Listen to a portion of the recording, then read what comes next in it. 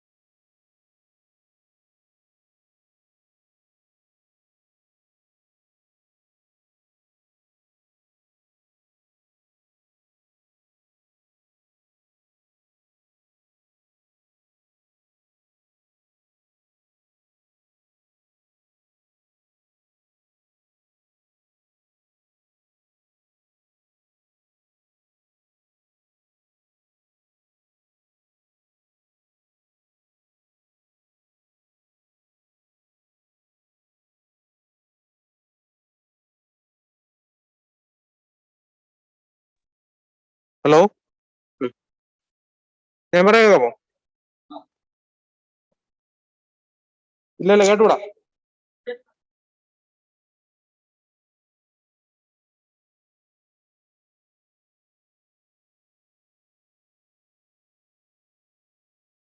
അല്ല അവിടെ അവിടെ കേക്കാവോ കേക്കാവോ?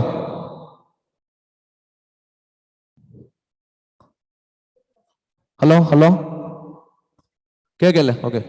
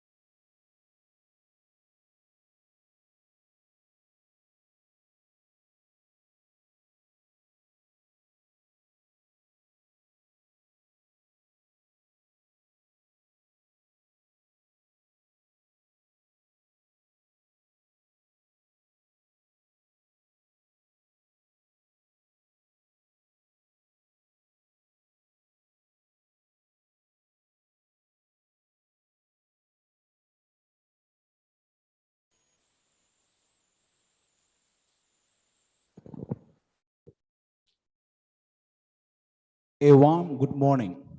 The ECOLE First 2021.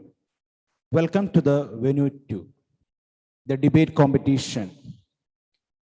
I would like to invite Abhimanyu Jayadevan to introduce the judges. Thank you. Over to Abhimanyu.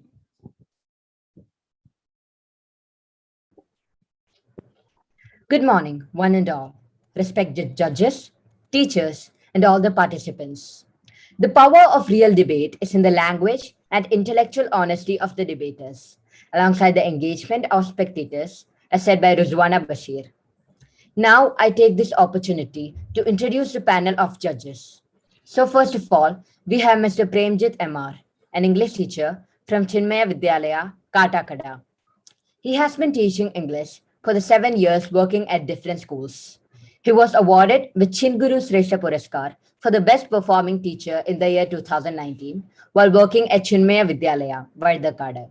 He was one of the prominent faces in the judging panel of ICSE Youth Fiesta for the last 2 years in CV Kunnampuram and found a place in the mind of participants of mock interview and jam with his penetrating and thought provoking questions. Apart from teaching, his interests are in reading, debating, and orating.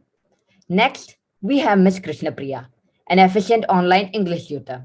She has proven herself as an excellent teacher during her stints at Loyola and St. Thomas. I welcome the judges to this event. Also, I wish all the participants the very best.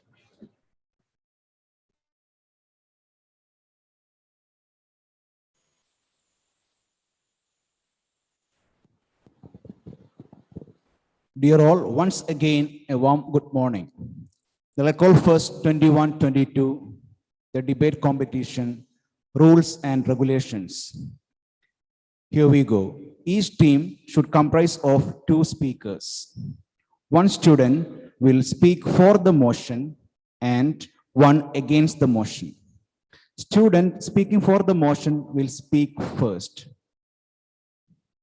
Each speaker will be given 3 minutes to speak.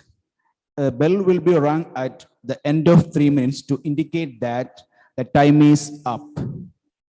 After every speaker finishes his or her debate, 2 minutes will be allotted for rebuttal. This rebuttal will be in the form of short and precise questions. Please note, short and precise questions.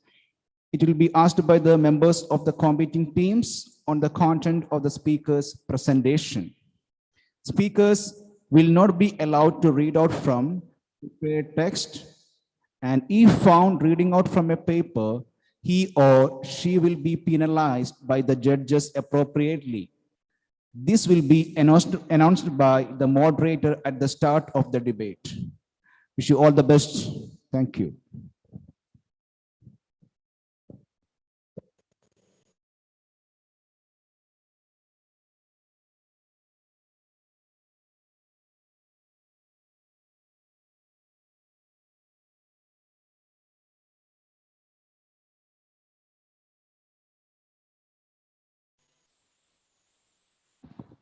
Judges, please note the chess number. Team 1, Speaker 1, DB 3018. And second participant from Team A, DB 301B. Yes, you can start. Thank you.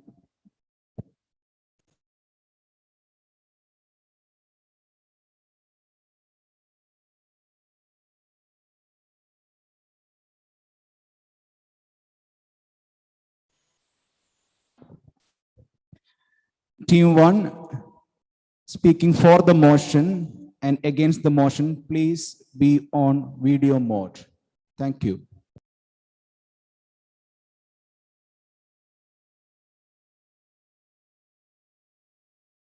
Can I begin?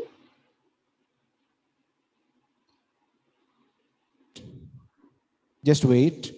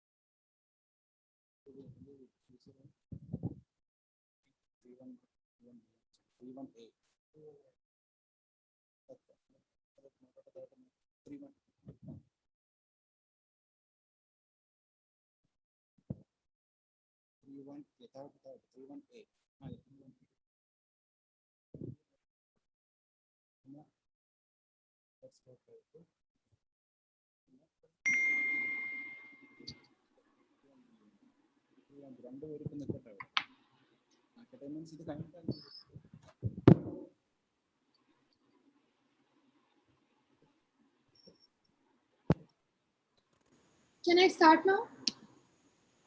Just wait.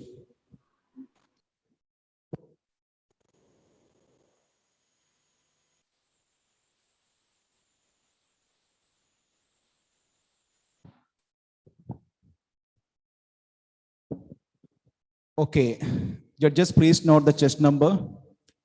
The speaker for the motion DB 301A. Please start. Thank you. A very good morning to one and all. I, Radhaji Nair, will be speaking for the motion. Let me start with a current view about vacation. Famous quote says, take vacations, go to as many places as you can and make memories. Yes, this is our current view of vacations.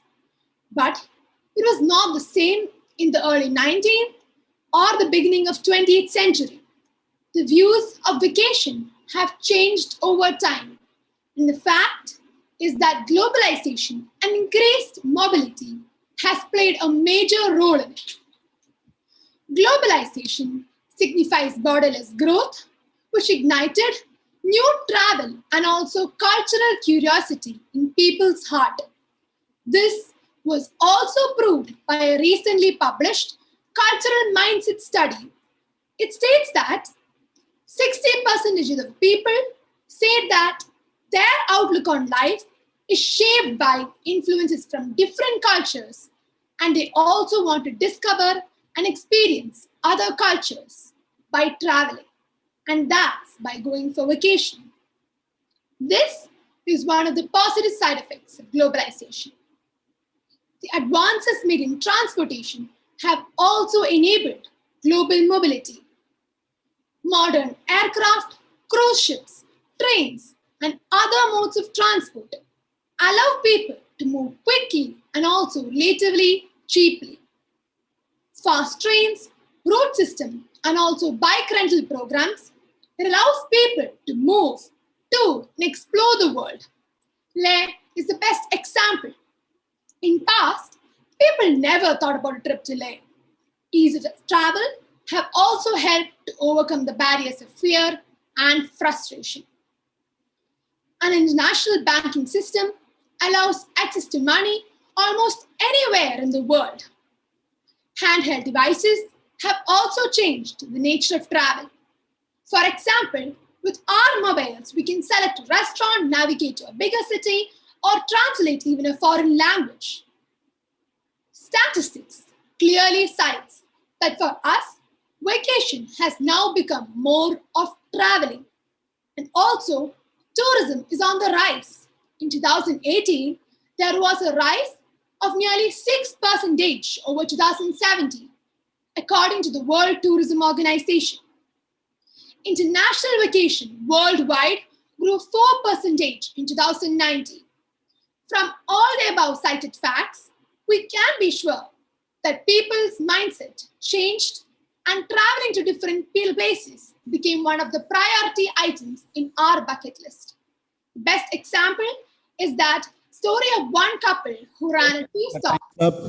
Thank you. Chest number DB 301A. Thank you. Now we have the rebuttal session.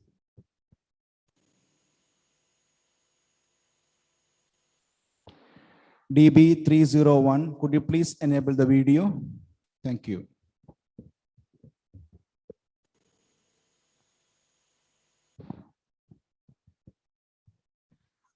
Other teammates can also ask the questions. Thank you.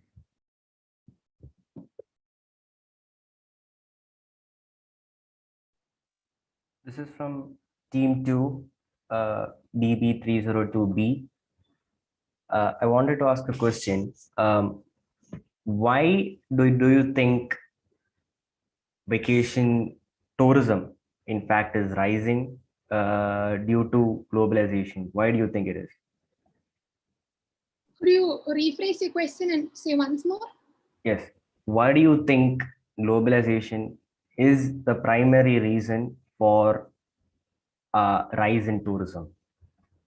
So as I said in my speech, globalization is sharing the culture about like through different places, through trade and everything. So when we share the culture of two different places, it influences the people, and also it makes them feel to travel to another place to explore their culture, explore their food, everything, and it makes the people dream to visit a place, and that's how globalization affects the people's mindset for travel.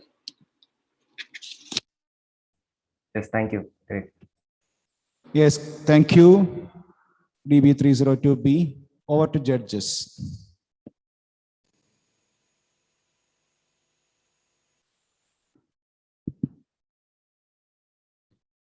Good morning, DB301A. Good morning, sir.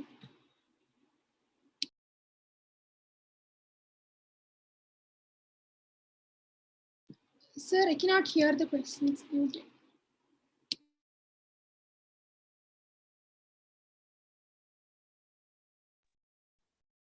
Yes, sir. Yeah. Under the present scenario, I would like to ask you a question. Do you prefer to the vacations? Do you prefer to the vacations here in the current plight of the pandemic? Once this pandemic is over, we prefer to promote the vacation by moving on to the diverse places. Yes, once this COVID pandemic is completely over and it comes to a point where it's decreased, yes, I would like to promote traveling to other people, other places. And also last year when the COVID pandemic had reduced to a certain level, people did start traveling. That means that they long to travel to many different places. If I stream a video on a place, your favorite place, where someone has gone and give you the blog and the description of that particular place, what would you prefer? Would you watch it again on that YouTube, or would you prefer to go to that particular place directly? I would go to prefer directly to that place so that I can explore. I want to see it through my eyes. I don't want to see it through a blog or a video. I would like to experience real time, go there, talk with the people there. It would be more better than rather just seeing it on screen. That's other person's perspective. I want to have my own perspective and go there and see their culture rather than seeing it on Are you screen. against of vloggers? Can you repeat? Are you against of bloggers? Against the bloggers, but for travel blogging, for me personally, I would like to enjoy. I would enjoy more if I go to that place rather than seeing the blog or the blog. Okay, fine. Thank you.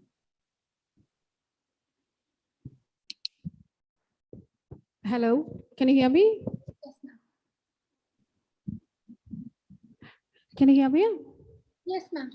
Okay, just a little question. What do you think about the impact of globalization in India and the travel, plans that we have in India? Can you just ask the question once more, please? Sure.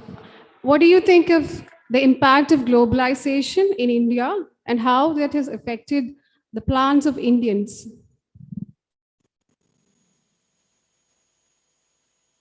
So globalization has helped many tourist sectors to increase their business, and also it has changed many plans for many people, because when they study the culture of a particular place, it makes them motivated to go to that place.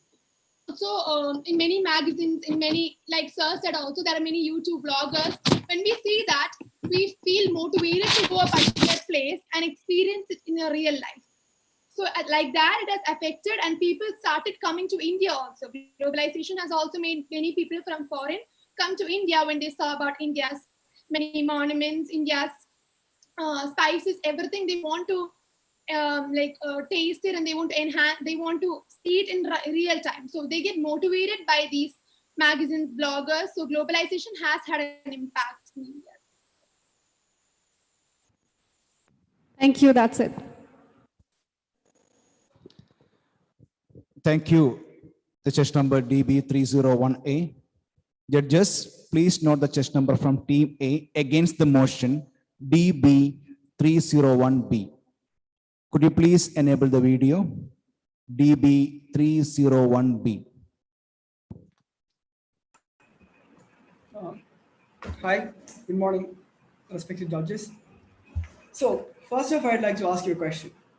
What makes a journey or a vacation truly meaningful? I'd say good company. We've been for so long synonymously using travel and vacation, and I would like to argue. I would like to say vacation is an emotion, it's a concept. When you are with your loved ones, wherever it is, may it be 500 meters from my house, or a kilometer away from my house, or 10,000 kilometers away from my house, if I am with the people I like, seeing the things I want to see, exploring, enjoying, and learning, I am on vacation. If I am taking a break, if I am chilling out, if I am smiling, I am on vacation. Traveling is not vacation. Sure, globalization makes flight prices cheap. You can travel, but you can also travel for business. Travel is not synonymous to vacation. So I only have one point. I only prepared a single point for today's debate. And the point is vacation is an emotion. And I'm going to repeat this point 3 times. Vacation is an emotion. Vacation is an emotion. Vacation is an emotion. Why do I say it 3 times? Because I believe emotions are what makes us human. Emotion is the only true point that I have to make. The only true idea, the only true ethos that I have to talk about is why vacations mean something to me. My perspective on vacation, even if I'm going to say New York, or if I'm going to Singapore, or if I'm going to the nearby store, if I'm with my friends, if I'm taking a break from my work, if I'm truly enjoying the moment, I'm on vacation. Duration doesn't matter. Place doesn't matter. Travel doesn't matter. The only thing that matters is whether I'm learning or not. So the question that was asked to me today was, has globalization affected vacation? But the answer I'm giving is globalization cannot, I repeat, cannot affect vacation. Thank you. I think I am way ahead of my given time, but I think this is good enough.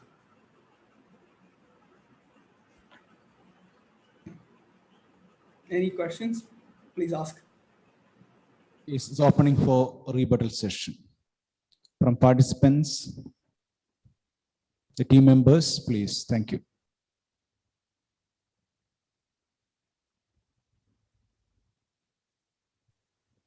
Can I rebut?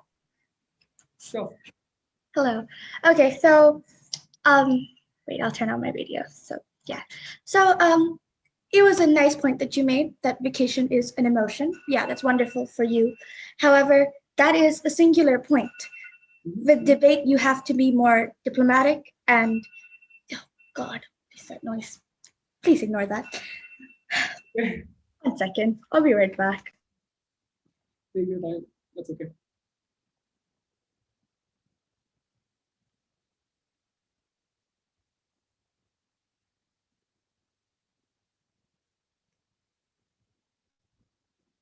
Sorry about that. Okay, so your point was nice, that vacation is emotion and it's all about being with your friends, and that's wonderful.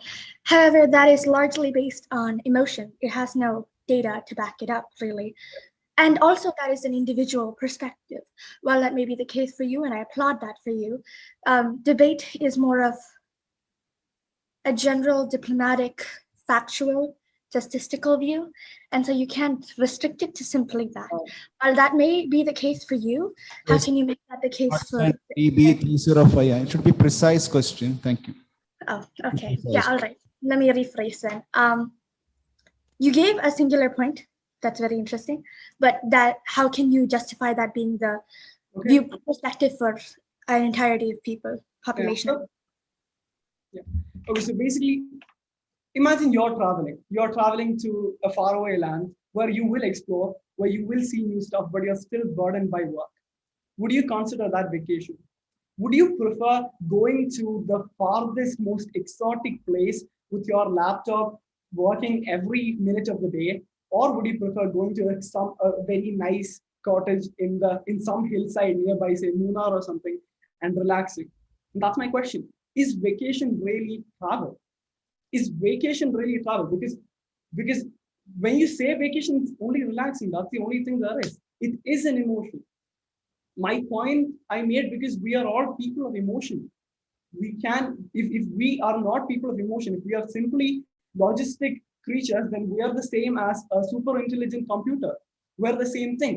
We are basically what? We are neurons arranged in a particular way. And what is a computer? A computer is a silicon circuit arranged in a particular way to give a logical output. Question number DB 301B. Thank you very much.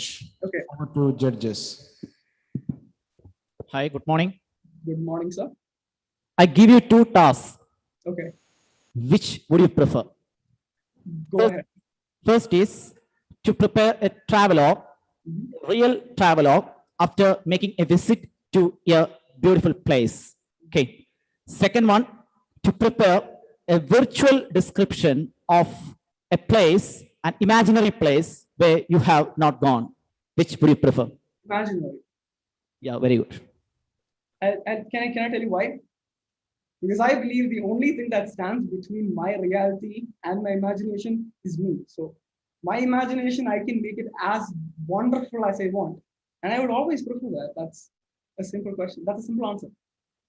So could you connect a vacation with that of feeling or imagination? You already said that vacation is a feeling. Imagination. Yeah, feeling or imagination? I think, I'm sorry, sir, but I think you're saying the same thing. Imagination is a feeling. It's not different. It's the same thing. It's a part of the same thing. It comes under the same spectrum. My comfort, my freedom. That's my feeling. That's my imagination. So my answer is both. You prefer to go directly to a place rather than of being imagined on that place, right? I'm sorry, I did not get you. You prefer to go to a real place, instead of imagining it, instead of imagining about that place. No, I'd imagine about a place that does not exist. Ah, okay, fine. Hi, I have a question. Hi, Ram. Keeping aside the fact that you're a poetic being who likes to go to imaginary places, okay, let's come to reality and talk about how globalization has affected travel plans. Okay, why are you against globalization? Why? Are you against globalization? Ma'am, not once in my speech did I say I was against globalization. In fact, I believe I mentioned the benefit of globalization to trade because business trips are so easy nowadays. It's so easy, but that's the point. I did not connect vacation to anything related to travel. Globalization has made travel so easy for us. Globalization has made it so easy for us to see another person's culture, but that's not vacation. That's exploring, definitely. That's traveling, definitely, but not vacation. Okay, let's just keep, vacation being an emotion thing aside. Okay, let's just talk about globalization bringing money to our country. What do you have to say about that? Do you want us to be poor? No. No, I don't want us to be poor. I would prefer getting richer day by day because money buys me stuff.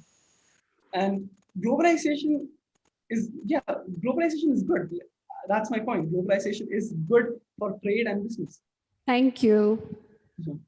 Also, can I add something? Sure. My point was not that globalization does not has no effect on it. It was that it cannot change vacation. It's a solid thing. Okay, that's it. Thank you, ma'am. Thank you, sir. Thank you, judge number DB 301B. Judges, please note the judge number. Before that, this is a team 2. Judges, please note team 2. For the motion, please note the judge number DB 302A. I repeat, please note the chest number DB302A and against the motion DB302B. Excuse me, it was actually in the reverse order. 302B is supposed to talk for the motion. Okay, no problem. Yes, we can start.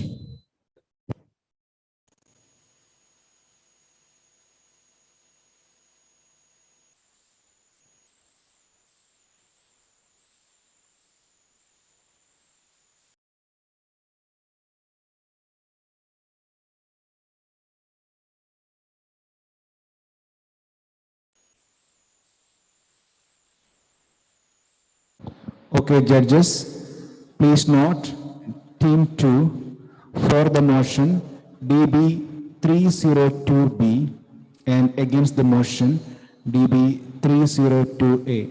And participants, please make a note. The rebuttal session must be precise and short. That means the questions and answers must be precise and short. Thank you. We can start. Judges, please note the chest number for the motion from team 2, DB302B. Good morning, judges. I'm here to talk about for the motion and why globalization and increased mobility has changed the way we view vacations.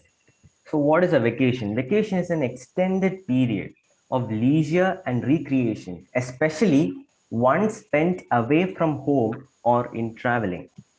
So people nowadays want to explore more. They don't want to be confined anymore. The youth today are explosive. They want to see and feel every inch of the world that is available to them. And right now, globalization and mobility has made it possible for them to explore.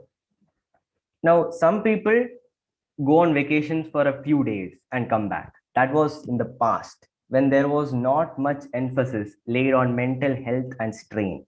But it is scientifically proven that vacations and a little bit of free time can reduce stress and strain put on a person due to work. And right now, vacation is the best way to do that. So some people who genuinely believe that stress and strain are a part of mental health take long breaks from work to go to some place where they don't not bothered and they're not plugged into work. And another thing I want to say is the integration and mixing of cultures due to globalization has also increased the frequency of travel to different countries. Also, people are now more willing to embrace the situations due to COVID-19 and has reduced their travel respecting to the circumstances. So right now it's hard to travel. You need proper verification. You need a negative certificate. You need vaccinations to travel, especially from India. So considering the present situation, vacation has changed. Considering the situation 2 years ago, vacation has changed. Vacation is ever more changing. Vacation is something that fulfills our needs, and man's needs always change, is always endless. So yeah, thank you very much. Thank you, ma'am.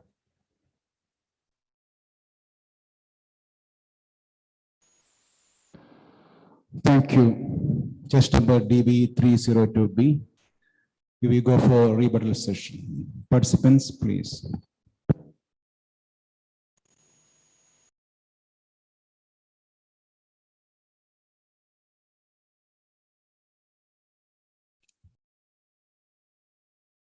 Hello, can I ask something? Yes, sure, go on. So you said that the vacations have changed because of the situations, the tourism and all that have changed.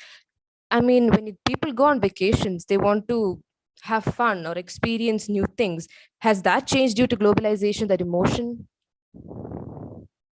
The very feeling of the root feeling of vacation, in my view, has not changed. But the places we visit, the experience that we garner, that has in fact changed. Why we do vacation has changed. Where we go has changed. So that in fact basically changes the whole scenario, right? Can I rebuttal? Yeah. For okay, so you said that the reasoning behind vacations, the way we view them, has changed due to mental health. That's correct, right? The way we view mental health. Sorry, I'll turn on my video so you can see me. Yeah, okay, mental health, cool. But how does that tie into globalization? The point was that globalization and increased mobility has changed the way we view vacations. Your argument was structured around the fact that mental health has changed the way we view vacations. How does that connect globalization and increased mobility? Yeah, so globalization and greater mobility has enabled the frequency of travels, right?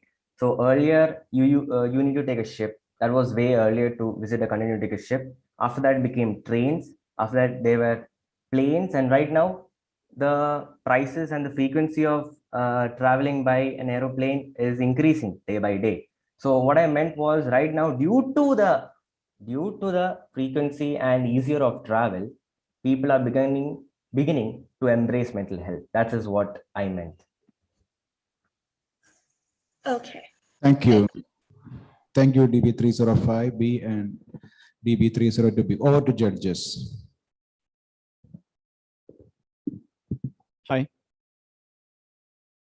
Globalization can bring the world under one roof. Okay.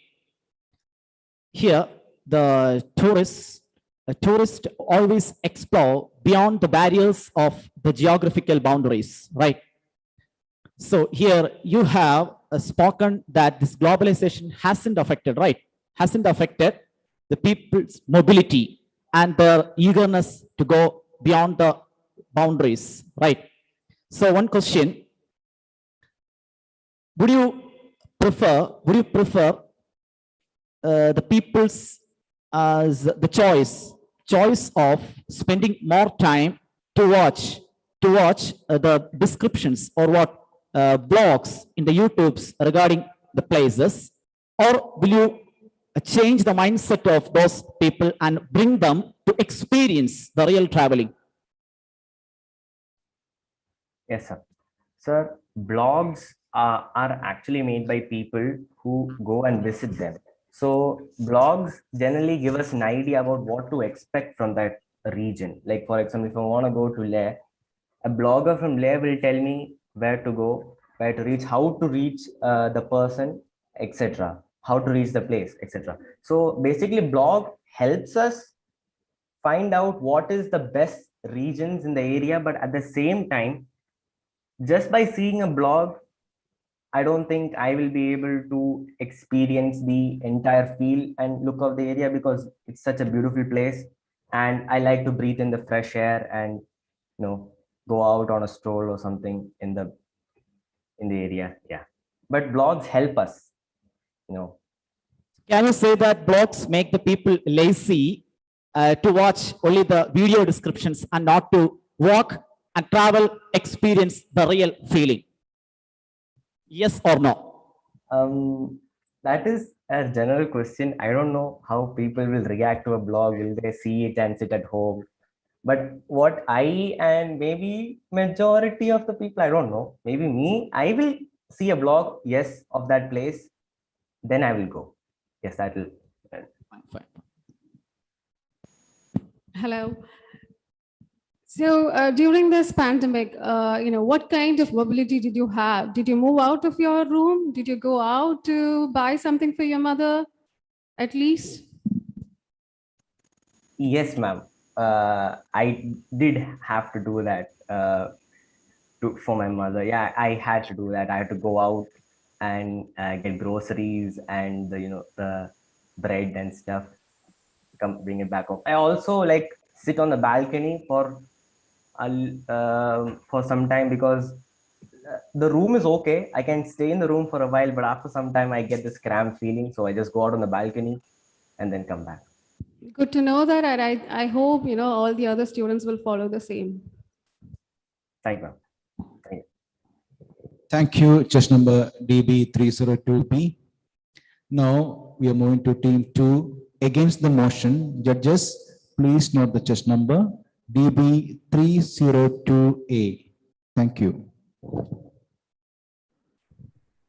Can I start? Yes, you can start.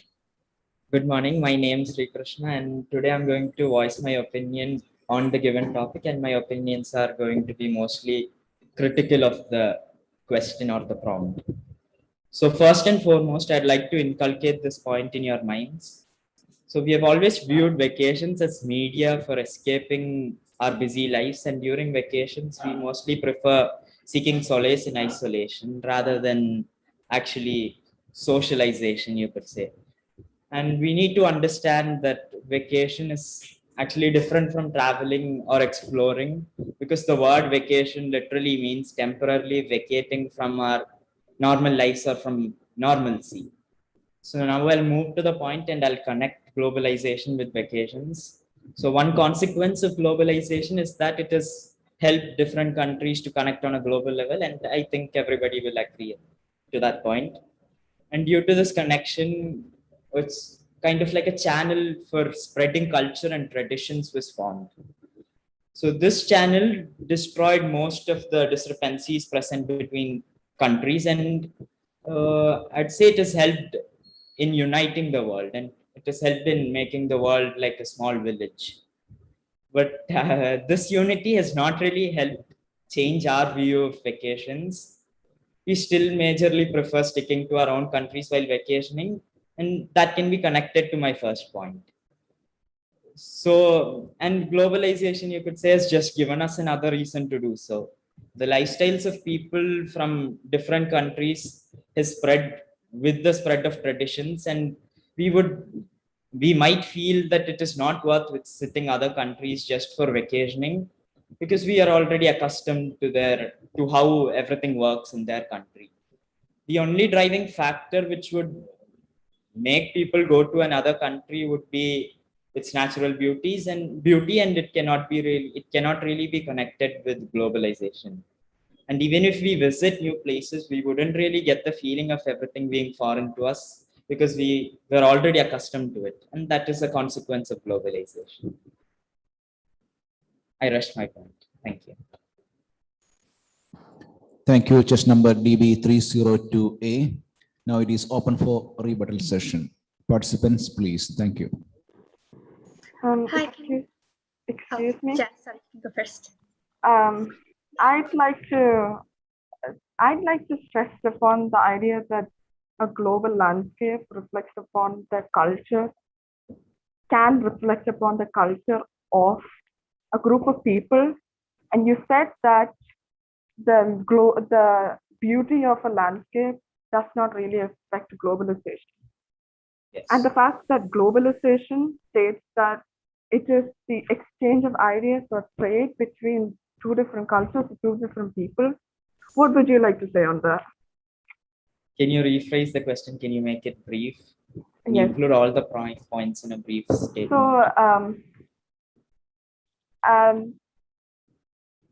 saying that a global landscape reflects the culture, can reflect the culture of a group of people, and taking into account the definition of globalization, are you sure about your point on how globalization does not affect?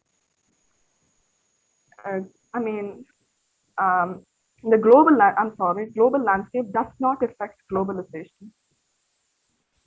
Global landscape is not like related to globalization. It is like Just hold on. native to a particular place. DB302A, just hold on. Could you please enable the video DB303B? Could you please enable the video? And the question must be precised. Thank you. Yes, I think I got the gist of her question. So global landscape is not really related to globalization, you could say, because the global landscape, different countries have different geographical features, and that is not related to globalization because it is all native to their country. We might see common features, but that is not a result of globalization, I'd say.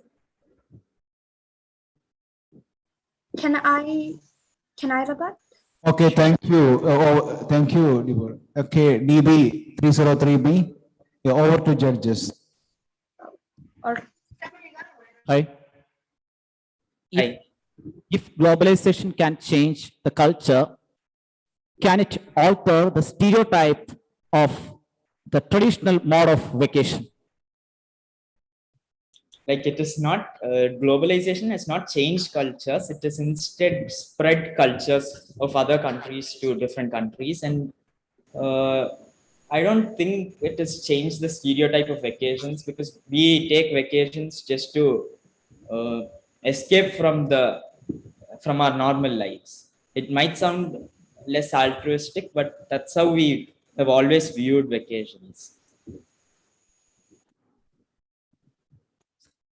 Is vacation an escape from the life? Escape in the sense we don't want to always feel busy, so we'd like to vacate from our normal lives.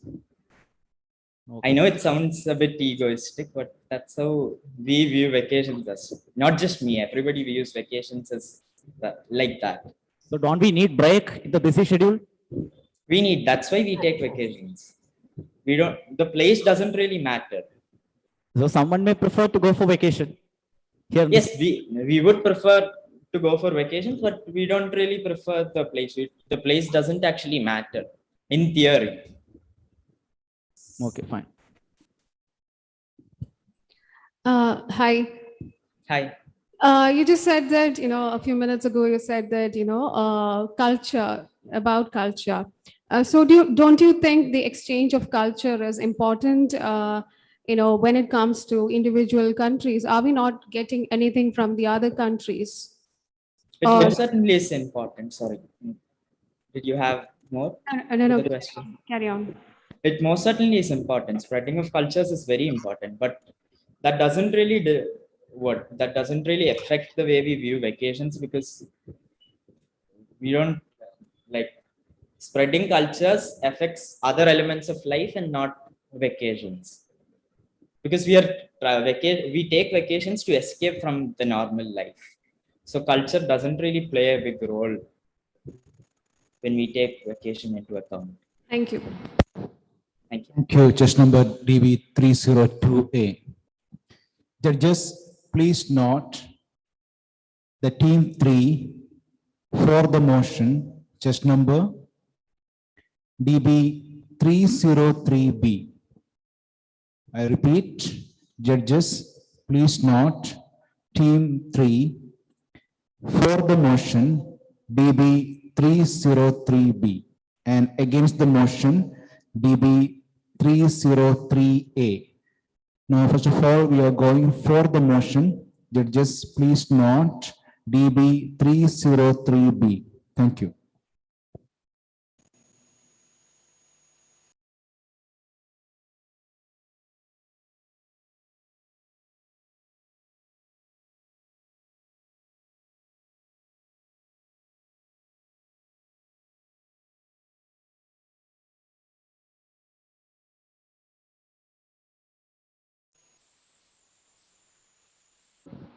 DB 303B. Yeah, we can start.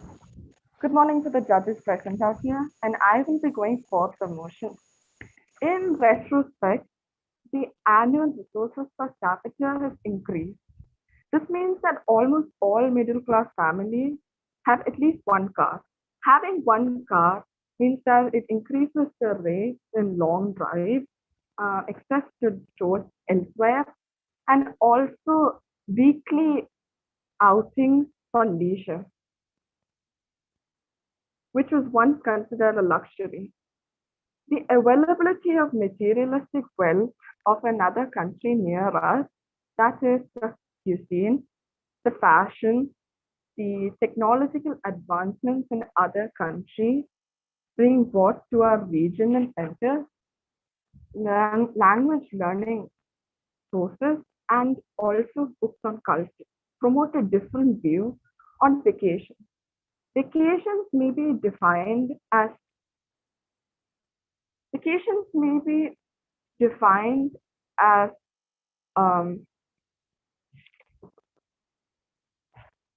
putting down your own schedule, putting down your weekly engagement to allocate time for yourself. Booking a flight to a foreign destination or taking a cruise may also be called vacation. The concept of vacation is a highly subjective one, and the increase of GDP per capita plays a very important role in this. As almost all modes of transport is easily available to commoners for the simplest of needs, help alter the widely romanticized view of vacations. Thank you.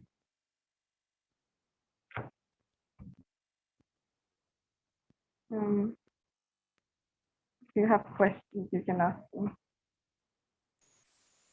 Yes, open for rebuttal session. Can I rebut that? May I please rebut that? Wait, I'll turn on my camera. I'm so sorry.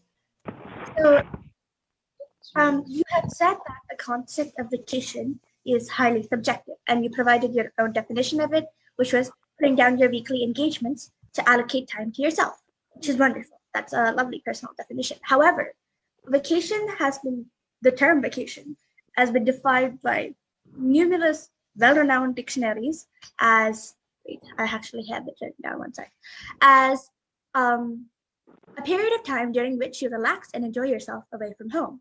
So yes, people do have twists on this where if they want to relax, they may just stay at home, but the actual term vacation has been clearly defined.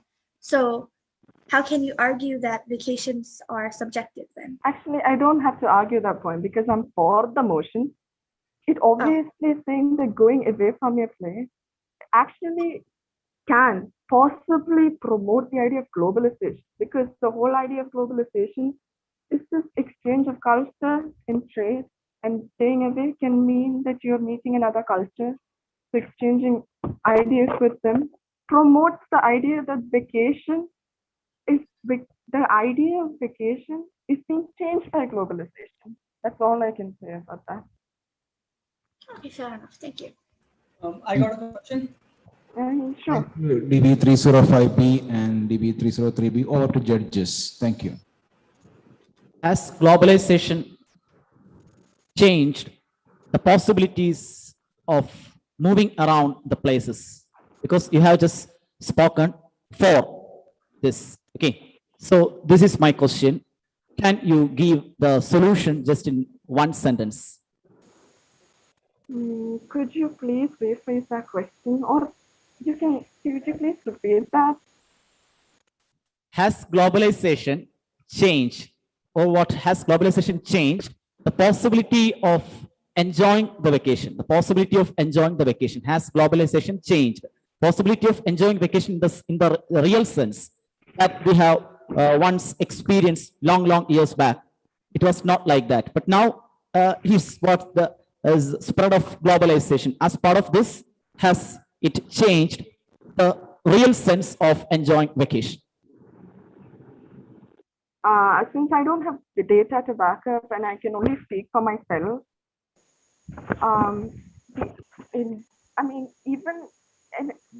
its enjoyment is technically a spectrum, and how globalization has changed vacation. For me, actually, I am a person who believes in bringing in humanity and bringing many different cultures into one and understanding someone else, so that I can help them. So increasing globalization means that it's promoting me to go to them, tend to their needs, and for them to help us in return. So I do believe that with increasing globalization and the idea of a vacation changes, because a vacation can not only be out of pleasure, it can also be for a good cause. Okay, thank you, Like bringing DB303B. Now we are going for against the motion. Judges, please note the chest number. DB 303A against the motion from team 3. Thank you.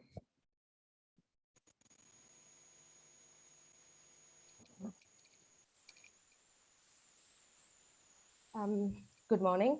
I'm going again. I'm Grace Maria, and I'm going against the motion.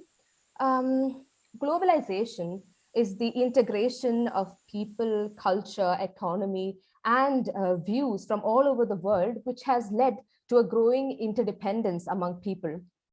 I personally think that globalization hasn't really changed people's views on vacations. I mean, why do people go on vacations? People go on vacations, I mean, a few reasons would be most common ones, to have fun, to relax, to take a break from their everyday chores, or to maybe even explore different areas if you have an adventure streak in you. For instance, if I'm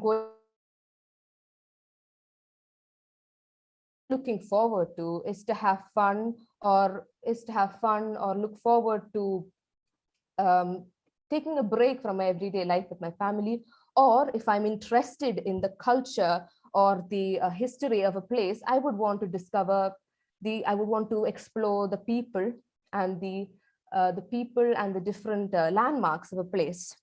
Having said that, I have to add that globalization has definitely helped in changing the way we travel. Easier ways of transport has made traveling much more easier and convenient.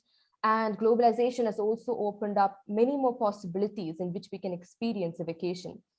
Globalization also has allowed countries to open up their frontiers, and so we have more, so we can explore previously inaccessible places. But the thing is, even before globalization, the experience that people had during a vacation changed from person to person. It was dependent on the individual. But still, till today, the major goal of a vacation still remains the same. That is to either have fun or to experience new things. For example, if in the future globalization opens the possibility that we will be able to have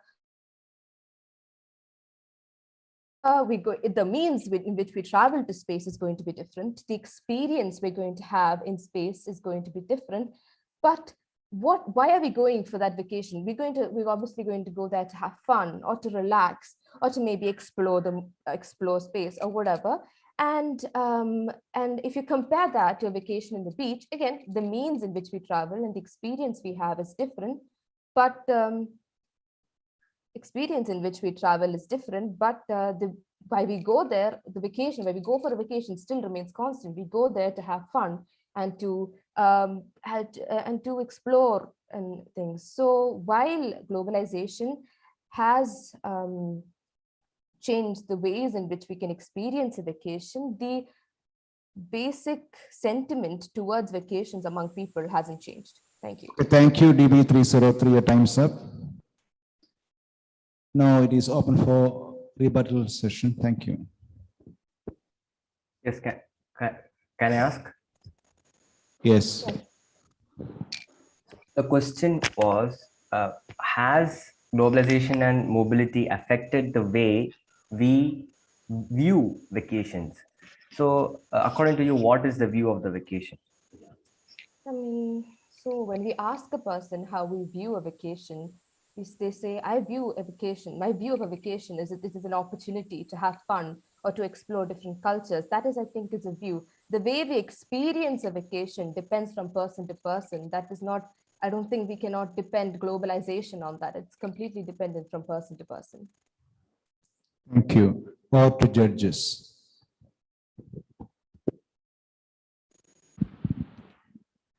You said that, there are many more places accessible now, which were inaccessible earlier.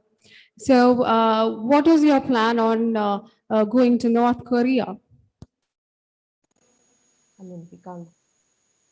I mean, do you mean, what about if I want to go to North Korea? Is it accessible, still accessible? What do you think? No, it's not. So what is your plan? I meant that it has made much more places that was inaccessible before much more accessible because transport is easier. North Korea, obviously, right now it's not accessible, but it could be in the future. But right now it's not. Well, a lot of places that were inaccessible before has been accessible now due to globalization. Thank you. Okay, thank you. Just number DB303A. We are moving to the next team. Judges, please note team 4 for the motion. Judges, please note the chess number. DB304B. I repeat, for the motion, DB304B. And against the motion, DB304A. Okay, here we go. For the motion, DB304B. Thank you.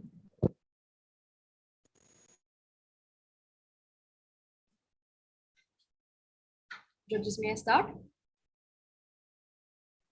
Yes.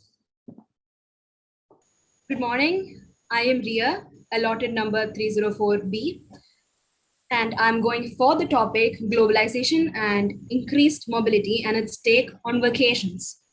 What is globalization? Globalization to us is advancement. It can be seen from the beginning of the death of the 19th century, from industrial revolution to today. There has been various forms of globalization. What is mobility? It's the increased accessibility and allotment of resources and even individuals. So everyone, we've all talked about cheaper flights, cheaper hotels. This aspect also affects jobs, opportunities. More flights, more hotels means more accessibility to jobs, which obviously boosts the economy of a country, and obviously a tourism department that's also boosting the economy of a country. Now, again, coming back to vacations, you've increased opportunities. Here, what I'm speaking of is someone else who lives in South India, we'd never imagine going to Shimla or the North way back in our ages. But today, we're able to research anything we want, from flights to which hotel to book, which street to go to, which restaurants to eat in. You can have a foolproof plan before you go itself. And more importantly, this increases your safety. Because if you're traveling alone, let's say you want to go on a solo trip, and even if you're a lady, so to say, it's so much more safer since you have a game plan. You know what you're going to do, you know where you're going to be, you know how safe it is going to be. And technology, it has developed even apps where you can click a button and get police help if you're in a state of distress. Now, coming back to the point of connection, connectivity has increased. Let's say you go somewhere and all of a sudden you feel homesick for an unknown reason. Connectivity, technology, no matter where you are, you can connect with anyone you want. And we've been talking about traveling abroad a lot, but this has increased the ability to move inside our country also in a wide aspect. And even more, it has increased the diversity of where you can go. Because earlier on, if you went to a place, you could live in a hotel, yes. But even in Rajasthan, as we've been seeing, old palaces have been made hotels, heritage sites have been made hotels. You can live there under certain terms. That's amazing. This diversity attracts more people. And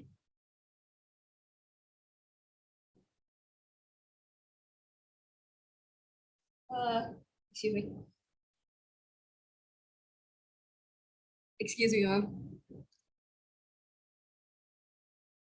Yes, for disabled people, this technological advancement, let's say we were still stuck in a time where we didn't have wheelchairs or automated wheelchairs or ramps in hotels or anything, and all you had were crutches.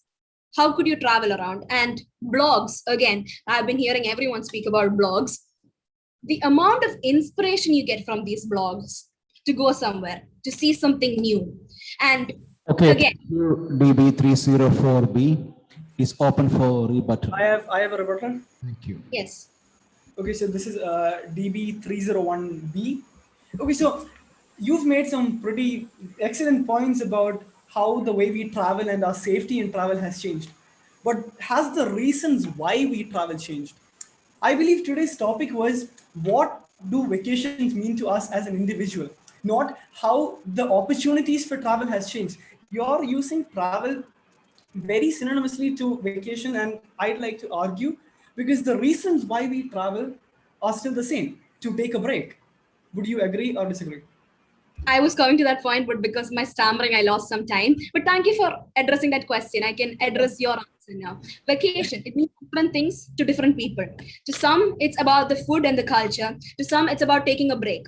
Now, say you're an extrovert who wants to take a break, see places, see things, what's happening there, connect with other people. Good. You can go on a vacation, connect with people, cheaper flights, cheaper hotels, go. Just go ahead and see the culture, see the people. And you don't even have to worry about work as of now, because technology lets you take your work with you. You can work from anywhere you want. So just allot your time reasonably. But imagine you're an introvert and what you're going for is just the food and the historical artifacts. You're going to Greece just for the food and historical artifacts. You don't want to talk to people. You don't want any interaction whatsoever.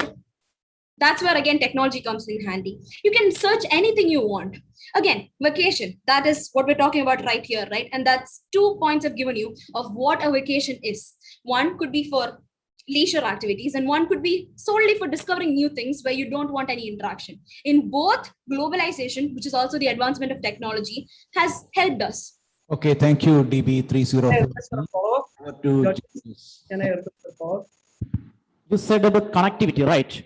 This globalization has improved the connectivity and provided a better platform for the people to make familiar with that of for who belong to other culture or other parts. Okay, so when we think from the perspective of an introvert, I think you are an extrovert. That's what you have spoken for this. As now you can imagine from the perspective of an introvert, maybe he likes or prefer to be in solitude or to be in loneliness and take a break and to sit alone and to cherish certain memories and experiences. Okay, so do you think this connectivity and the accessibility of this globalization affected the persons who are introvert to experience and enjoy the loneliness? That can also be a vacation, right?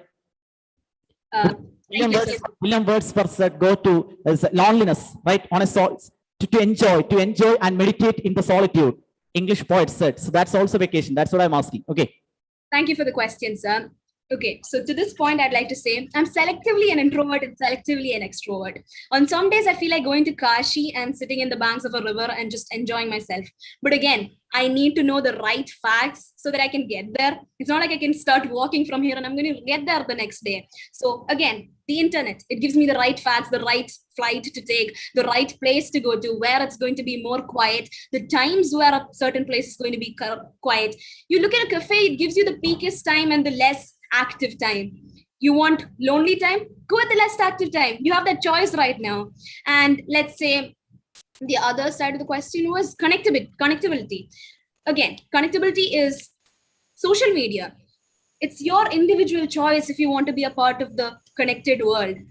If you don't, so be it. You Google what you need, you make your reservations, discard all the apps on your phone, go for it. Because you have a game plan. You don't have to be worried. There's no worry about what to do after you get there. And on the bright side, if you're an introvert, you don't have to speak to anyone either. You just have to Google whatever you want. Thank you for suggesting a solution. Thank you. Thank you, sir. Okay. Don't you think people's perspective has changed their plans and not globalization? See, ma'am, perspective, yes, we can speak about it. About everything, we all have perspectives and thoughts are subjective. But the accessibility to making these thoughts our reality, that matters a lot. And that's what globalization has given a platform for. Because yes, from way back, we've wanted to travel across countries. We wanted to go to remote areas like Shimla. But has it been possible? We've all wanted to do it. But right now, let's say solo travel. Many people, many ladies, many amazing figures have thought about it. The perspectives, again, there was for and against then also. But now they can rebut to the for with strong, valid points. That they have an assurance that globalization is giving them a security, a sense of knowing what you're doing and where you're going. It's facts and figures. It's not just thoughts anymore. Thank you, DB04B. Judges, please note the next chest number against the motion DB 304A. I repeat, DB 304A. May I start? So globalization, it is basically the interaction and integration of people and cultures and different technologies. So the first point I would like to say is that globalization has brought out a lot of impartial development, and a majority of many developing countries or developed countries are still not as developed or partially developed still.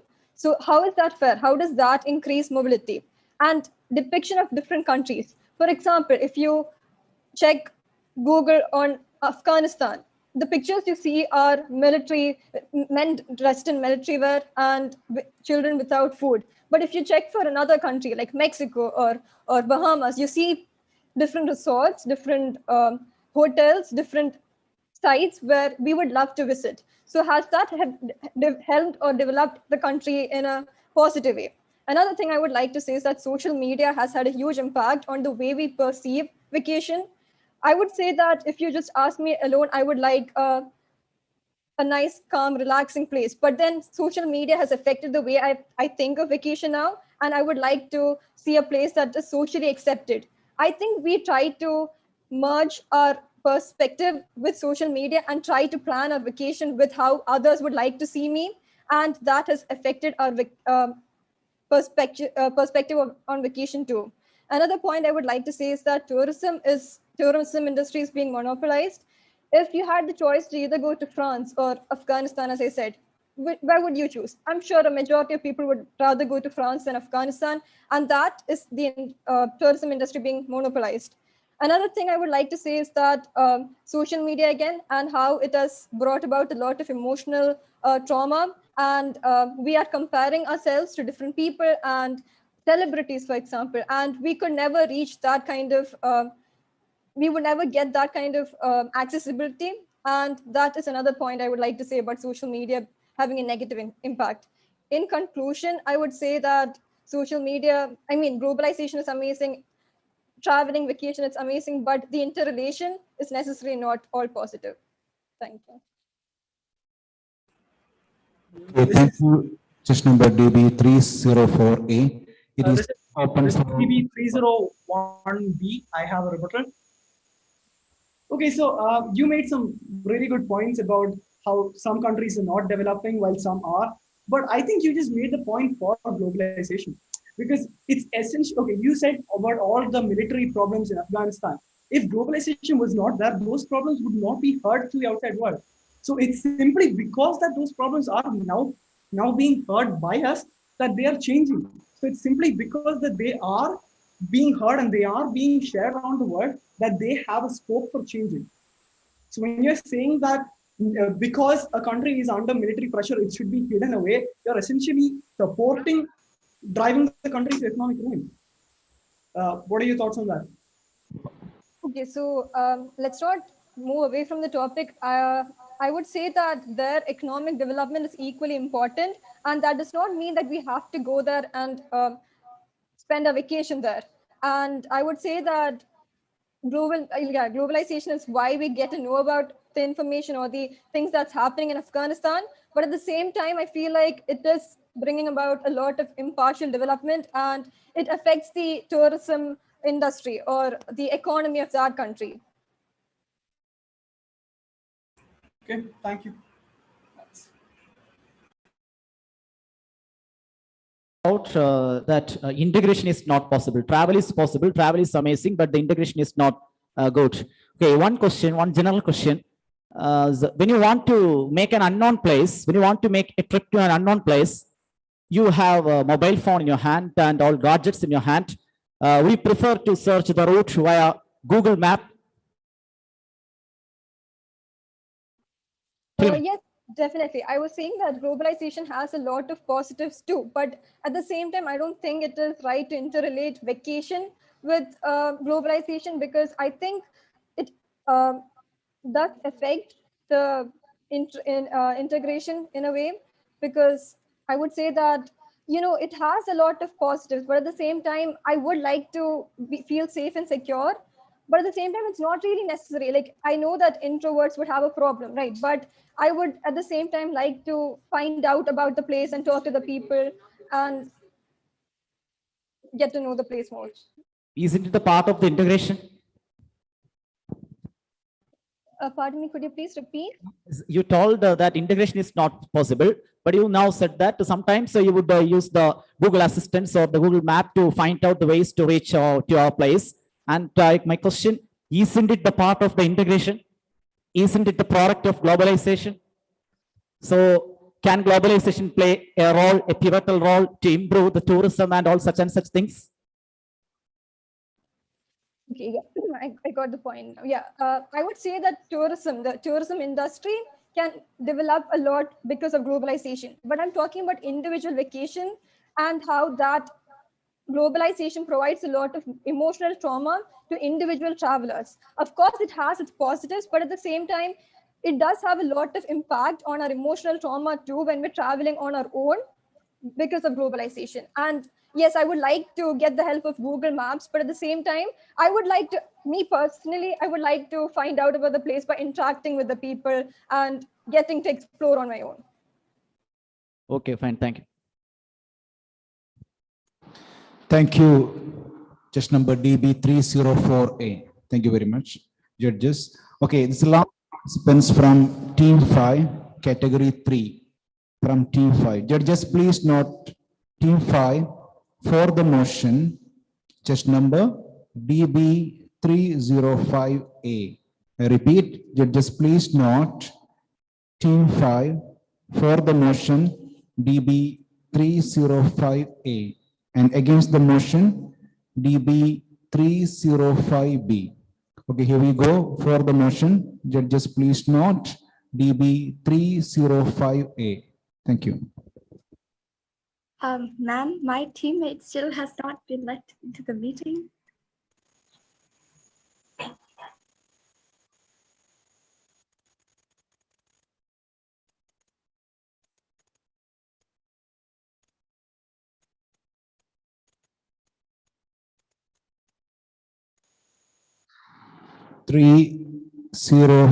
DB305A.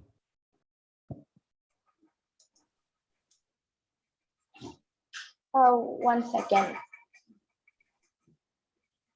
Okay, may I start? Yes. My name is Irenia Parna, and I'm arguing that globalization and our increased mobility have changed the way we view vacations. I would like to start by defining what a vacation is. By the Merriam-Webster Dictionary, a vacation is a period spent away from home or business in travel or recreation.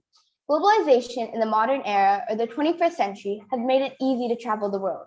Globalization is a process of interaction and integration among people, companies, and governments worldwide, which goes hand in hand with tourism because as globalization increases, the integration of people to different cultures increases as well.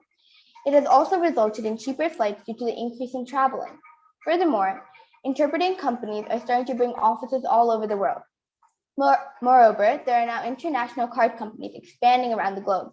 This is useful because changing currencies is faster and easier when moving from one country to the next, compared to the past where the process was long and boring. Hence, it's easier to meet people from all different walks of life. In addition, there are so many pieces of information about different cultures and countries on the internet, making planning for trips easier because you know what to expect. You're no longer a stranger to cultural normalities when going on vacation. Due to the easiness of traveling from cheaper ways of traveling and planning a trip became easier as well. Vacations are no longer seen as an event that happens once in a blue moon, but as trips that can occur at any point in time, leading to spontaneity. Mobility has also caused the way we travel to change as well. From the increase in different forms of travel, like car, boat, train, and plane, traveling to touristic destinations has become so easy. And as said before, they've become much cheaper. So individuals are more willing to go on vacation. There's a decrease in frustration due to planning and buying tickets, so on and so forth. As a result, vacations have become more probable compared to earlier times in history. There are even online booking systems to get seats on cruises or planes. And with live booking, one instantly gets information on the number of seats available. And booking last minute has also become an option. Additionally, travel agencies around the globe have increased too. With the internet and such agencies making plans for a trip away from home has become effortless. However, due to Corona and the pandemic, mobility has decreased dramatically. As a result, staycations have become more abundant and a safer alternative. In the past, a vacation was seen as a trip away from home, but now it is any form of a relaxational period, regardless of whether you're traveling or not. Therefore, I conclude that due to globalization and the change in mobility in today's society, the way we view vacations have changed. Thank you. Thank you. Just number DB305A. It is open for rebuttal. Thank you. So globalization has brought a big gap between poor and rich. So is everyone able to enjoy traveling? Is the poor able to take advantage of this globalization for vacation? As I said before, traveling doesn't necessarily have to be the only way that a vacation is taking place. Nowadays, because vacations have also become staycations where you stay at home, it's just a relaxational period. So yes, people from different walks of life, such as people who may live in poverty as well as rich people, can all enjoy that same relaxation resulting in a vacation. Okay, thank you. Or the judges. Thank you. Has the globalization impacted or negatively affected the security parts of being travel to the different kinds parts of the world? I mean, how did globalization negatively impact? If you say positive, what's your opinion? How did it affect the security aspects? Okay. Because globalization has increased, the security, many people may argue, have decreased due to more people like terrorists being able to visit such countries abroad. But that was always an issue regardless of globalization. So even though it has become easier, there will always be security risks, whether you stay at home or whether you travel. I don't feel like that impacts my argument. Thank you. Thank you. Just number DB305A. Judges, please note from team 5 against the motion. Please note the chest number DB305B. I repeat, judges, please note the chest number DB305B. Hi, can I begin? Okay, I'm going to take that as a yes. Hello, my name is Deborah Tekekara, and I am arguing against the point that globalization and our increased mobility have changed the way we view the world and vacations. While globalization and increased mobility may change the ease of the process of vacationing, that does not directly tie to a change in the view of vacations. According to Collins Dictionary, a vacation is a period of time during which you relax and enjoy yourself away from home. I find this definition to remain constant throughout the years, regardless of the effects of globalization and increased mobility. Globalization is the process of interaction and integration among people, companies, and governments worldwide. This general advancement, along with the increased mobility that comes with the more advanced, refined, marketed technology of our modern world, has allowed for a certain ease of travel in our society. With the numerous forms of transport, ease of travel has allowed tourism to overcome the fear, frustration, and expense aspect faced by most vacation goers. However, while this may make vacations more easily accessible to the public, this does not truly change the way we view vacations. Vacations are still times where we relax and enjoy ourselves away from home. This has simply made the process easier, as all forms of innovation should be expected to do across the decades. Additionally, globalization may have also affected general migration with the growing population and the strengthening of relationships between countries. One may argue that this undeniable symptom of our modern world, with more migration in general, changes the view of going away from home for vacation, but I argue that this is simply an extension of making a home for yourself, and thus does not affect the novelty of taking a break away from your home to relax. Increased mobility also facilitates global terrorist attacks, like my teammate had mentioned, and worries about security. However, while political unrest may disrupt tourism as an industry, it does not affect the way we view vacations, as there is always an element of danger in leaving home and visiting a new place that you are unfamiliar with. Another effect of globalization is the assistance in the spread of knowledge, and thus the general public is much more aware of all the aspects of traveling to foreign locations. such as the effects against the environment and wealth inequality. But this just adds another facet to the tourism industry and does not detract from the actual experience of vacation, I believe. Finally, one may argue that with the effects of globalization and increased mobility, tourism has now become a cultural homogenizer. However, I argue that despite the amount of integration among people in our advanced world, which facilitates a more culturally enriching experience, this addition does not detract away from vacations being a form of relaxation away from where you live. While you may learn a lot about foreign cultures from the internet and all the other advances that have been brought to us throughout the ages, this does not change the way that people in general view vacations and why they do. DB305B, your time's up. Thank you. Thank you. Yes, open for rebuttal.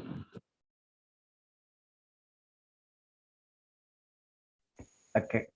Can I say? Can I ask a question? Yes. Like the view. So you state that the view of vacation has remained constant throughout the ages. So would you agree with me that the needs and what people want from generalized vacation has not changed? I guess yes. Excuse me, DB302B, could you please enable the video? Yes, sir. Yes, yes, in general, yeah, the views that people have surrounding vacations, what they want from vacations, the overall public. Yeah, no, they haven't changed over the ages. The worries of our general lifestyle, the stresses of working and studying, being in a school or any institution, remain constant throughout the years. Thus, the spirit behind vacationing still remains the same, regardless of cultural advancements. That is true, yes.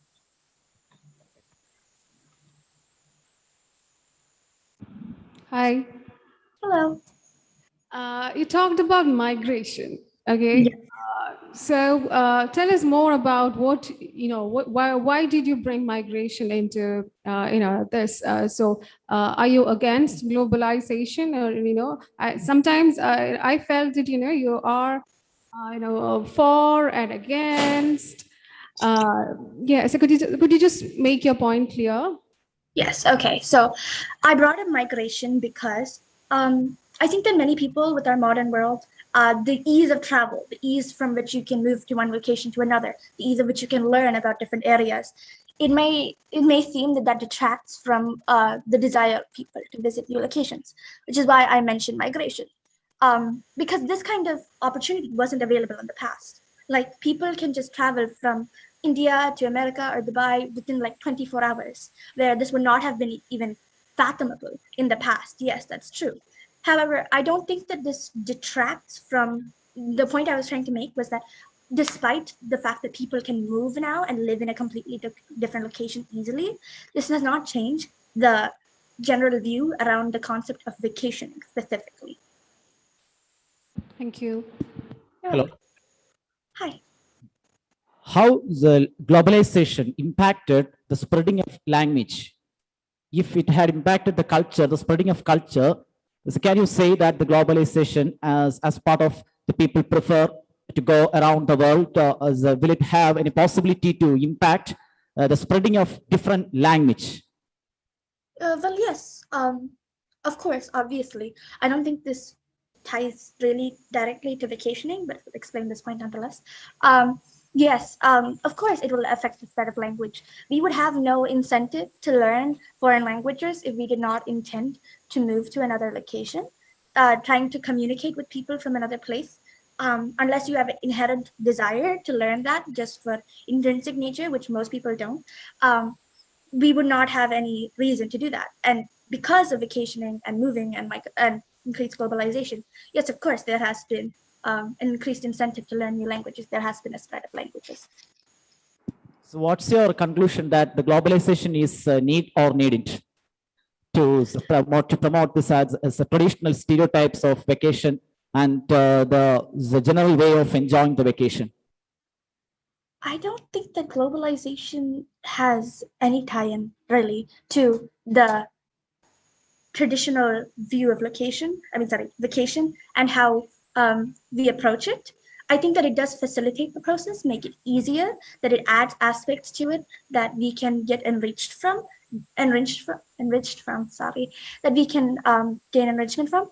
However, I don't think it actually changes the view of that or the traditionalist views. I do think it's necessary in our modern world because innovation will always be innovation and evolution. It's always an aspect of just humanity and how our minds work, and we're always going to be searching for an easier way to do things. So I do think it's necessary, but I don't think that'll affect the view of vacation in general. Thank you. Thank you, judges. Thank you. Just number DB305B. Today's debate category 3 competition finals are over.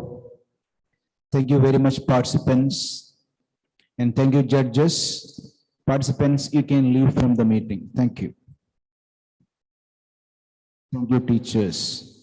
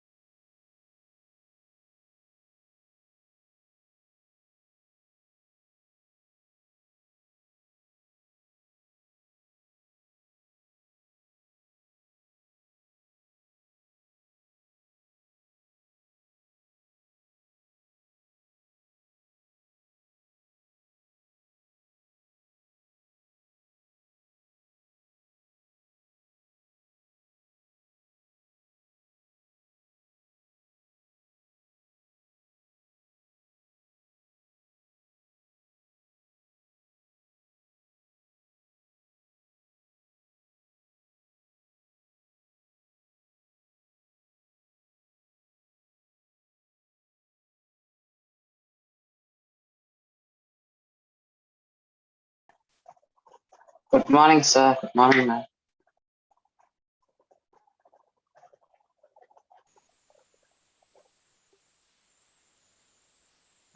Good morning. Please wait.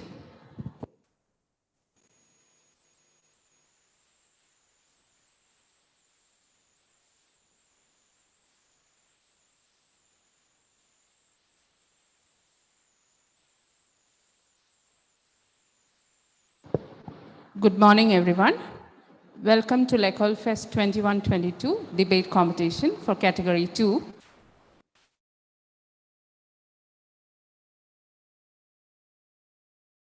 Here comes the rules and regulations. Each team should comprise of 2 speakers. 1 student will speak for the motion and 1 against the motion. Student speaking for the motion will speak first.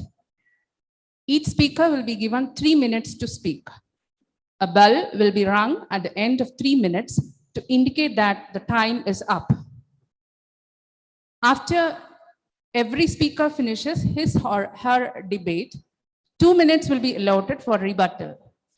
This rebuttal will be in the form of short and precise questions. Please note, short and precise questions asked by the members of the competing teams on the content of the speaker's presentation. Speakers will not be allowed to read out from prepared text, and if found reading out from a paper, he or she will be penalized by the judges appropriately. This will be announced by the moderator at the start of the debate. And participants, please note, this is a very important point to remember. During rebuttal session, your video must be enabled. And your questions and answers should be short and precise. Please make it a point. Your questions should be short and precise. Good luck, everyone. So we begin the session with team 1. Judges, please note team 1, chess number 201A. Chess number 201A. Am I audible and visible? Yes, and you are speaking against a fall, that also should be mentioned. Yes, ma'am. Imagine dwelling in the past while future holds new developments, giving us the incentive to embrace technology and what it has in store for us. Respected members of the jury, I am here to present my motion for the topic: will ebooks or a database replace actual libraries? My first standpoint is the obvious. Ebooks are very much portable and convenient to handle. It doesn't occupy any kind of space except memory space, whereas a library is not that way. While an ebook is practically a library at our fingertips, where it's easy to access millions of books, it's beyond inconvenient to go to a library and pick up books. When you can easily browse as much as you want and you can find your book. We can access books on our computers or our Kindles from different places at different times, whenever we feel fit. If I plan on getting a book from a library, I must first travel to a library where the said book is available, spend a considerable amount of time finding the book and billing it out.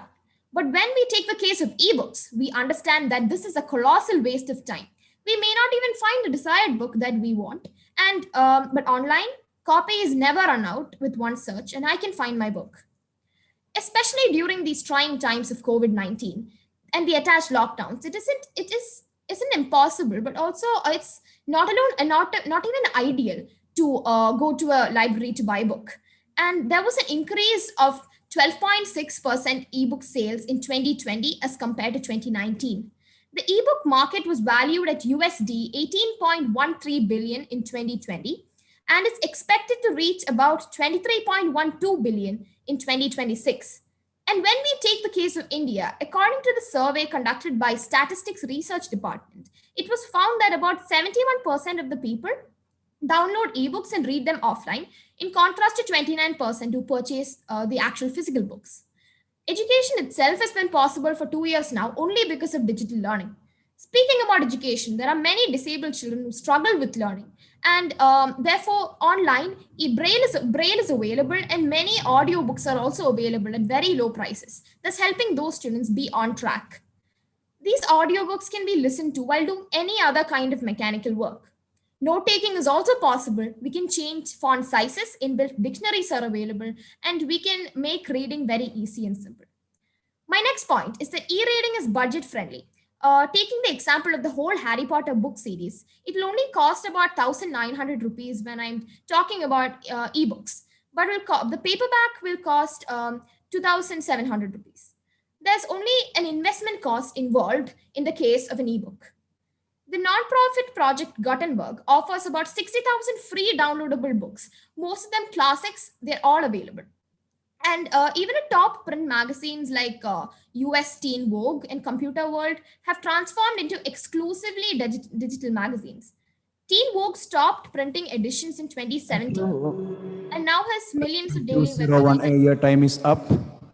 Thank you. It is open for rebuttal session. When you're asking the question, participants, please enable the video. Thank you.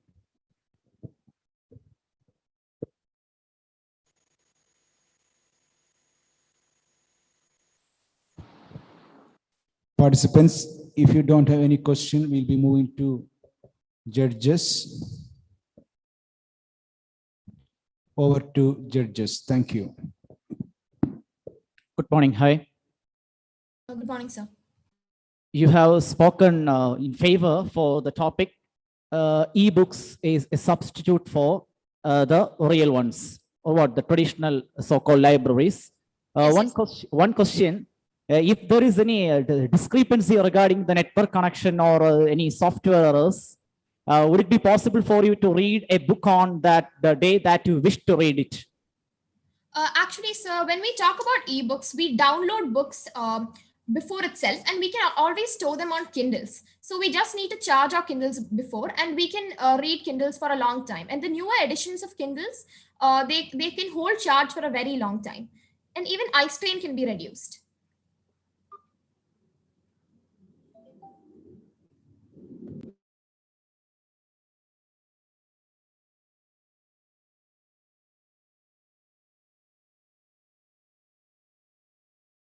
Books, the PDF version or ebooks, can you read it? Sir, you were muted when you asked the question. So can you repeat it? Okay. Thank you, sir. It's okay, fine. Yeah. Can you hear? Yeah. So now Yeah. So my question, if you wish to read an ebook or the digital version of a novel or a series of Harry Potter, on that day, if there is a discrepancy regarding your software or the network connection, will it be possible for you to read that? Yes, sir. Of course, we can download. We usually, when we talk about ebooks, we pre-download them and then we read them. So it is possible offline, as we can use Kindles to do that. And especially in Kindles, we can always download books and keep. We usually do that, right? So you say that there will be no limitations for the ebooks, right? Yes, sir. Of course, we only take up the memory space when we talk about ebooks. So memory space, it's actually very large for ebooks nowadays. So it can store a lot of books and it's very portable. So we only have one Kindle.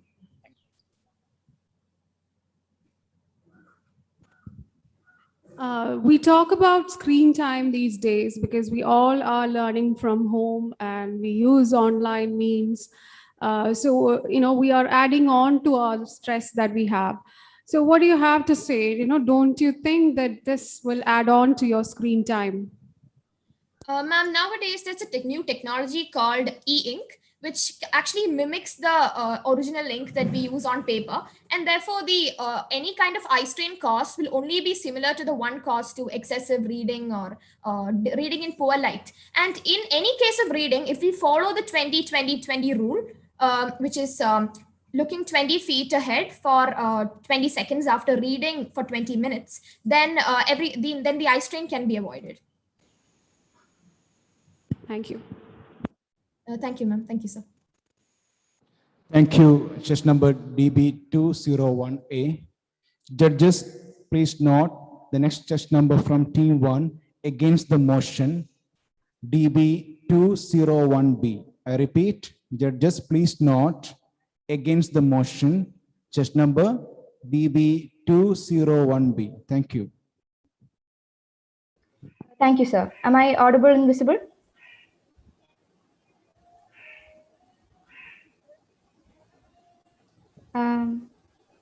Yes, Okay, thank you, sir. we can start. The threshold to knowledge, where your thirst for wisdom is fulfilled, where memories are made and moments are cherished. Preserving the past, opening the future, a library is the answer to every dreamer's question. An open hub for all. Libraries store the energy that fuels imagination. Good morning to one and all. Today, I will be speaking against the topic, will ebooks and databases fully substitute actual libraries? Let's start by defining a library. It's an organized collection of information which is made accessible to the community in the form of books, newspapers, magazines, journals, digital access, and research papers. There are multiple reasons why I believe that ebooks can never completely replace libraries. The first point is because libraries are more than just an interface where you can read your favorite fictional character or do research on a specific scientist. It's a public space where you get to interact with people who share your same interests. It's a space preserved with moments and memories, a magnificent stretch of organized shelves and leather-bound books, a community that you can guide through yourself. Moving on to my second point. We have about 8,464 government libraries across the state, thanks to minds like P.N. Panikar, meaning that almost every rural village has free access to these buildings. With the emerging technological developments, libraries have started to be disabled friendly, installing ramps, signboards, talking books, braille texts, etc. Today, several specially able readers are seen in libraries. During a pandemic such as this one, we are even treated with a reading online library system who not only provides ebooks and online librarians, but also delivers books to your doorsteps. Is this not accessible enough? Why need a library when there is already so much information around us? It's like asking why we have roadmaps when there are already too many roads. This brings me to my next point. Reading from a laptop or phone with strained eyes not only damages your vision, but also indirectly influences your sleep schedule. According to a study made in Harvard Medical School, melatonin or the sleep hormone was seen reduced for people who read ebooks. Kindles and other such platforms may claim to offer protection software, but not everyone is ready to pay 13,000 rupees to buy a reading tablet. A study conducted showed that the wavelengths of light produced from tablets like Kindle were the same as the wavelengths produced from a normal tablet or phone. Not to mention, reading from technological devices can distract you with advertisements, malicious links, messages, and so on. Not many free apps provide you with features like brightness and highlighting either. While reading in a library not only keeps you motivated and productive, but also gives you a sense of accomplishment and happiness. Studies suggest that a person feels provoked to read when there is heavily lit room, ample space, and comfort. Reading tablets may be portable, but the experience of reading an actual book hits different. Thank you, chest number DB201B. Your time is up. It is open for rebuttal. Thank you, sir. Sir, yes, sir. Yes, those who are asking the question, please. Sir, I have a question. Sir, I One by one. first. Me. So, okay. So she talked about meeting new people while in libraries. Can't that be possible with ebooks too, like specific websites and forums where people who think alike and have the same interest in books meet up? Isn't that like the same thing, but online? Like we can't meet anyone right now, so. Sir, can I give the answer? Please. Okay, so as much as a social interaction through the network is an option, why would you choose that over an actual interaction? We as people, as social beings, always interacted with people through contact and not through an online platform. And I wasn't talking about a condition like this when there's a pandemic. Talking through online forums is the only possible option at the moment for safety reasons. But I strongly believe that personal interaction and interaction through a community like a library will be so much more effective than talking through internet forums. That's my answer.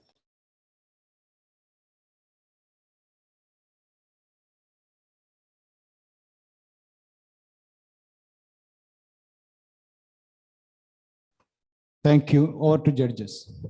So may I ask a question? No, thank you. Over to judges. Thank you. Yeah, you have spoken well against of this against for the speeds and ebooks and digital versions. But now government of India is promoting what the digital learning and digital version of learning, and we are living in a digital era. Okay, as at this juncture, how can you be adamant on your viewpoint that we should promote only the traditional books? Okay, so I have to make this point clear. I wasn't only promoting real books, because a library is an inclusion where you can find every kind of book. So you have digital books as well, and audio books, which are present in the library. Library is a conclusive space. And also you were talking about the online classes and online coaching centers. So I do have a point for that. Can you hear me? Go ahead, go ahead. Okay. So online schools, as we know, are as effective and academically effective as real school academics. But the things that you learn from school, in school, can never be taught to you through a screen. These values are some things that you grasp only when you are in that particular atmosphere. And this is what I like to believe is a difference between ebooks and real books. That's my answer. Okay, fine. Thank you. Chess number DB20. Thank you, sir. Judges, please note the chess number from team 2. For the motion, DB202B, and against the motion, DB202A. Judges, please note the chess number for the motion DB202B. Thank you. Can I start? Yes, we can start. Thank you. Books. Everyone has heard of books. Everyone has tried to read them. Many people love reading books. Why do we read? We read to gain knowledge. We read to have a visual and creative platform. Reading is important. But books are really heavy. Books can be a problem to be problem. It can be hard to get your hands on certain books. What if I tell you that there is a solution to this problem while maintaining the creative aspect of books? Ebooks. Ebooks have been rapidly selling all around the world. From 2007 to 2020, Amazon has revealed that their main ebook related product, Kindle, has sold over 100 million times. That growth is exponential because we did not have an ebook 20 years prior. People just hopped on and started to read through ebooks. Why do they start to read on ebooks and forward their books? Because ebooks are much safer and accessible. Safer as in right now there's a huge pandemic going on. I'd rather sit here, buy a book on my Kindle and start reading than go to a public library where hundreds of people were there, touch the books, contaminated the books, and have their viruses on it. I don't know. I'm not safe. I do not feel safe while going to a public library right now. I feel safer here, sitting home and buying and reading a book through my Kindle or other reading devices. And accessibility. For the Harry Potter's Deathly Hallows had a massive launch day. It was phenomenal and people did not get the book on launch day. So many people went home crying. This is not a problem with ebooks. You can literally sit here, search an ebook, search a book you want, rent or buy it and start reading it without any hassle. You literally can do it in bed. You can literally do it on launch day. You can fulfill your reading pleasure while not having the stress of getting their books on a hand. This is possible through ebooks. And Kindle, the main leading ebook related device, is specifically built to reading. My peer said that reading can strain your eyes, but it is found that Kindle specifically are designed for your eyes to read.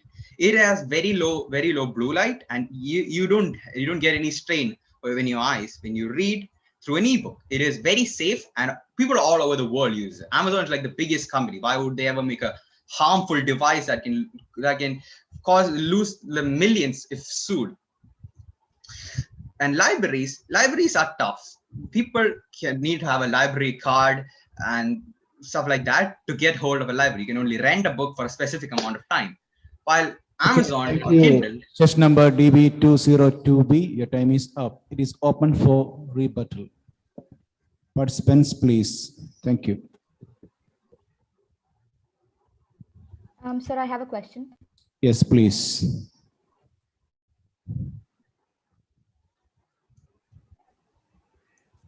Okay, so the question is, you talked about the Deathly Hallows launch day and how there were so many people and how many people returned crying. So my question is, why do you exactly think people were there in the first place if there was already an option where you can download the book freely, as you said?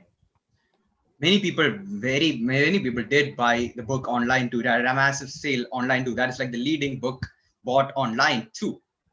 Many people bought that way too. But they wanted to get hold of the book so they can read. Many people did it online too. There's like proof that Deathly Hallows was the most selling ebook as well. Okay, DB201B, if you're asking the question, please be on the video mode. You have to be in the video mode throughout the answer. Okay, thank you. Over to judges. Hi. Hi, sir. My question, I want this PDF and the digital version of learning. Sorry, sir, I wasn't able to hear you. I'm audible? Yeah, yes, I know. Yeah, okay. My question, I want this digital version PDF and the other sorts of the online the books, online mode of reading, to badly affect your eyesight? It won't. There is a medical evidence. There is specific studies showed that the blue light from Kindle is the specific reading devices are way different than normal phones or mobiles. It is specifically built to read. You can literally read without harming your eyes. It is a proven fact, and Amazon has produced it. So I believe. I'm giving you two things in your hand. One is Harry Potter and Deathly Hallows, the real book, and the other one is its digital version. So by what will you move on? By which you would move on? I would take the ebook because an ebook, this ebook will forever be in my Amazon account or wherever the ebook is stored. I can take a screenshot of it and take it with me like till forever. This book can get lost. This is a very precious book. This book can get lost. And I don't want to like feel, and this book can get lost, to collect dust, pages can break, and it can be very hard to maintain. I would rather take the ebook and read it without taking the Harry Potter hard copy cover. If your doctor suggests you to keep away from the gadgets and have the claws look at from here, what would you do? So that is a doctor's prescription. We can't just ignore doctor's word. We have to actually talk to them about it. But I don't think they will actually consider Kindle as a very harmful device. But if they do, I think it is a doctor's word, and we should always take them as a first priority, and we should listen to what their advice is. Okay, fine. Thank you. One question. Hello? Yes, ma'am. Sorry. Okay. You said that libraries are tough. In what way do what is your, what do you mean when you say libraries are tough? Sorry. Go ahead. Okay. Libraries are tough because you need to have a librarian's card. You need to go there, like physically go there, like walk or drive there. And there are books you can maybe never find. There's a specific time when libraries are open, from like 9 a.m. to 6 p.m. or anything like that. Depends on the library. While Kindle or ebooks, you can just buy an ebook right here within 2 minutes. You don't even have to have a librarian's card or anything which you have to take every time you go to the library. It is very hard to maintain a relationship with the library itself. Did you just say that it's really difficult to maintain a relationship with the librarian? Yes, no, not the librarian. I meant the library. I said the library, ma'am. Like going to the library and taking the books. That is a relationship. Okay, great. Okay, thank you. Thank you. Just number DB 202B. Thank you very much. Okay, judges, please note from team 2 against the motion. Judges, please note the chest number DB 202A. I repeat, DB 202A. Thank you. Am I visible, judges? Yes. Am I audible? Hello, am I audible? Yes, DB 202A. You can start. I'm sure that we have all been told since our childhood that readers form leaders. And that, unlike other anecdotes, is a true fact. Good afternoon, respected judges, teachers, and my dear friends. My name is Joel, and I'm here to speak against the topic, will ebooks and databases replace libraries? I firmly disagree with this statement, and as an avid reader myself, I can vouch for the authenticity of reading a physical book. The new book smell, the feel of the paper, and all other such attributes are seen only in a physical copy of a book, and not in an electronic copy of words seen through a screen. The reading of books has been relevant since the time of our ancestors. They depict the past, present, and even take a shot at predicting the future. They are a part of every tradition and will continue to be that way in the future. Ebooks, on the other hand, fail to capture such the essence of a true and tested paperback. An ebook holds no personal value, unlike a paperback, and the authors of such books barely get any, if not none, of the profits from the sales. It was revealed recently that Kindle receives 70+% of the royalties of the books they sell, and the authors themselves get about 30%. Ebooks, when bought, leave a carbon footprint, whereas physical paperbacks are a lifelong investment and can be passed on from the generation to generation. Books give hours upon hours of entertainment, and reading a physical book for a long time leaves no damage, whereas reading from a screen for hours not only degrade our eyesight and also ruins the experience. As gateways to knowledge and culture, libraries play a fundamental role in society. The resources and services they offer create opportunities for learning and support literacy and education. They help shape the new ideas and perspectives that are central to a creative and innovative society. They open the minds of countless children to the joys of reading, which cannot be easily expressed by online databases. I myself was introduced to the joys of reading 8 years prior at the age of 7. Back then, ebooks were not relevant, and I'm sure that I would not be the reader I am today if my first pages were read off a screen. The reading of books hold a special place in my heart, and I believe that ebooks mess with the sanctity of reading. These are the various reasons why PDF files do not compare to physical books in any way, shape, or form, and will not replace libraries in the near future. Thank you. Thank you, DB202A. It is open for rebuttal. Participants? I have a question. I have a question. Yes, only one. Could you please enter the video? Am I audible and can you see me? Yes. Our ancestors, they embraced paper, but before that, they wrote on rocks. So is it not about time that we change from physical paper books to ebooks? Excuse me. Yes, sir. Am I audible? A, please be on video mode. If you ask for some question, Can you see me? video on. Yes, your DB202A is, we can see you. Okay. DB206A, those who ask the question right now, please be on video mode and please be there for complete answer. Thank you. Yes, sir. So my answer to this is, so this is not true. Our ancestors may have started off with rocks, but that was not efficient in any way. It started off with rocks, it moved on to leaves, and then it moved on to paper. And that is a perfect balance, an equilibrium that we must keep.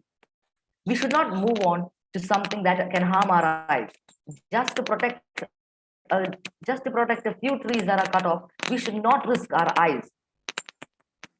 The Kindles that are sold by multi-million and multi-billion-dollar companies. It's better to support local readers and authors instead of supporting a multi-billion corporation. It is altogether better that we just read from paper and stick with paper instead of moving on to e-ink. No matter how much people say that e-ink reduces the strain, it's still a very marginal difference. That's my answer. Thank you, DB202A and DB206A. Over to judges. Hi. Hi, sir. Are you taking part in the Environmental Day celebrations in your school on 5th June? Yes, sir, I did. I spoke about which country is hosting it this year. Yeah, but you are standing with that of the traditional books and physical books. Won't it harmfully affect the environment?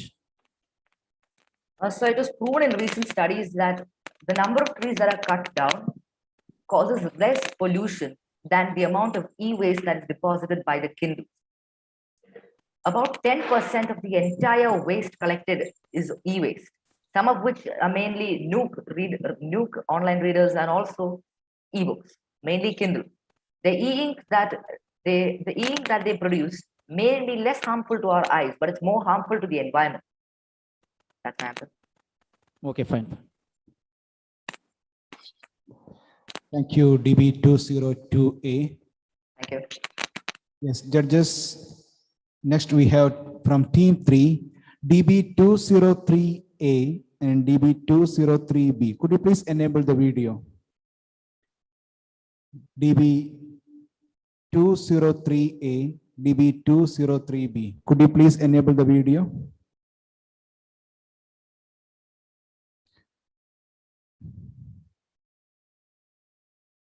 Who is for the motion?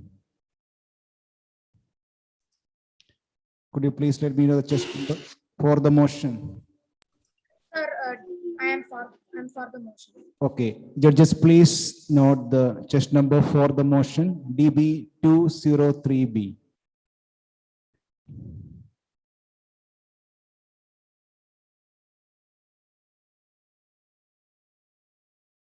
Yes, you can start. DB203B. Judges, please note for the motion.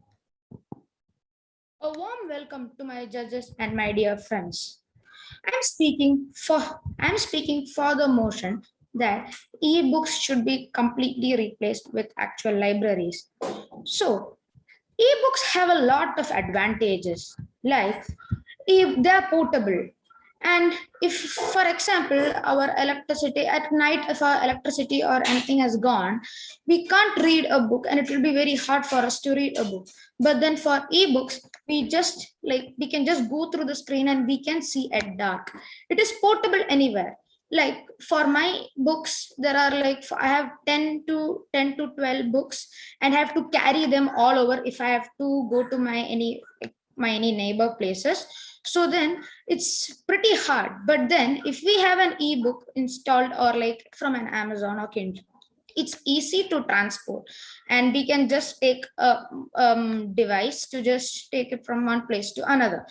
And it has been in recent studies, it has been proven that about 15 billion trees are being cut per year for books, but ebooks can reduce this.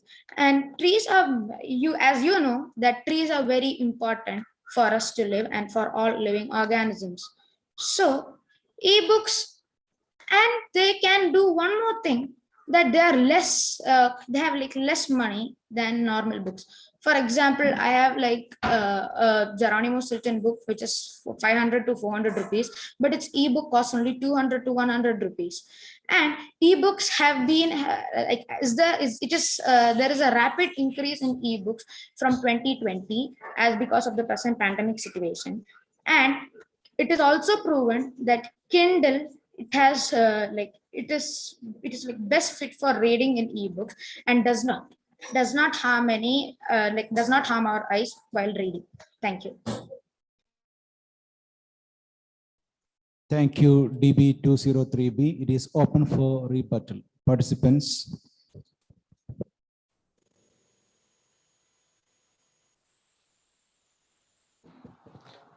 Participants, if there is no questions, we are moving to judges. Over to judges. Thank you.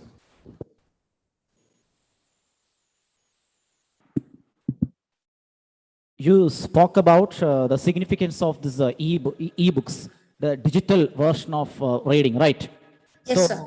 One question is if there is a library, you're here in the school, there is a library, and library is having the pile of books. Would you opt out that, or would you go at that time to confine yourself in a room and to read that e-version of books? So could you repeat the question, please? There is a library. There is a library period in your school, and at that time, would you go to read out the pile of books there in the library, or would you confine yourself in a chamber or in a room to read that digital version of a book?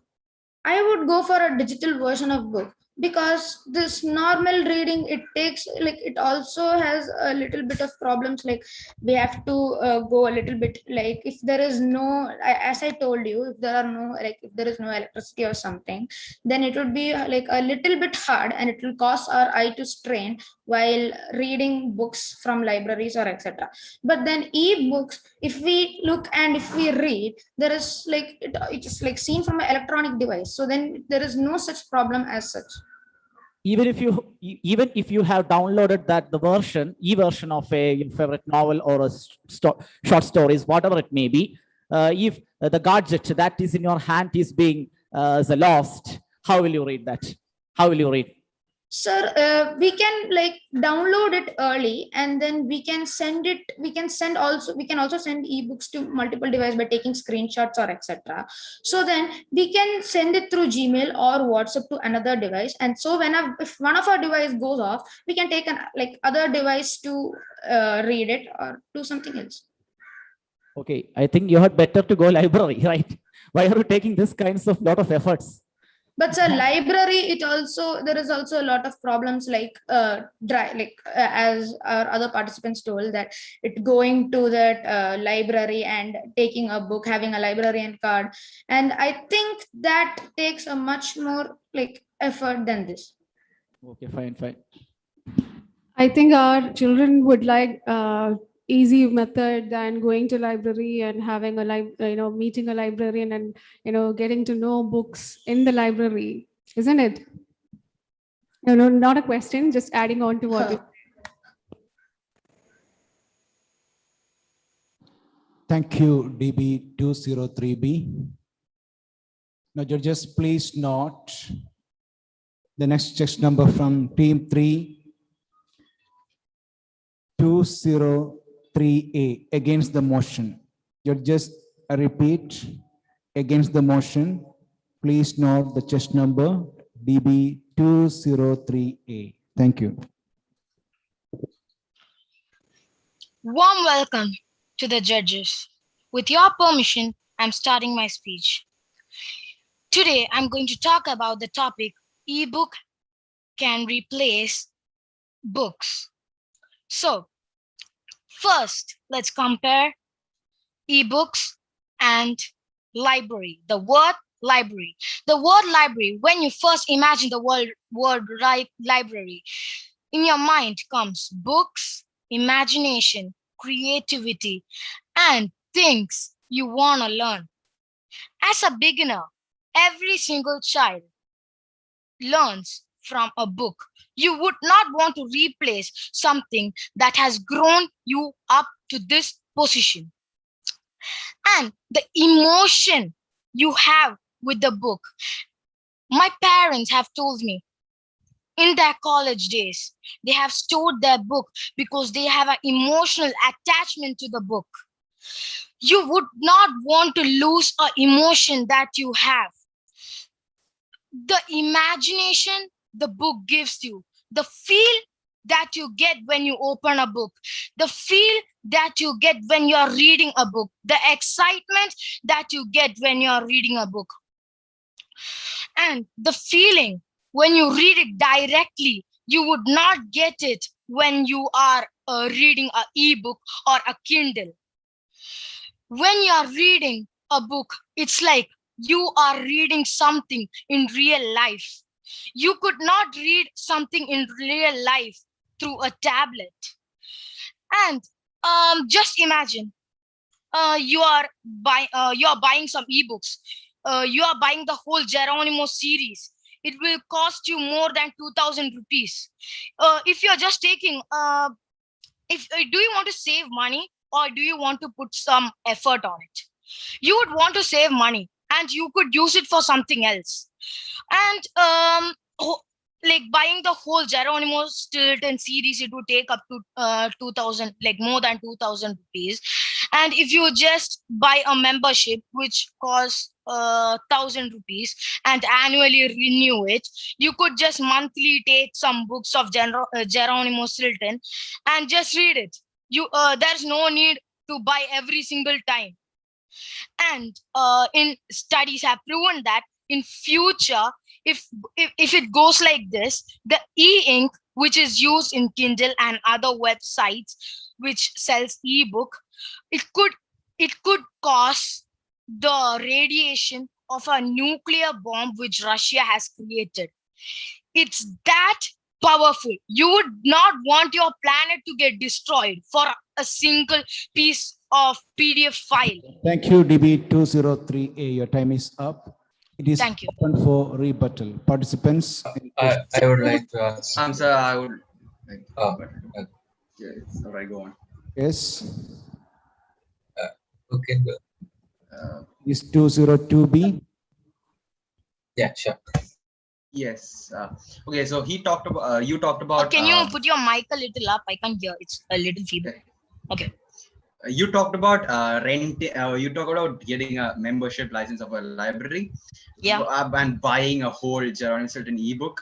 You can also just rent a certain book if you want to, and just pay a small amount of money for a certain amount of time and give it back. You don't necessarily have to buy it all the time, and you don't have to buy the entire series to buy one book. Like if you want to read the whole series, and Geronimo Stilton is not just one book. It consists of many books. So like if you just pay up to 1,000 rupees, you could save money. And if you put some effort on it, you could just drive or walk or cycle to the library. It will also give you some, like it would also be an exercise if you're cycling or walking to the library. I'm talking about the libraries near me. It costs up to 1,000 rupees for a membership. Okay, thank you very much, DB203A and DB202B. Over to judges. Hi. Hi, sir. If you live in an era when there is no accessibility for the library and to read the physical books, and what would you do? Sir, if I live in a...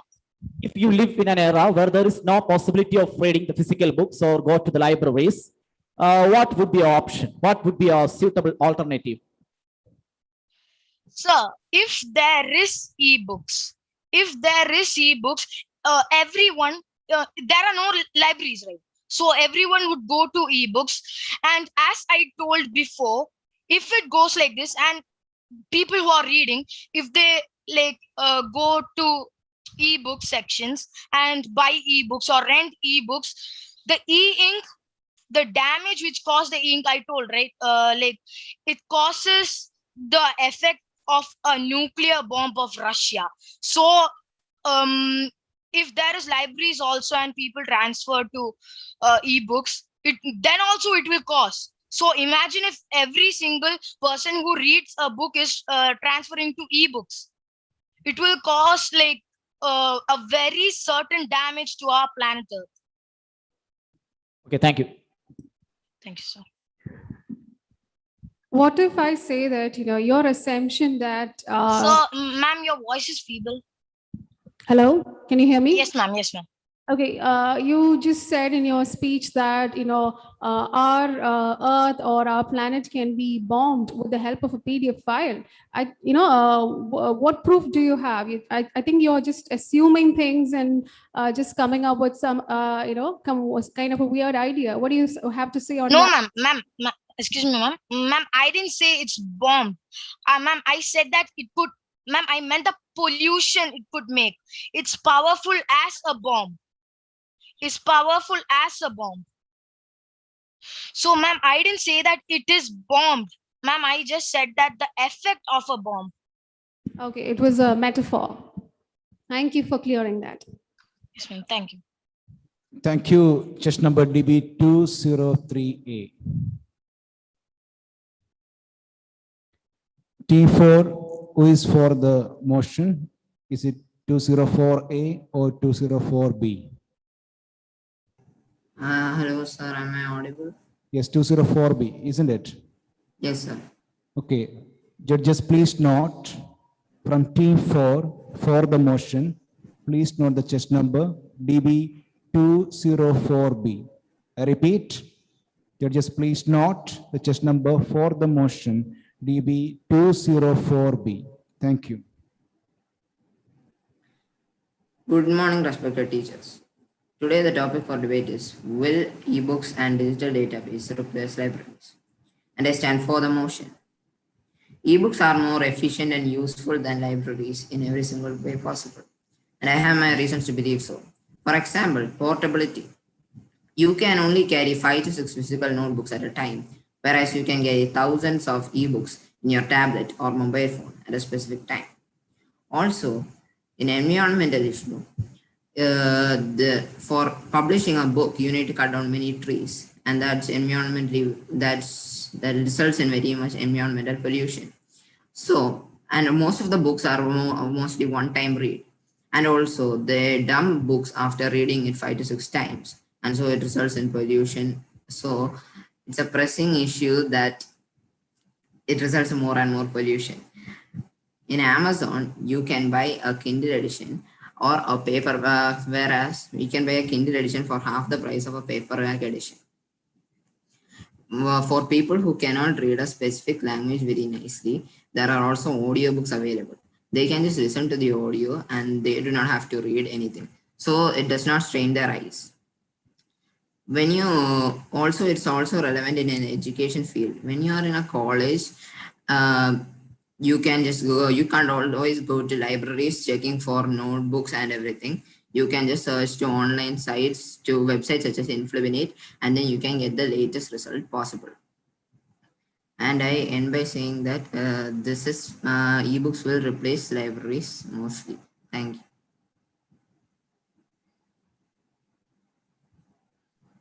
Okay, chest number DB 204B. It is open for rebuttal. Participants, any questions? Sir, I have a doubt. Yes, could you please be on the video mode? Yes, sir. Can you see me? Is it 204B? Sir, 203B. Okay, 3B.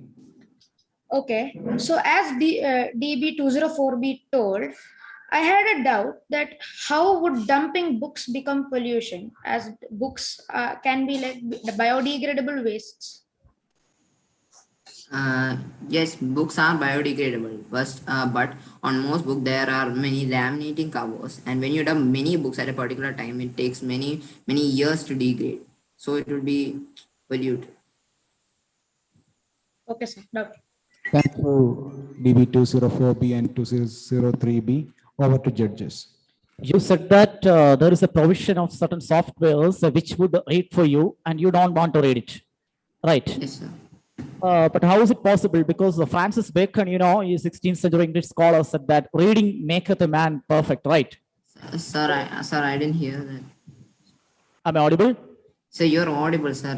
It was fast. Yeah. Okay. See, Francis Bacon, you might have heard of that person, a scholar, English scholar who lived in the 16th century, who opined that reading makes a man perfect. If you want to perfect, you have to read yourself.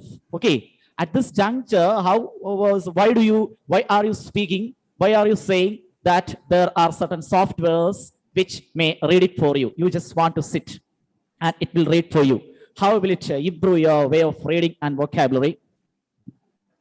Sir, in this era, people go into more comfort than difficult learning. And also, sir, a person called Thomas Aplin also said that I do not fear computers, I fear lack of computers.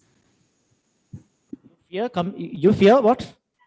Lack? Sir, yeah, sir, a person called Thomas Aplin said that I do not fear computers, I only fear the lack of computers. Lack of computers. Okay, fine. Okay, thank you for clearing this. So you're saying that computers provide you comfort, isn't it? That's what your point is. Yes, sir. What kind of comfort does these computers provide? Ma'am, while reading a book, you always have to be in a place like reading, and it's eye strain and it takes much more time. In audiobooks, you can just start play or pause whenever you want, and then you can listen to it over and over again. You don't have to read the whole book. And Easily. sleep whenever you want, Great. Yes. Okay, yeah, great. Thank you. Thank you. Just number DB204B. Judges, please note from T4 against the motion. Just number DB204A. I repeat, judges, please note the chest number DB204A. Ma'am, am I audible? Good morning, respected judges. Today, I'm going to discuss about the topic, will ebook replace libraries? According to my point of view, ebooks will not replace libraries because books are an experience, whereas ebooks feel more like a document. Reading ebooks can cause health problems such as eye strain due to staring at the screen for a long period of time. The glare of the sun makes it harder to read an ebook in a sunny day, whereas you can read a physical book at any sunny day. A device is necessary to read ebooks. Even though you have a device, it can run out of batteries. Physical books are more affordable than ebooks. After reading a physical book, you can also resell it. Physical books can help us strengthen our brain, improve our vocabulary skills, helps us to sleep, and reduces our stress. Whereas in ebooks, some are not safe unless it's from a trusted retailer. Some ebooks may contain certain viruses which can affect our systems. For ebooks, you might need to install specific softwares which may not be easily available. Ebooks are basically text, images, and audios in a document. Ebooks have a short lifespan due to the rapid growth of technology. Ebooks may be distributed without the author's or the publisher's knowledge. Reading these type of ebooks are illegal. Thus, I can say that there are more disadvantages than advantages in ebooks. Thank you for listening to me now.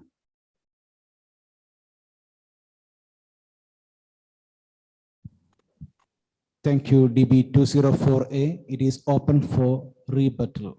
So I have a question. Okay. So can I go ahead? Yes, 201A, DB201A, please. So we had said that the comprehension skills of people is not as much in ebooks, right?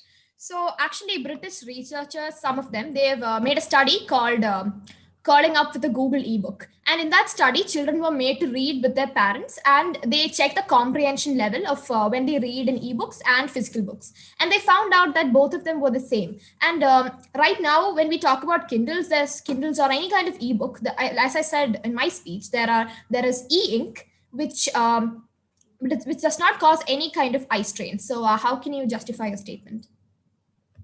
Can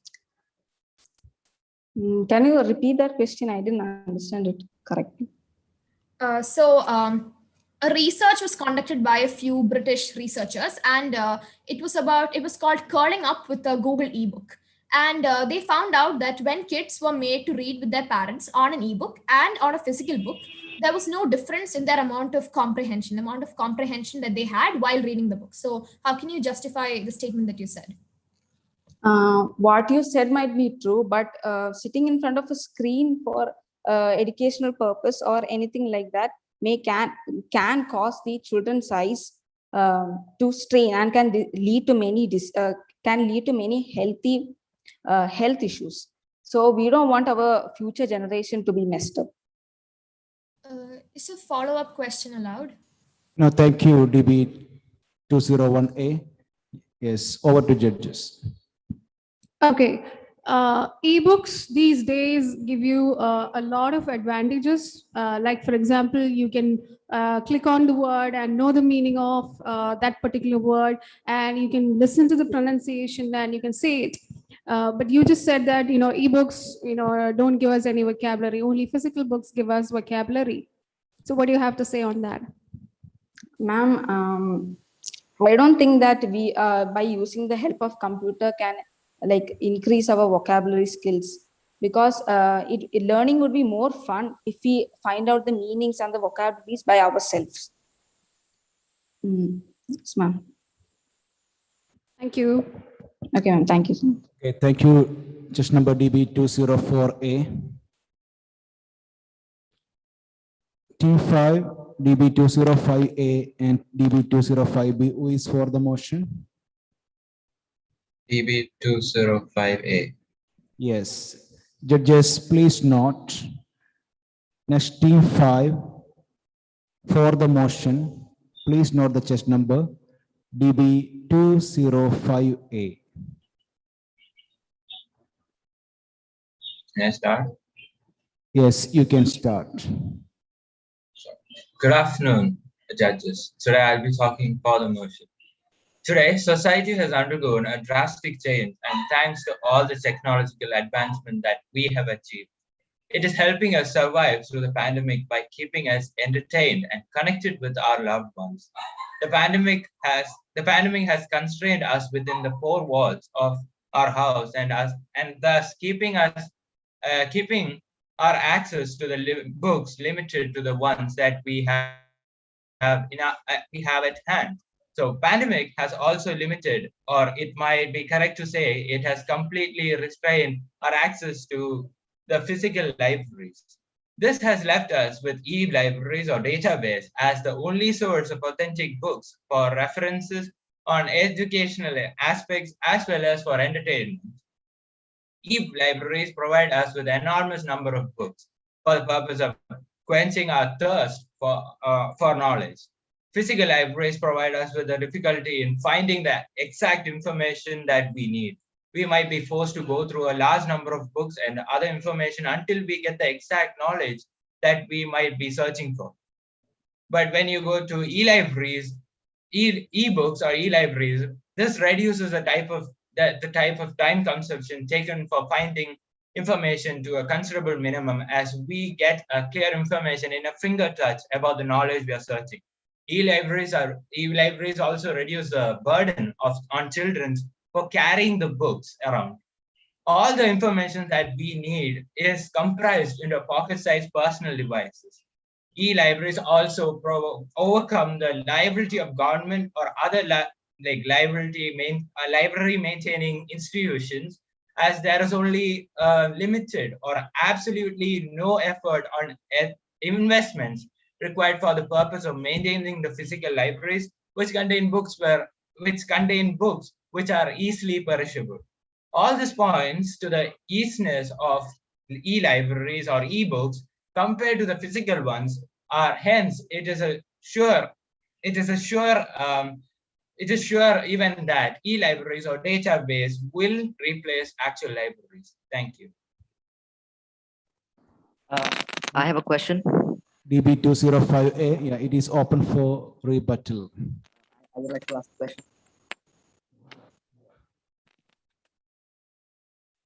Am I audible? Am I visible? Yes. Yes. So my question is, recently it was revealed by certain statistics that almost 50 million metric tons of e-waste is produced every year. Every year since 2015, that is the statistics. How can anyone support e-books when this is the sort of pollution that is causing global warming and other such global pollution and all sorts of problems that will inadvertently hurt us even more?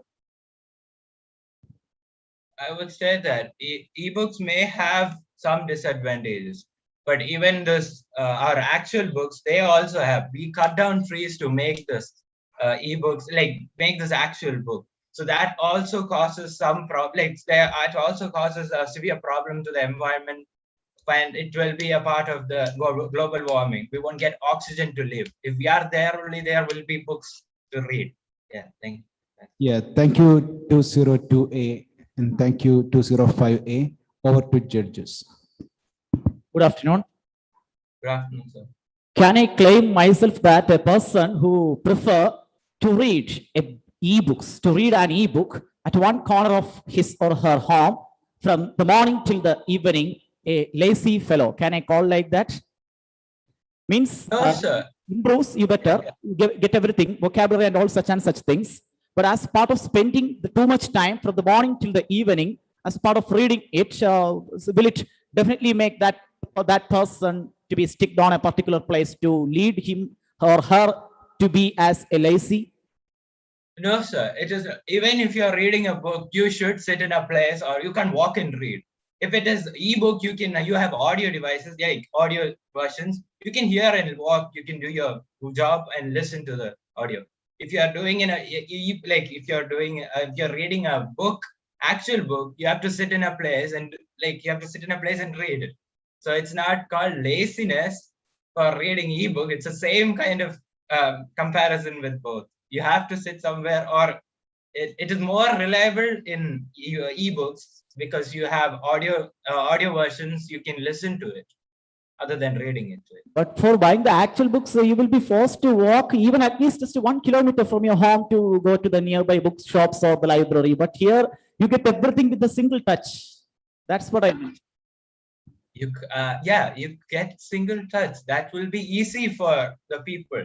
Like if a person is having some disability for walking, they can't go to a library and get a book. They can just take their device and find the necessary book they want and buy it and read it. So what about youngsters like you? Youngsters, we can't call them lazy because they might be doing other works also. In reading aspects, we can't tell that they are lazy to go and buy a book. Okay, fine. Thank you. Just out of curiosity, can I ask you one thing? How many ebooks have you read in the last 1 week or two? More than 10. Okay, that's a good number. Okay, continue reading, but take care of your eyes. Yes. Thank you, DB205A. Judges, please note from Team 5 against the motion. Please note the chest number DB205B. I repeat, chest number DB205B. Thank you. Can I start? Yes, are you ready? Yes. Yeah. Good morning, all. What is a library in the first place? What's the definition? The place from where you can get and read books in a specific time is called a library. In other words, you can put it as library is the collection store of books. From there, you can search any specific book related to science, agriculture, maths, etc., whatever you want. Speaking about the topic, I don't think libraries should be replaced by ebooks because you can get wonderful experience that comes by reading through the hard copy. You can't lose your attention from reading a hard copy of books. Also, reading from mobiles for a really long time can affect your eyes and other body parts. There can be many human problems. Therefore, it is important to stop thinking about replacement of libraries with ebooks. As a child, I grew up with bedtime stories and visits to small bookshops on the weekend. I would spend several hours at the library or the bookshop, shuffling bookshelves and finding books to go home with. People have been used to reading on physical papers for a very long time. The use of e-readers may be more convenient and space efficient than printed books. However, people still cannot get over the experience of reading paper books. People who love reading paper books, including me, cannot get over them because of the feeling of having one in their own hands. The touch, the smell, the presence, or even the existence of it may be very beneficial for some people. Some researchers also have found that people comprehend the material they read on paper better than on e-readers and electronic readings.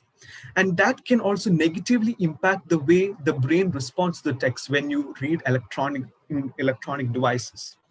So In my opinion, it is really certain that paper books will always have a place in society. Millions of people will give really anything for a new printed version of their favorite book, and you can showcase them on their bookshelves rather than downloading on e-readers. Sometimes if the device is destroyed or some problem with it, you can't retrieve it. Even though you can send it on other devices, there is a certain expiry date for that device too. Library is a place where one can go and read any books in there. It is the storehouse for extraordinary written collection of extraordinary authors around the world. It is actually good to use technological advancements in the library, but changing every paper to ebooks is a bad idea. I would like to conclude by saying that some people find ebooks convenient, but not everybody wants to own a smartphone or a tablet, or they won't be able to knowing to operate even one. Personally, I still like the look and feel of a convenient book, and I would rather use them in most circumstances. Not everyone is comfortable using electronics, and not everyone has access to electronics. Okay, thank you. This time's of DB205. Can I ask one question? Rebuttal? Am I audible? Yes. Can I ask? Yes. So if we want to carry a book from one place to another, or as a hard copy books are very heavy, if we are traveling from one country to another country, we can't take 10 or 15 books with us when we are flying. And that's too heavy too. So if you're taking one ebook portal, it's so easy that you only need to take one device. So how is it possible to carry over 15 or 16 books with us to another country if you're going and staying there for 1 or 2 months? What I would say to that is, if we are going to another country, we can go to that place and buy the books if we want. And there are definitely, for both, there are definitely disadvantages for reading physical books. But there are definitely advantages that outweigh the disadvantages. And it is really important to read physical books because there is the thrill and the pleasure of reading a book in your hands. That is an unforgettable experience for many people. That's why I believe ebooks should not completely, replace the libraries. Thank you. Thank you, DB208B and DB205. Over to judges.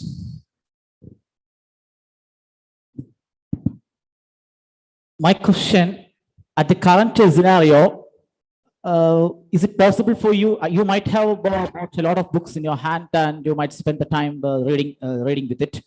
So if the current pandemic situation continues, and if all the libraries are closed, what is the possibility for us? Even if you support for the physical books, would you also be forced to go after the digital version of learning? Yes, currently we are forced to use ebooks. It is sad, but I would try my level best to keep up with the the protocols of COVID and try to use physical books because it is beneficial for your human body to not use the radiation from the any electronic devices. So that's what I would say. I'll try my best, but if I can't, I'm forced to. That's it. You will be forced. Okay, fine. Thank you. Thank you. Just number DB205B. Judges, please note the next one is Team 6. DB206A and DB206B. Who is going for the motion? Sir, I am. 206A. Okay. Judges, please note the next one is Team 6. For the motion, please note the chest number DB206A. I repeat, judges, please note chest number DB206A. Good afternoon, judges. Today I will be speaking for the topic ebooks. Look at your screen ahead of you with our school in it. This was not the norm a year back. E-learning, something we thought was not possible, is now what gives a child his or her education. This is the dawn of the digital era. Those who want books, think about the environment, about the millions of trees being felled throughout the year to give you books. Do we not owe trees their life? Ebooks help us save trees. The papers, though being recycled, are not used for fresh prints. Reprints or cheap prints still do not save trees, as fresh copies require fresh paper. Using a paperback, one needs a dictionary to get synonyms and meanings. This has been made easy as you have now built-in dictionaries in an ebook, making them more portable than paper books. Ebooks also help you find phrases and words faster and with ease. With no single bookstore open, not a library in sight, and the online stores hesitating to deliver packages, ebooks are the turning point of the pandemic. Read not limited by what is in your area, but read whatever your heart may. Ebooks is a door you merely have to open to discover the endless possibilities. Neither a library nor a bookstore has every piece of literature. Any library, on the other hand, has every piece of writing available. The world is now your library. With this comes the question, are paperbacks or ebooks more preferred? Studies have shown that paperbacks are preferred. That is wrong. We have evolved. Wake up. I have thousands of ebooks in this device, in this small device. Can anyone bring up such a number of books physically to match the one I hold? Let me take you back to when people used to write on animal skin and rocks. Once papyrus was invented, if humanity refused to evolve, we may not be having this debate altogether. We have evolved by embracing and accepting the changes around us. The future will be an era of technology. To deny ebooks is denial of our future. To conclude, technology is going to drive the next generation. Denying so is denial of the future to come. To evolve is the answer, and hence, ebooks are the right choice. Thank you. Thank you. I have a question. 206A. I also have a question. Who is the first one? It was DB208. Chance for others as well. Those who already asked the question, we can choose chance for others. Thank you. May I ask? Yes.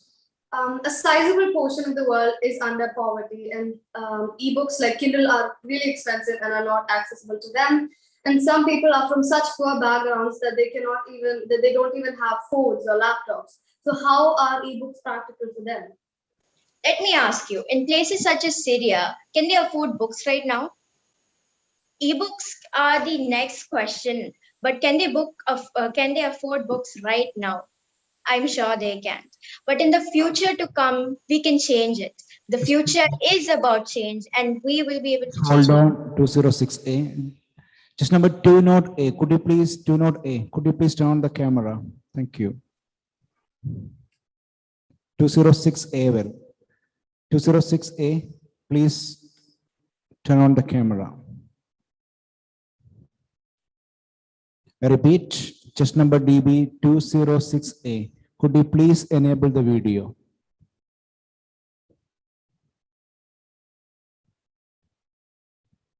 Am I audible, DB206A?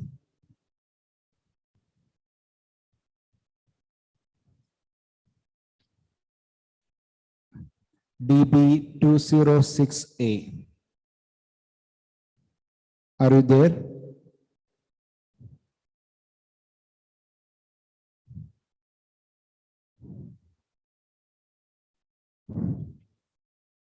Teachers, please contact DB206A. Did you get the answer? 208A. Is it clear to you what she answered?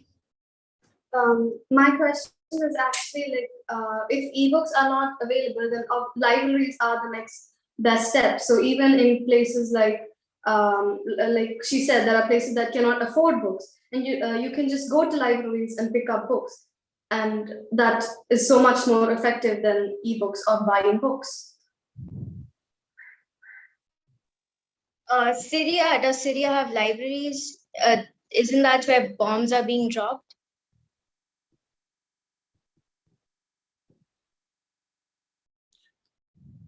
Okay, thank you, DB208A and DB206A. Over to judges. Good afternoon. Let me make a counter argument to what you said, that you said that what technology is going to control human, but Dr. APJ Abdul Kalam sir once said we should not let the technology to control the human beings, right? But So, as promoting the e-books, are you what the consciously or unconsciously you are also supporting what technology to control the human beings, right? technology necessarily should not take over. We control what we make.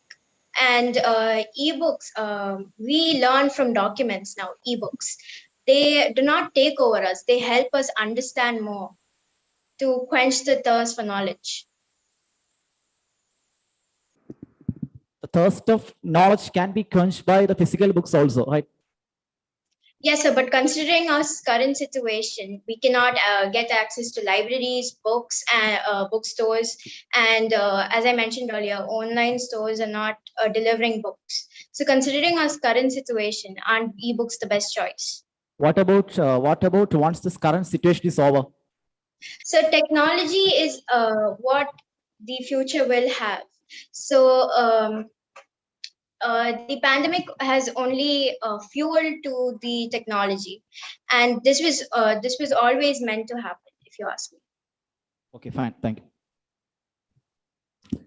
I think technology has made us glued to our seats and we're not moving these days. You told that, it's not feasible to go to the library because of the pandemic and, the bomb threats that we have.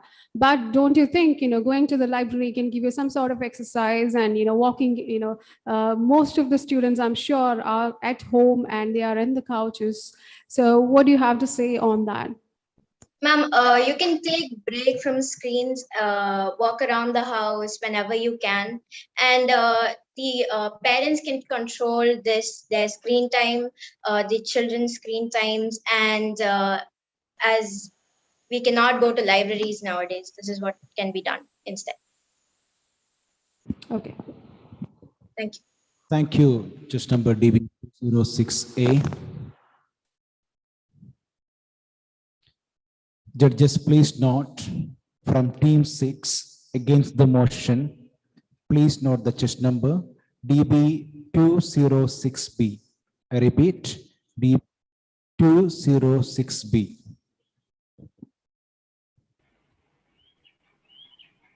Good afternoon. Today I'm going to talk against the notion that ebook can replace physical books and libraries. Books are special. We can have personal connections with them. They are part of our lives. While ebooks, it's more like just reading information. It's said that people who read books are most likely to remember the plot of the story than people who have read the same story in ebooks. So this shows that the stories you have read in books will be in your mind and your heart longer than you have the stories you have read in e-format. In 2018, more than 2.7 billion books were sold in the US. Around 26 billion of them were physical books. It shows that how people still prefer physical books over ebooks. And in our current situation, I know that it's a bit hard for us to find a physical book, and most of us have shifted to e-reading. But from my personal experience and some research, I found out that most of the people, even if they are reading e-format, most of them are forced because they don't have the choice of reading a physical book. So it is proven that if there's an e-book and a physical book, most likely people are tend to choose the physical book over the e-book. And the companies say that there's Kindle and all have this e-ink which has less effects on your eyes, but there's not much proof on it. Most of them are just claims. So I don't know if there's any scientific proofs. As much I've researched, I did not find any scientific proofs actually showing that e-ink are actually better or actually equivalent as a normal book. So I would like to end with a quote. When in doubt, go to library by J.K. Rowling, the author of Harry Potter series. I have a question. Question number DB206B. It is often for rebuttal. Yes. I have a question. Yeah. So you had said that there are statistics that prove that people have read more physical books, right? People have bought more physical books. But the American Research Statistics Department and many others, they don't consider the self-publishing that unpopular authors do. So a lot of authors, they do self-publishing on sites like Amazon, and that data isn't revealed by Amazon. So so there's a huge gap in data between the actual amount of ebooks that people read and the data that the American Association of Statistics, they collect. So because this kind of data is not included in the statistics that they collect. So how can you establish your point that physical books are being bought more? Well, you may have a point. There may be actually more ebooks usages than in the statistics. Then if you apply the same idea, then it can be also said that there are people, like, there's been more amount of physical books than ebooks. You can find it from your parents, you can take a book from your friends. So if you see like that, none of these statistics can be true. Thank you. Just number DB201A. Over to judges.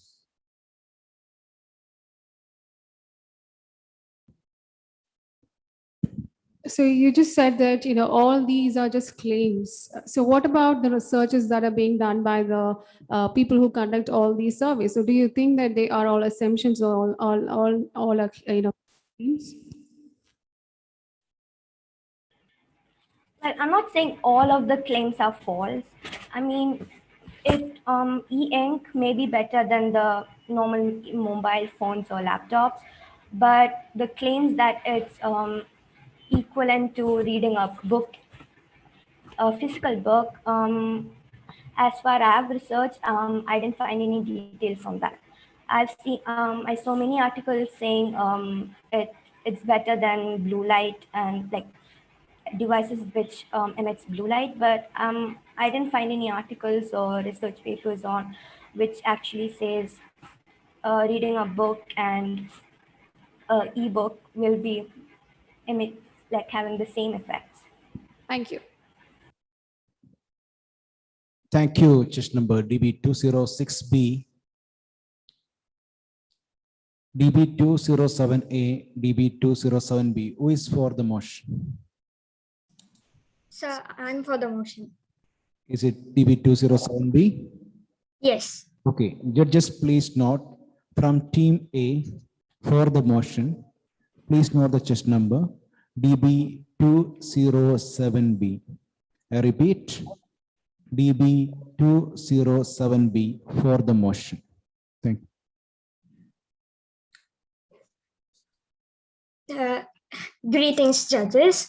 I am speaking for the motion that ebooks can replace libraries in the future. So ebooks, the main reason that I support ebooks is that they reduce deforestation in the cutting of trees. Many trees are cut just for the page of one book, and maintaining that book is very hard. You might make a mark on that book, or you might tear the pages of the book, and once you do that, the book is ruined. But then when it comes to ebook, you just have to maintain the device. You don't have to worry about making marks or tearing pages. And then in a library, you need the library card. You need to pay for the books. The bigger the book, the more costly it becomes. And when it comes to ebooks, they are more cheaper. And when you go to a library, you have to search every single rack, every single shelf for the right book we need. But in ebooks, we could just search for the genre and we could find the book we need. In libraries, we might have to read the whole book to see whether we like it or not, or whether we recommend this book. But then in ebooks, we get previews or samples to check whether we like this book or should we continue this book. And in ebooks, some people say that there are eye strain, but then there are technologies which help in reducing eye strain. And some people, they find the small text hard to read in the books, but in ebooks, you could increase the font of the text so that you could read easily. And then in ebooks, you can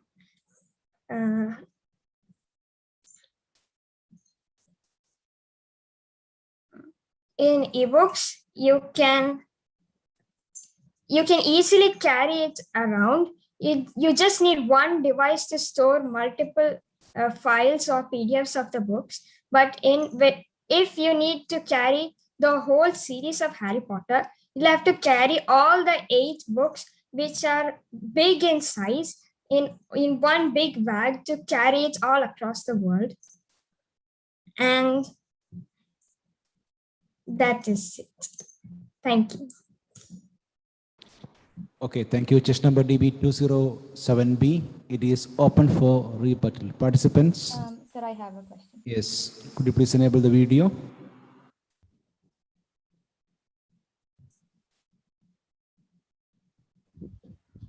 I am visible, right? Okay. Okay, so you were talking about books, right? But the topic is ebooks over libraries. And you don't exactly have to carry books around all the time, because that's what libraries are for. Library is a place where you can sit and read. So, yeah.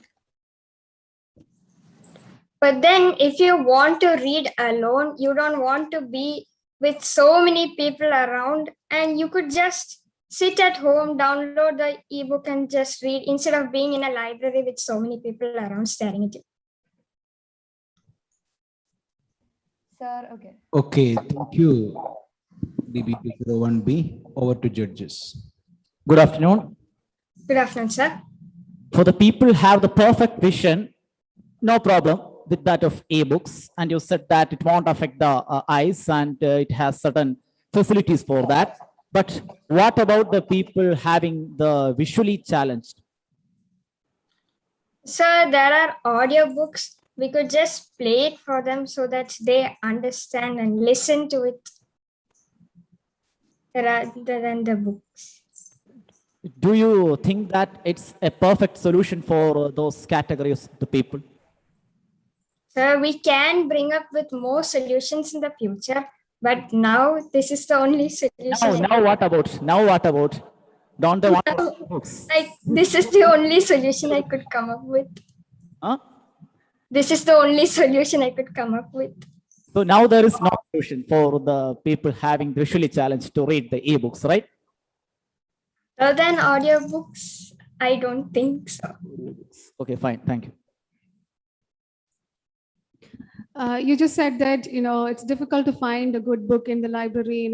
You don't have any previews. Ebooks, you have previews. What about the blurbs on the books? You just have to turn and then just read it, and you can decide whether you want it or not.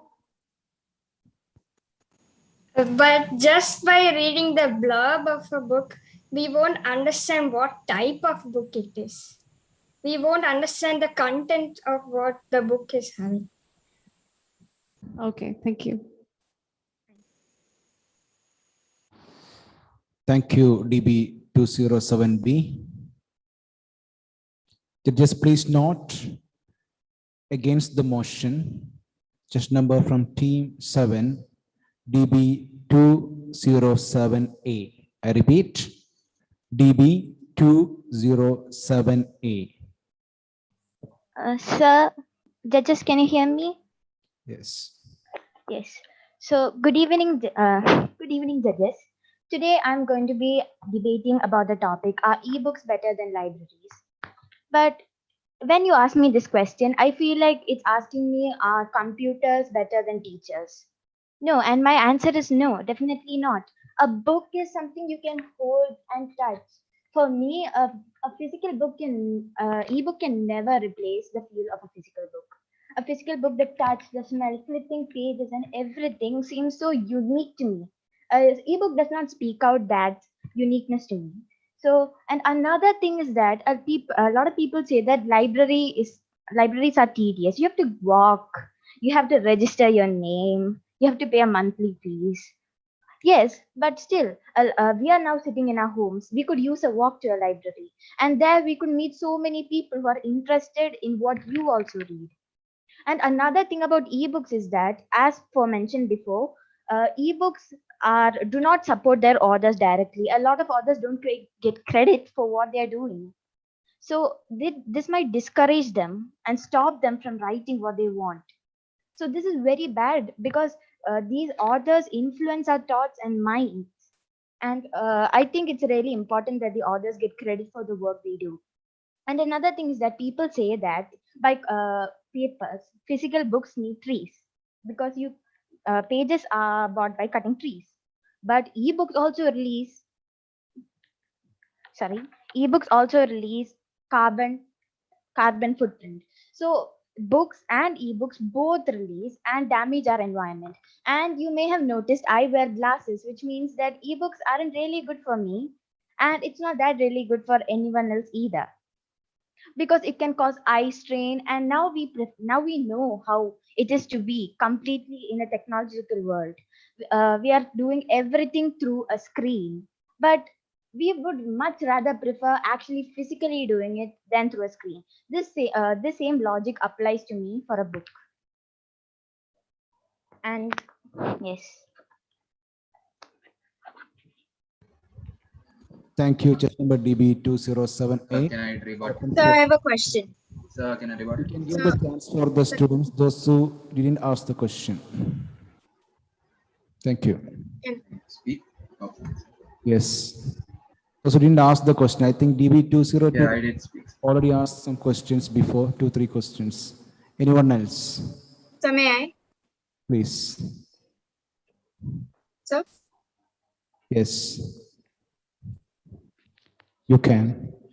so if books provide pleasure, physical books, and turning books is good. It's a feel good factor, yes. But if it is all about the feel good factor, then if somebody likes writing to another person on envelopes, do we have to go back to that? Do we have to go back to that? Can you please repeat the question again? I don't understand. As you mentioned earlier, books provide pleasure when turning a page and the smell of fresh paper. But if it is all about the feel good factor, if someone feels better writing to another relative on a distant place, do we have to go back to that method? So are you saying that you have to write letters to as we did before? Is that what you're implying? The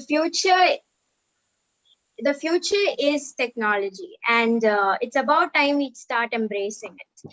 So if you feel good about the books, so let's take something from the past that has been eradicated now, that the Yes, writing. yes, books are what makes us what we are today.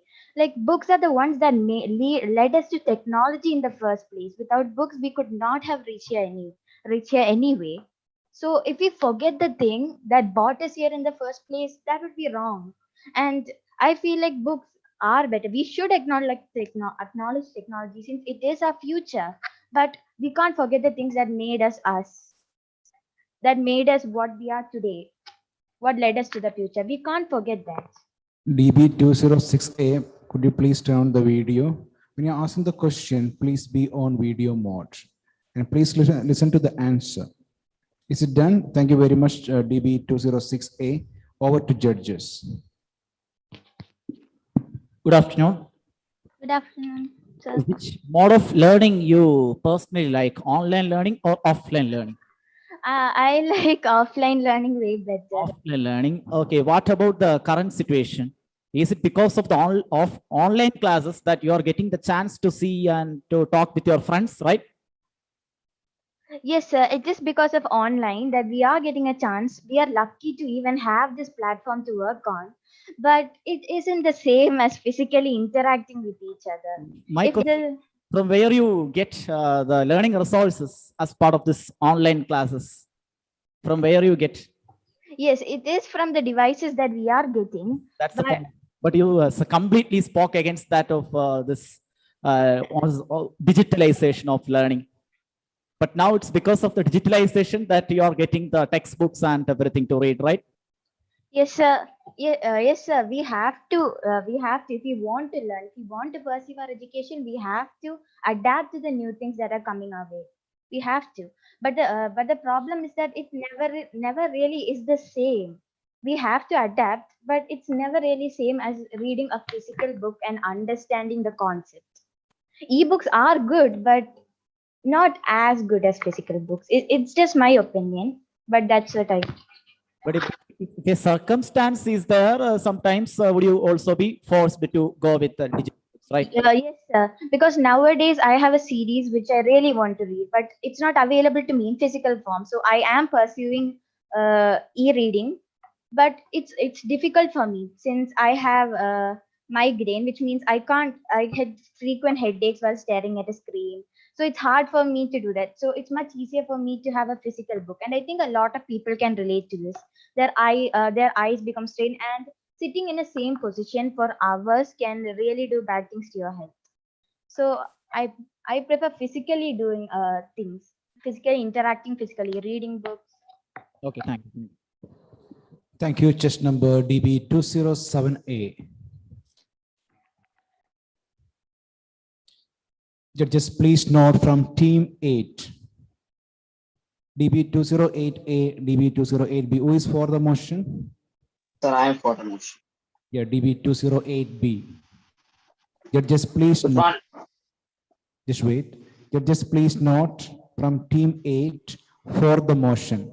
Just number DB208B.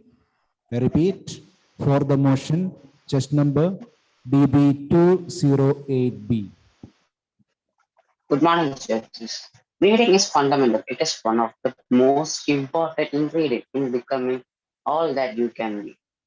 But I am saying that ebooks are more convenient than hard copy books because ebooks does not need much space there to keep with us. Ebooks are much easy to carry over, and we can carry hundreds of books in just a simple portal this weekend. So which is very easy to travel with, and it is very nature friendly also. The vast number of books are even available in a just single portal, which are available from Amazon Kindle, such portals like that. And price, always for a long run, ebook is much better than a hard copy cover book. And I'm sure that who just want to read one book will not afford ebooks, and who want to read a hell lot of books will like to buy ebooks. So that will ensure that that's worth of money. And features. Ebooks provide us with lot of features such that it can read for us, and if we double tap it twice, it will give the definition of the word also. So it's much better that if you're using ebooks instead of hard copy cover books. And there are a lot of environmental issues which are caused due to hard copy cover books because we are cutting out millions of trees in a year for making hard copy cover books. According to the studies, we are taking millions of trees at that. How in India itself, we are taking lakhs of trees per month to produce books. So I'm telling that e-waste are recyclable, and it is one of the most recycled waste currently because we are living in a digital era, and technology is growing up with humans. So I think ebooks are more comfortable, and nowadays ebooks are better. Thank you. Thank you. Chess number DB208B. It is open for rebuttal. Participants. So can I? Yeah, please. Could you please enable the video? So I have enabled my video. Thank you. So at first you told that we could download or store hundreds of ebooks in one device. What if the device is lost? You have to rent or buy a ebook, right? So the money will go to waste. What if the device which you stored is lost? I think in our homes there are a lot of devices currently available. I think we can link it with the other device and we can use it. And what about a hard copy cover book also? Even if it is a loss, it is also money loss, right? Am I correct? Thank you, DB203A. Over to judges. Okay, what if you're stranded on an island and you have your mobile and your charge is, you exhaust your charge, the charge of the mobile. So you don't have an option but only to read a book which is there. What would you do? Ma'am, I think your question was if we are in an island and my ebooks charge is over. So what should I do? You have a book with you, okay? Somebody left a book there, okay? And you have it. So what would you do? I would read the book, ma'am. I never said that ebooks, I will never read hard copy cover books, but I prefer ebooks to read. And nowadays it's much easier to get it. And if you're going to a library also, like it's very hard to go and pick it up. So I would prefer that if at that situation I will read a hard copy cover book. Did you say that it's hard to pick up a book from a library? Yes, ma'am. Currently it is hard in this pandemic situation. Okay, I understand. And otherwise also if it's like 5 or 10 kilometers away and maybe just walk and go currently. No, I think even you and I will not walk for 10 or 5 or 6 kilometers if it takes exercise also. Never, yeah. Thank you. And yeah, yes, thank you. Would you be forced to attempt to minimize your screen and to view certain anything videos on the YouTube or play the games even when you are reading the ebooks? When you read the ebook, when you read an ebook, would you be forced to minimize the screen of your gadget and to go to play the games and view? I think Kindle does not provide any YouTube or No, I mean, you are reading a PDF version, right? You are viewing a PDF version. Okay, sir. At that time, would you be tempted yourself to minimize? Who are passionate to reading will never go. So who are passionate to reading will only choose an ebook and read, right, sir? So who are passionate to reading will choose or will not minimize and go to games and. Okay. Are you passionate reader? Yes, sir. I am passionate. Okay, fine. Thank you. Thank you, sir. Thank you. Chess number DB208B. Good morning, good afternoon. Yes. Am I audible? Next chess number DB208A against the motion. I repeat, chess number DB208A. Am I audible? Yes. Will ebooks ever replace paper books? Well, I say an emphatic no. Books are comfort, books are an escape, and the smell, the touch, the look of a hard-covered book in your hand, or the pride that you feel on seeing a collection of your books in your house is something that ebooks can never compare to. Or when you curl up on a rainy day with a good book and a hot cup of coffee, it produces such a pleasure. It produces pleasure that cannot be given by ebooks. Ebooks are also bad for both our health and the environment as they add to power consumption. And the blue light from ebooks can reduces the production of melatonin, which affects sleep. And ebooks also impair our vision. And in this modern day and age where everything is done online, classes are online, work is done online, research, everything is done online nowadays through technology. When you have a healthier alternative, which is paper books, why not opt for paper books instead of ebooks? Another thing is that ebooks are expensive, or ebook gadgets are expensive, and for people from poor backgrounds cannot access books like Kindle, gadgets like Kindles, which cost thousands of rupees. Or even if you are taking it, if you're just downloading a PDF from your phone or mobile, people from poor backgrounds, some don't even have such gadgets that we enjoy today. And another thing about ebooks is that they have to be constantly charged. If not, or when you're at the climax of a story, or things are really heating up and you want to know what's next, and suddenly the battery dies out. That causes such a disappointment in you, which paper books will not produce. You can indulge in its magic for hours on end. So in short, I would like to say that ebooks do not hold a candle to paper books. The very fact that the sales of hardcover books and paper books are skyrocketing, even today, is testimony that paper books are here to stay. Thank you. Thank you. Chest number DBO 208A. It is open for rebuttal. Sir. Any questions? Yes. Yes, please shoot your question. Yeah. So she said that poor people can't like afford this e-books. So nowadays governments are trying to give their nowadays during this pandemic situation, governments are trying to implement policies for giving the gadgets free to the people who are in village areas which cannot they cannot afford this. In states like Karnataka and Kerala, they are already implemented these plans in their it is ongoing. So what do you have to say about that?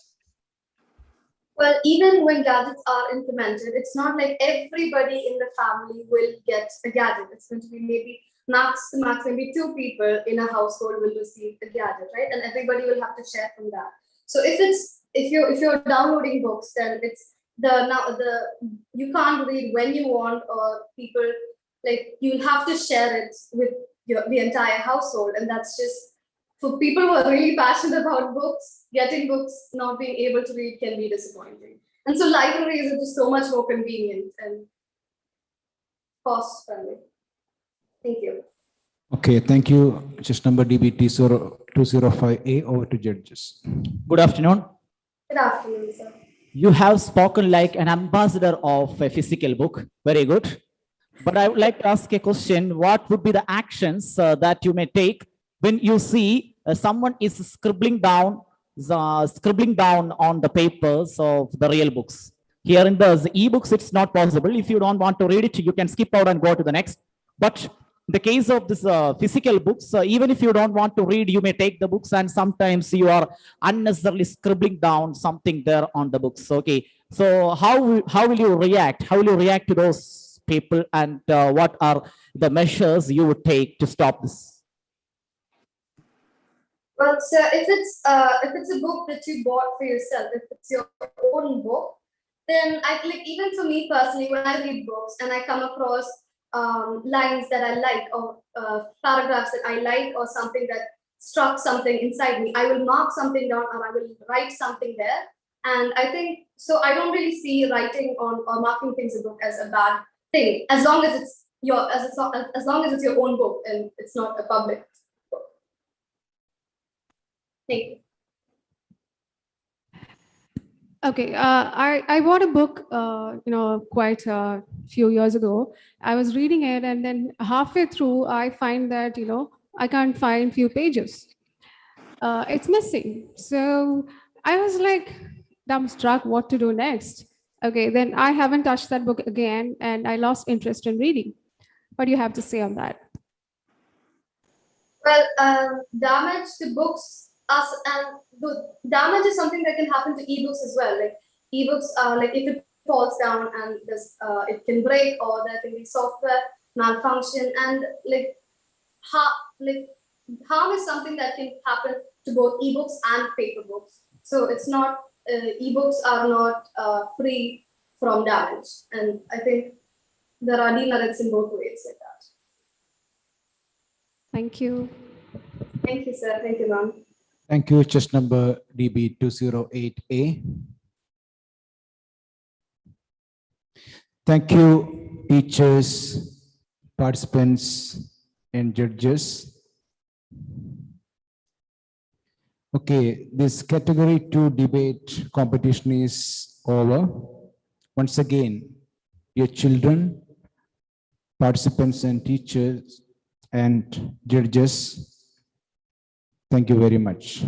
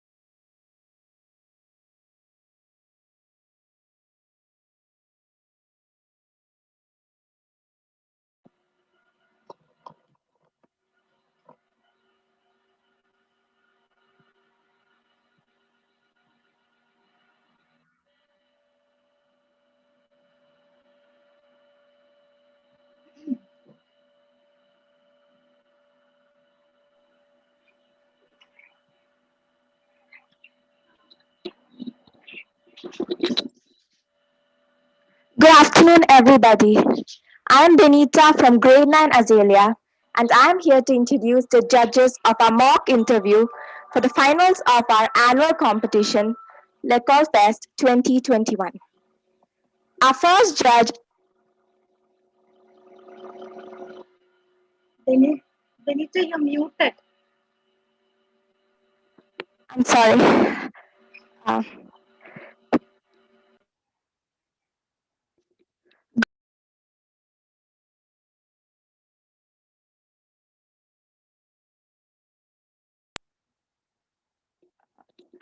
can I start?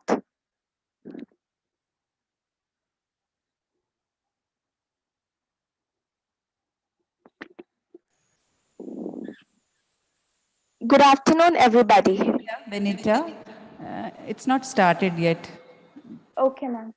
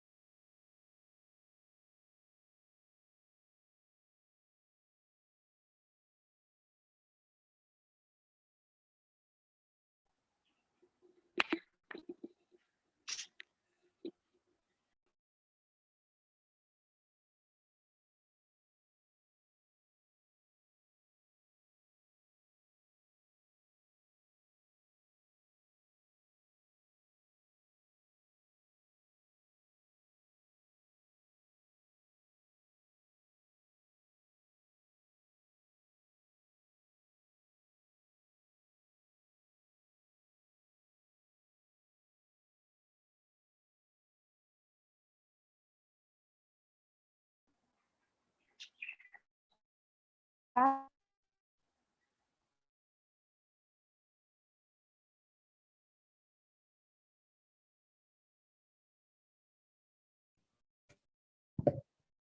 afternoon, and a warm welcome to all to mock interview competition ECOLE Fest 2021-22. I now invite Ms. Benita to formally welcome our respected judges. Benita, please. Good afternoon, everybody. I'm Benita from Grade 9 Azalea, and I'm here to introduce the judges for the mock interview for the finals of our annual competition, ECOLE Fest 2021. Our first judge for today is Mrs. Bindu Sarat, the headmistress of Chempaka Kindergarten, Annex 6. She has a degree in journalism and master's in English literature. Besides, her passion for music, reading, and theater has encouraged her to write poems and stories in English as well as Malayalam. Her articles have been published in various journals. We are very happy to have you here, ma'am. We welcome you. Now, I would like to introduce our second judge for the day, Mrs. Shivakala Thampi, the headmistress of Chempaka Kindergarten, Annex 1. She has a master's degree in economics and has a passion for reading and music. To have both of you as judges to access our talented Chempakayats and also be a part of this wonderful occasion. Thank you.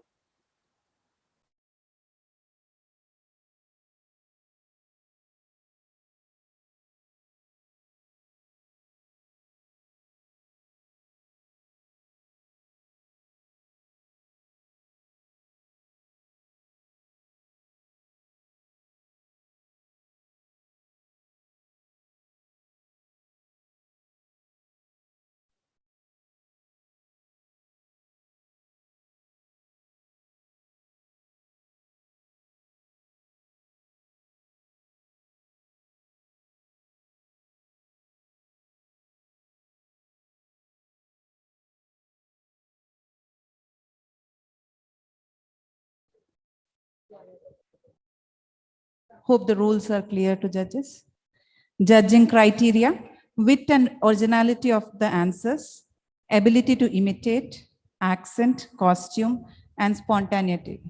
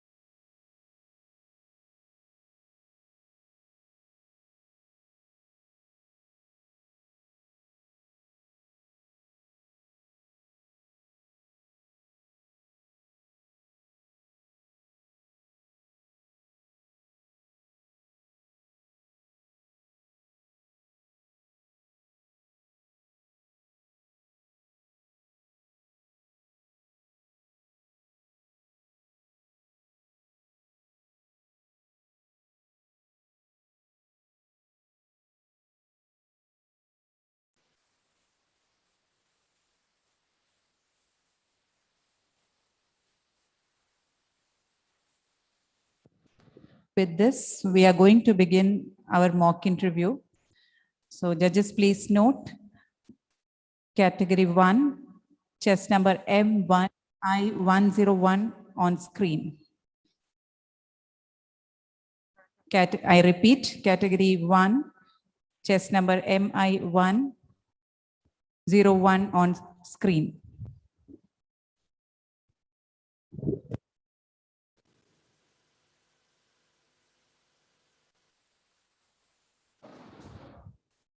You can unmute and start.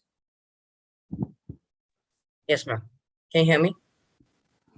Yes, we can.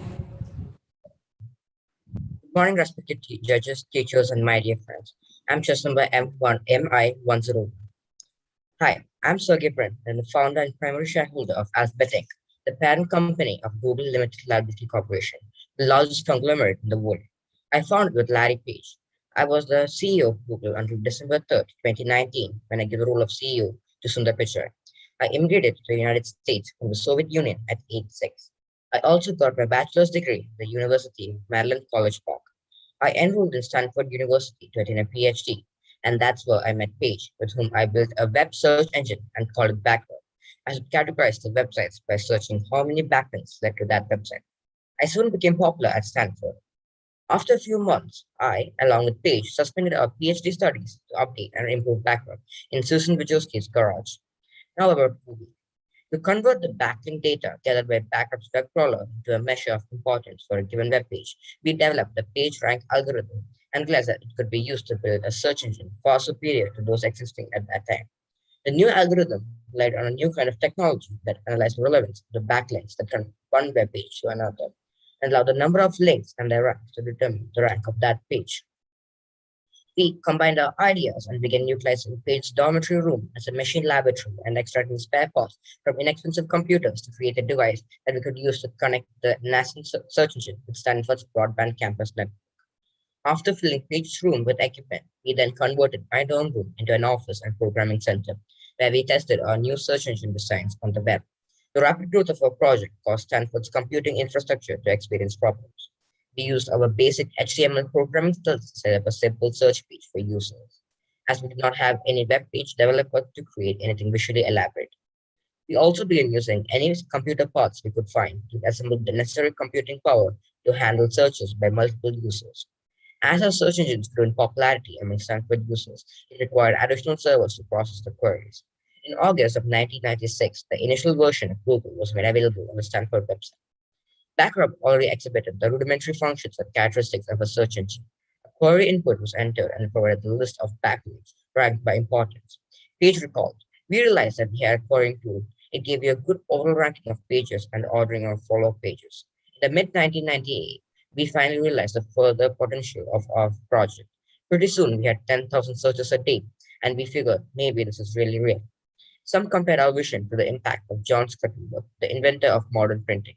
In 1440, Johannes Gutenberg introduced Europe to the mechanical printing press, printing Bibles for mass consumption. This technology allowed for books and manuscripts, originally replicated by hand, to be printed at a much faster rate, thus spreading knowledge and helping to usher in the European Renaissance. Google has done a similar job. The comparison was also noted by the authors of the Google story. Not since Gutenberg has any new invention empowered individuals and transformed access to information as profoundly as Google. Also, not long after the two of us hooked up our new engine to our web searches, we began thinking about the information that was at that time beyond the web, such as digitizing books and expanding health information. I am working on other more personal projects that reach beyond Google. For example, Paige and I are trying to help solve the world's energy and climate problems with Google's philanthropic arm, Google.org, which invests in the alternative energy industry to find wider sources of renewable energy. The company acknowledges that we want to solve really big problems using technology. In October of 2010, for example, we invested in a major offshore wind power development to access the East Coast power grid, which would eventually become one of about a dozen offshore wind farms that are proposed for these regions. A week earlier, we introduced a car that with artificial intelligence can drive itself using video cameras and radar sensors. The future drivers of cars with similar sensors would have fewer accidents. These safer vehicles would therefore be built lighter and require less fuel consumption. We are trying to get companies to create innovative solutions to the increasing world's energy supply. I was also an early investor in Tesla.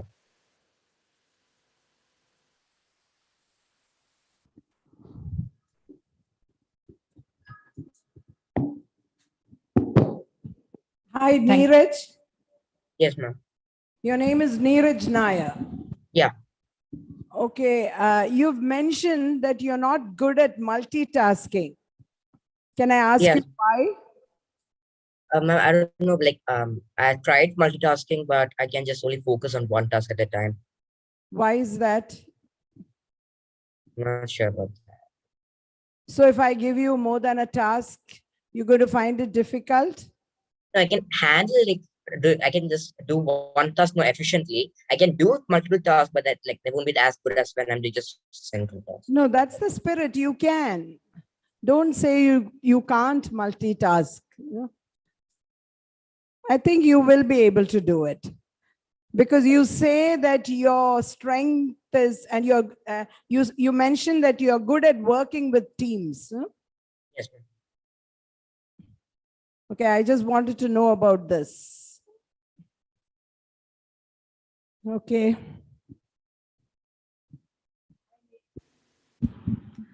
Hi, Neeraj. Hi, ma'am. How are you? I'm fine. You are good in web designing, right? Yeah. How do you see a corona there? Can you repeat that? I couldn't hear you. Can you connect the Soviet Union to India via history, where we see corona flying over and the pandemic gluing the people to their homes? How does that artificial intelligence work on it? I didn't understand the concept of the question. You are a web designer, right? Like, I have designed one or two websites. Okay. I'm just asking about the imaginary skill of how to web a design of this pandemic flowing over the world, working from Soviet Union, and how do you see India in this pandemic where we are all glued to our homes?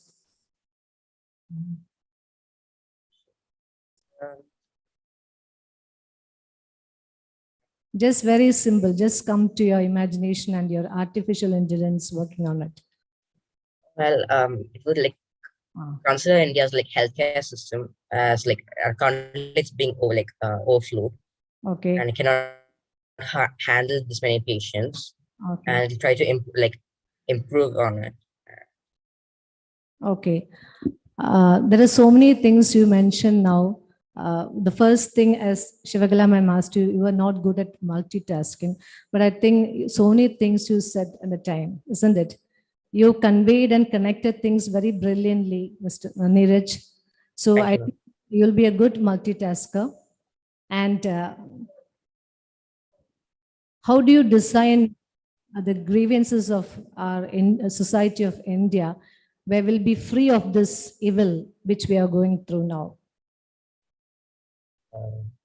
Apart from the IT and computer and the other technical skill, how can you how can you project the human mind?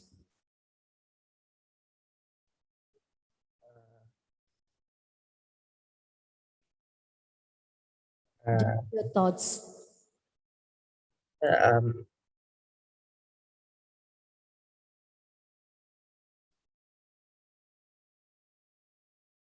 Yes, sir.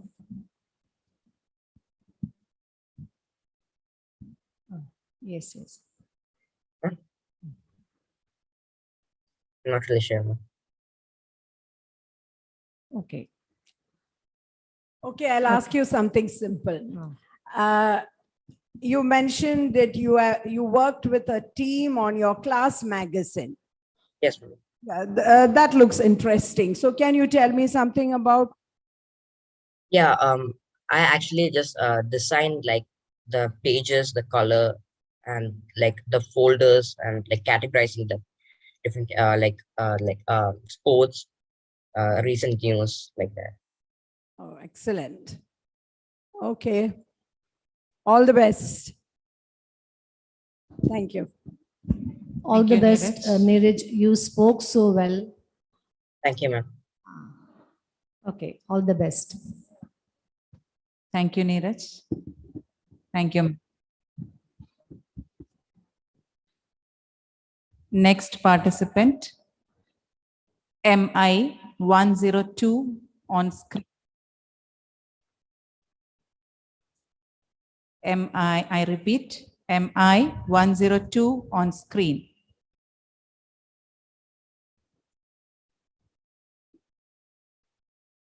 You're requested to unmute.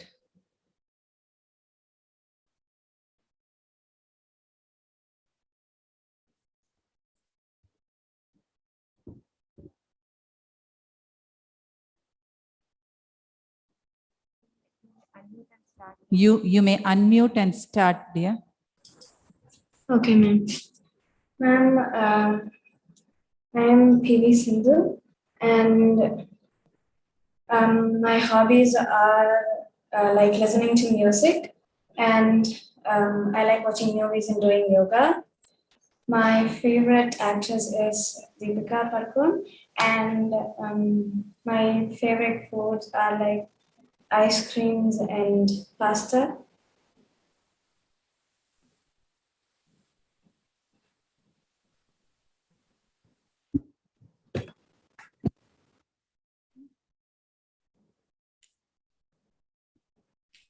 Hello, Sindhu. Yes, ma'am.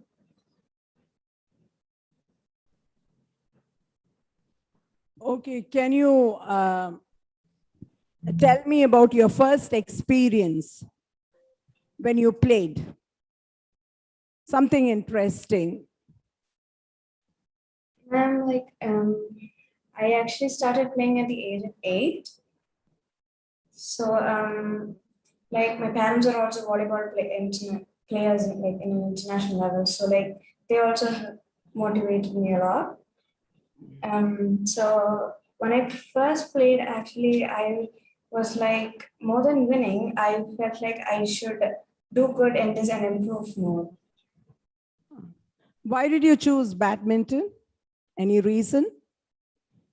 Ma'am, actually, even though my parents are volleyball players, when I was a kid, I used to see badminton matches. So like, I thought I also could do it. So if all of them could do it, I could also do it. So that's how I started playing.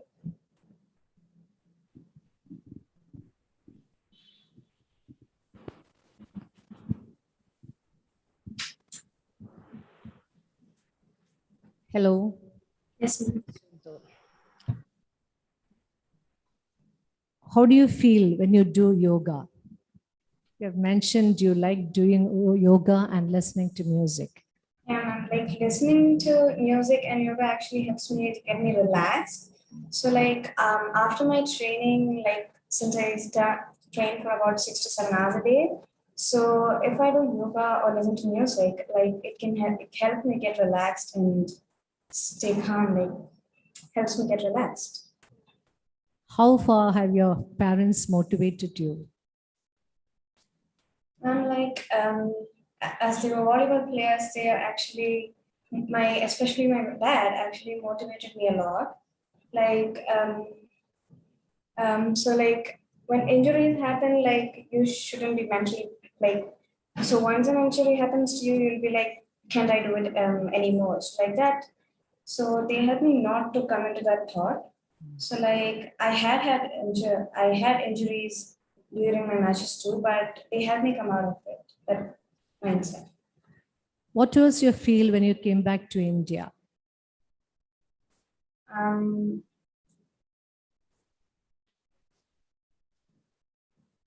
How did your hometown receive you? I'm not so I was happy so that I reached my hometown and like where I had my childhood memories going on in my mind when I see the Talk about your dreams. ma'am, I like I just I wanna like keep on playing and one day I'm sure I'll reach what I'm thinking of. Okay. Thank you so much. May many laurels come your way. Thank you. Thank you.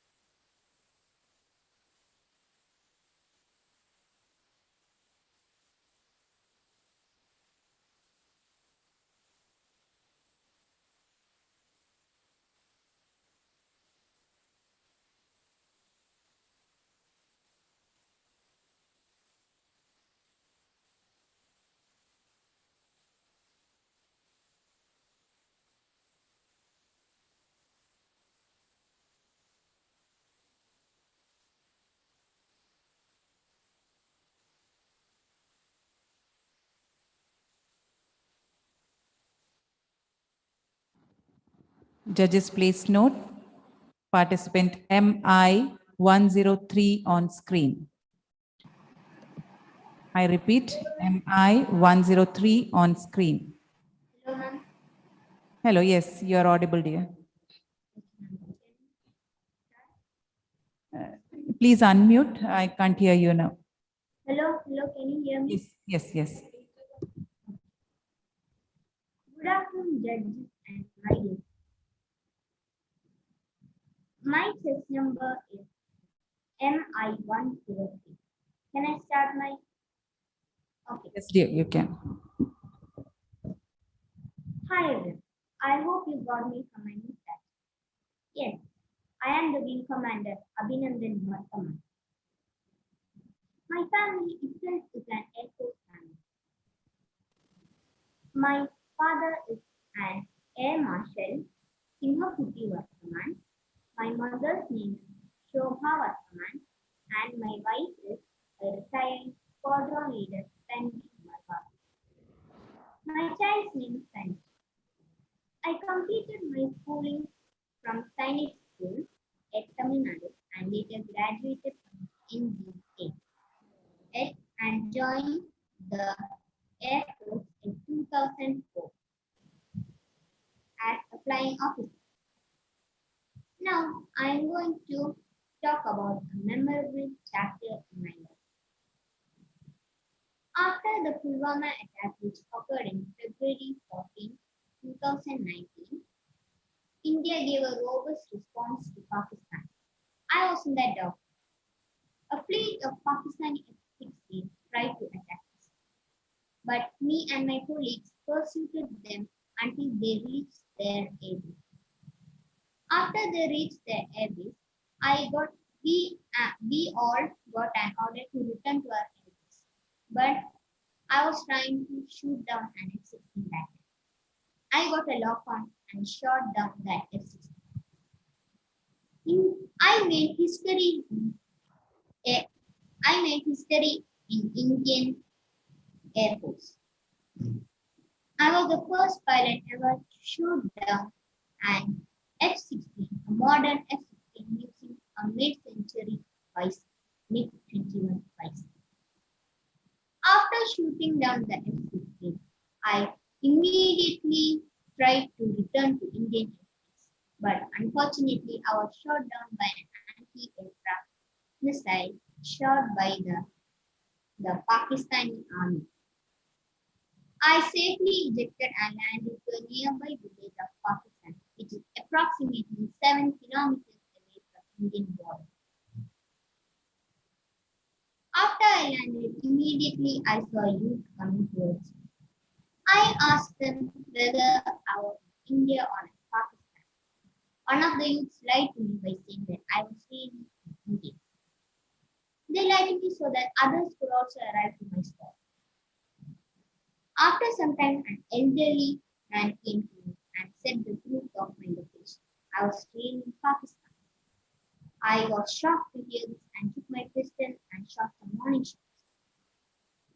I immediately ran 500 meters to a nearby pond. I tried to dissolve my important documents and even tried to swallow it. They manhandled me, and therefore I cannot do anything to my documents. When they manhandled me, 2 Pakistani army soldiers came to my rescue.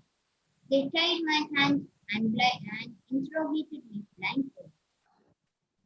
Even when I was interrogated, or even when I was driven away by the Pakistani army by a vehicle, I kept my head held high.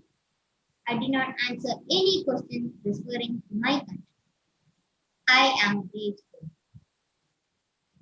After the interrogation, I got a cup of tea and first. At last, at March 1st, 2019, I was released as per the Pakistani Prime Minister Imran Khan released me as a gesture of peace. But after some time, I heard that they released me because all the international countries had a pressure, and if India would attack Pakistan, they didn't release it. After these events, I got a few awards, which are the Veer Chakra and the Mahavir Ahimsa Puraskar. My advice to all my friends is that keep your head held high and face in adverse situations. Jai Hind and thank you. Good afternoon, sir. It's a great privilege to talk to you. I don't think I have any questions for you. We have read so much about all what you did, but can you just brief me on how you felt when you came back, when you were released and you came back to India, and how India welcomed you? I was very happy, and also India welcomed me proudly. Even my father said when I returned that, look how he talks. He is a brave soldier. He talks bravely. We are very proud of him. This was the praise that my father did. We really are proud of you, sir. Jai Hind. Jai Hind.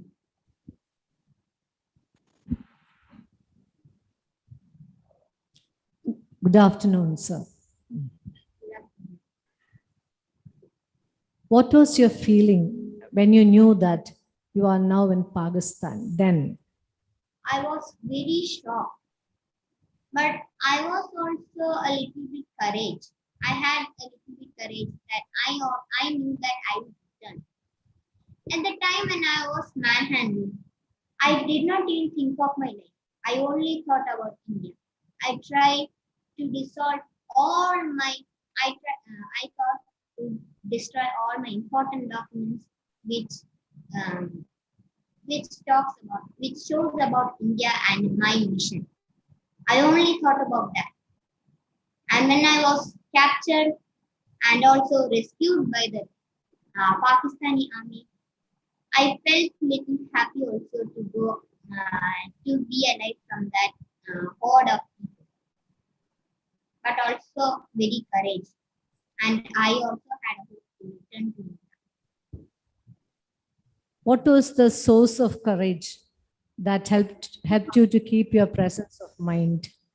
My courage, I got my courage from my father, who always taught that I should work for India. I should protect India and never lose courage even when we are in a foreign country or trapped in one place.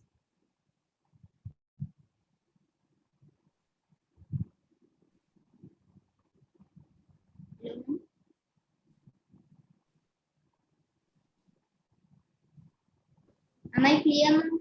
Yeah, just a second.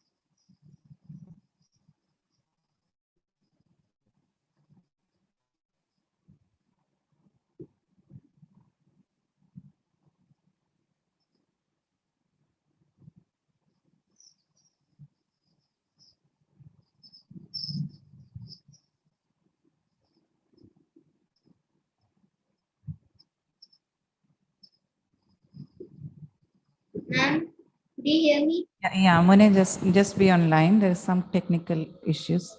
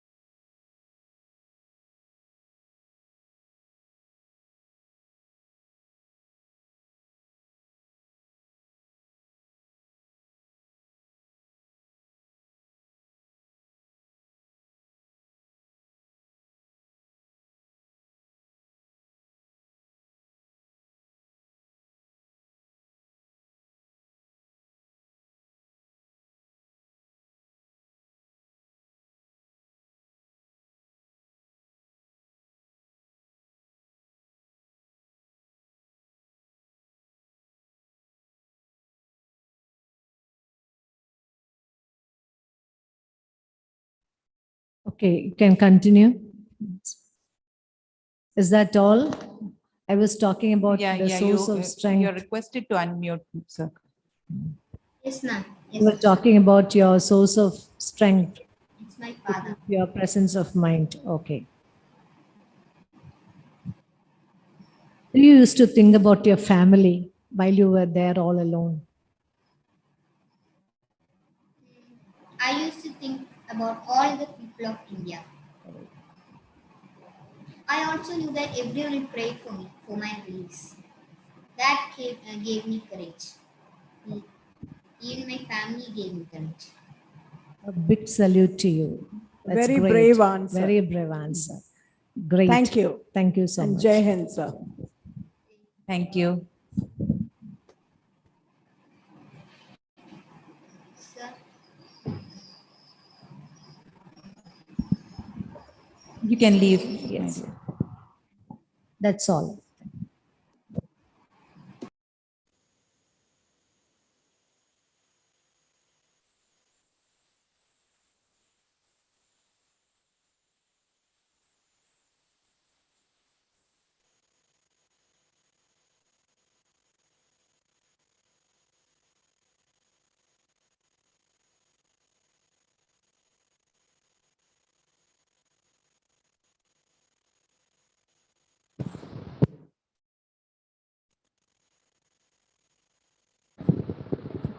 Judges, please note, chess number MI104 on screen.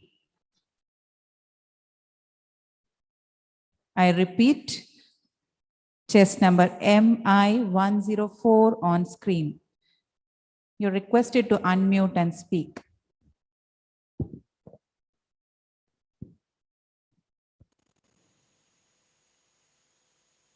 You are not audible, dear.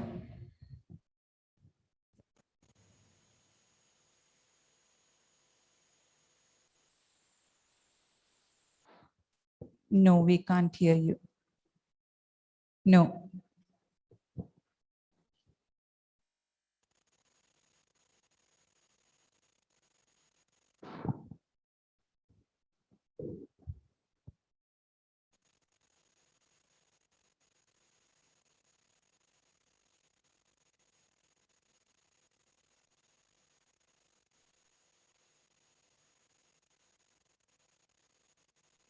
No, no.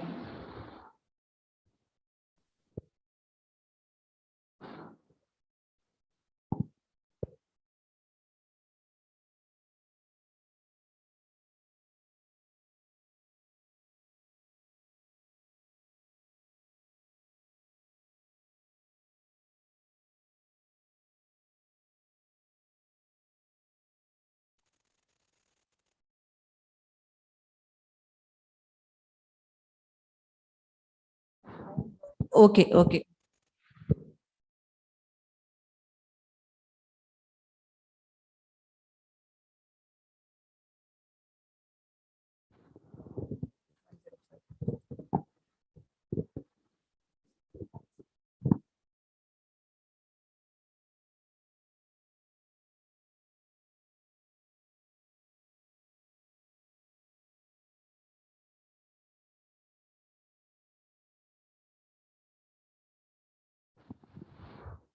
Chess number MI105 on screen.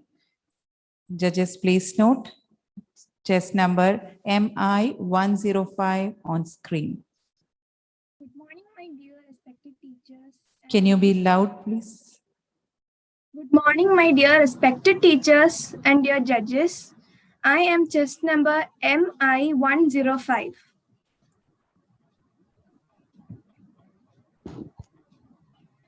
May I start? You are. I am Malala. I am 23 years old. I was born in 12th of July, which is also known as Malala Day in Pakistan. I am the daughter of Ziadwin Yousafzai and Tor Pikai Yousafzai. I was also the youngest person to ever get the Nobel Peace Prize. I got the prize with Kailash Satyarthi, who is an Indian and is also a champion for giving people, children mostly, the right to study. My dream is to get every child quality and safe education. Good afternoon. Good afternoon. I've seen the movie about you. Can you please tell us something about your childhood? My childhood, I really liked to study. We had big dreams. I wanted to be a doctor. And suddenly, one day when I woke up, we were not allowed to go to school. I was very surprised.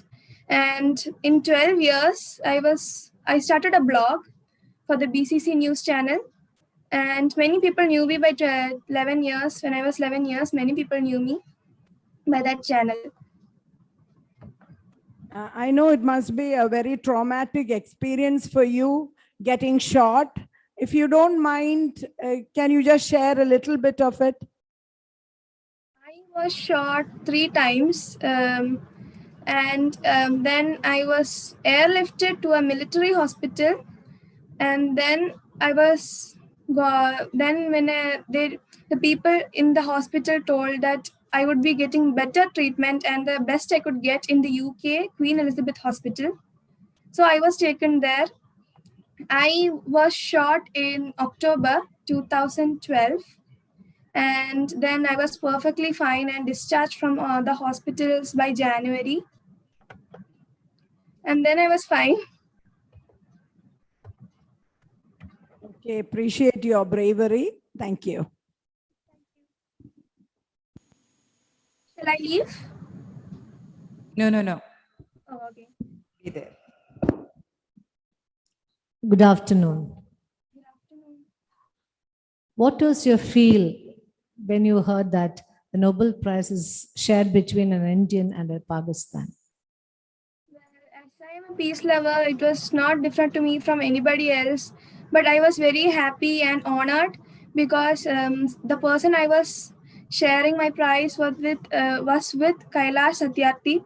He is also an Indian, and I believe Indians and Pakistanis can work together to save this cause for saving children's education. I was very honored because he is also a champion for children for helping them get education.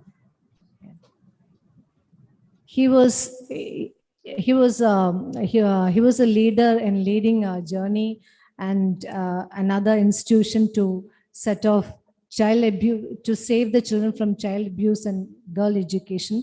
He was the first person who said that it had got a chicken egg a relationship between child abuse and education. What do you say about that? Do you think that there is always a connection between education for girls and the abuse within them? Education for girls, it's something that it should not be an equal, it should always be equal. Boys and girls also deserve to get education. Many people say that boys will grow up to be better than girls. Many things boys can do, girls cannot do. But that is not true. Anything a boy can do, a girl can do, even not better. Don't you prove that? Yes, yeah. Yeah. Don't you feel proud of yourself? Yes, I do. Okay, we also feel so proud of you. Thank you. Thank you.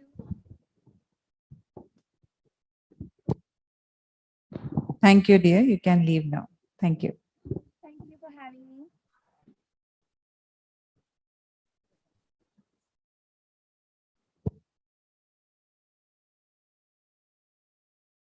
Since we had some technical issue with chest number 104, he's again on screen.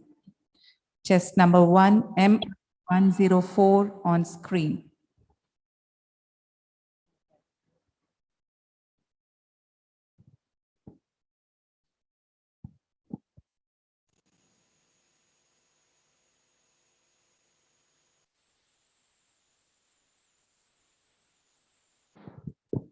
Yes.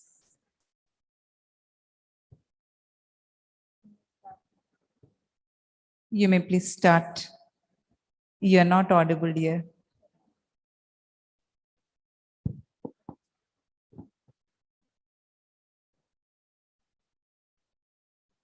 You are not audible.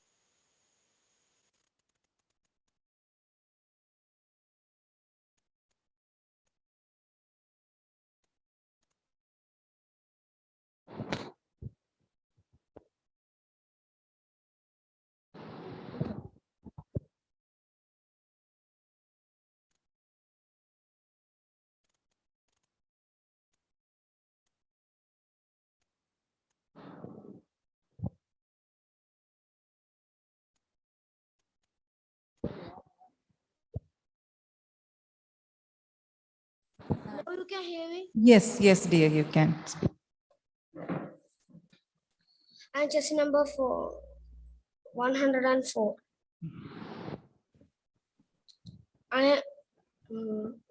Good morning, ma'am. Good afternoon, dear. Good afternoon, ma'am. I am Joseph Vijay Chandrasekhar, popularly known as Vijay in the film industry. I am South Indian Yes, dear, you can. I am South Indian actor, mostly acted in Tamil movies.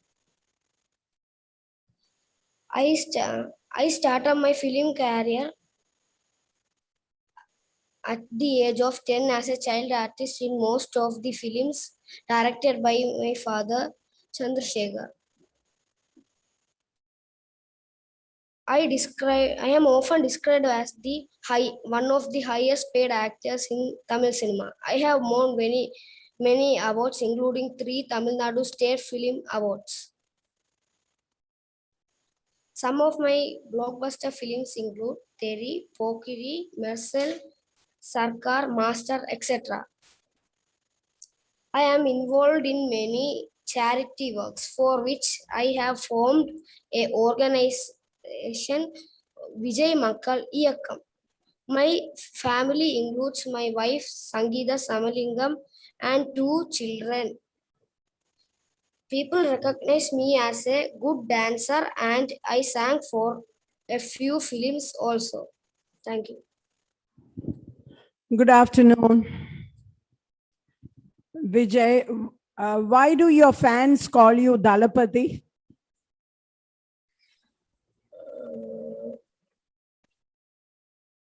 That's what you're popularly known as. Huh? Why do they call you that?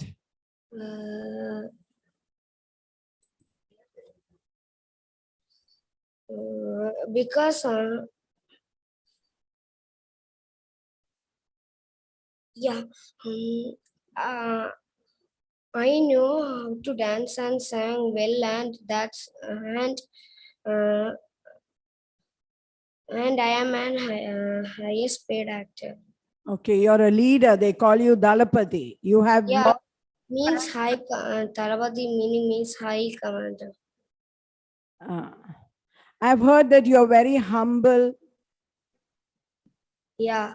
And you've mentioned that, and I've listened to your songs too. Now, you have mentioned that you're a good dancer. Yes, we know. You're a really good dancer. What is the secret of your success? What do you attribute your success to?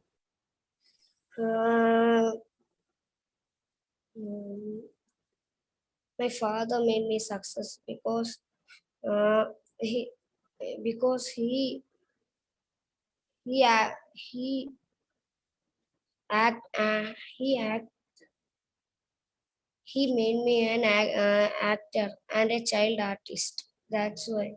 Agreed, your father introduced you. Now I know why you're so humble. It's your hard work. Yeah, it's made you successful. Yeah. Okay, can you sing a song for me? one of your numbers, please. You don't mind? Just few lines.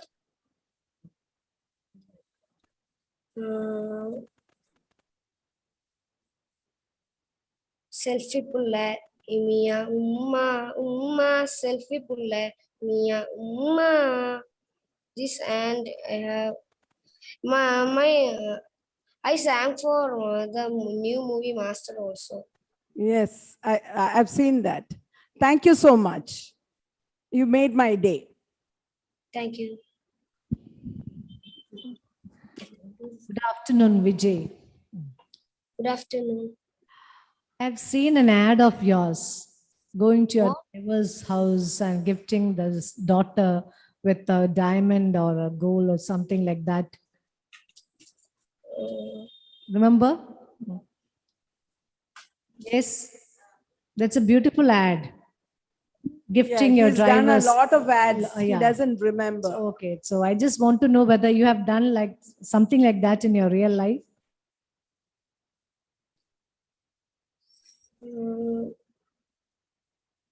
In charity works, I am in charity works. I like to help people. Okay. Okay. That's all. Thank you. Thank you. You can leave now.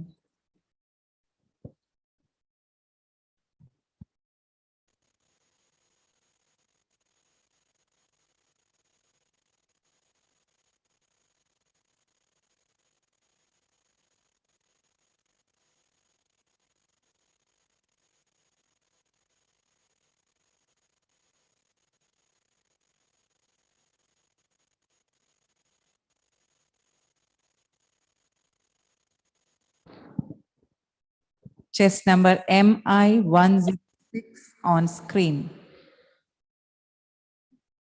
Judges, please note, chest number MI106 on screen. You're requested to unmute and speak. Hello there, pals. I'm Captain America. I'm born in 1918, 4th July. Yes. In Brooklyn, New York. Questions? Yeah, good afternoon, Captain America. Good afternoon. I expected you to be in your outfit. I'm retired. Oh, you're retired. Why? I don't think superheroes ever retire. It comes. Everyone's time comes. Everyone's time comes. Please don't say you have retired. You are my grandson's favorite superhero. Now he has Sam Wilson for him. He's better good. Captain America than me. He can continue my legacy even better than I did. Wow, I'll tell him that. But he's going to be very disappointed if I tell him that you have retired. Can you perform something for me, please? No, can do. Go back and tell him that I met Captain America of all the superheroes. Sure. Please. I got your back. Thank me, sir. I never let a soldier down.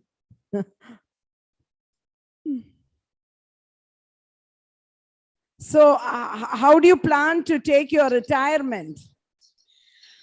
Chill out with my wife, Peggy Carter. And you enjoy the life Tony Stark told me to. Okay, but you see something bad happening in front of your eyes. Don't you think you will react? No, I can't, because it will destroy the timeline. And if the timeline destroys, millions of people will suffer. So I can't take risk for saving one life for the millions. Oh. Okay, thank you, sir. Thank you. My pleasure.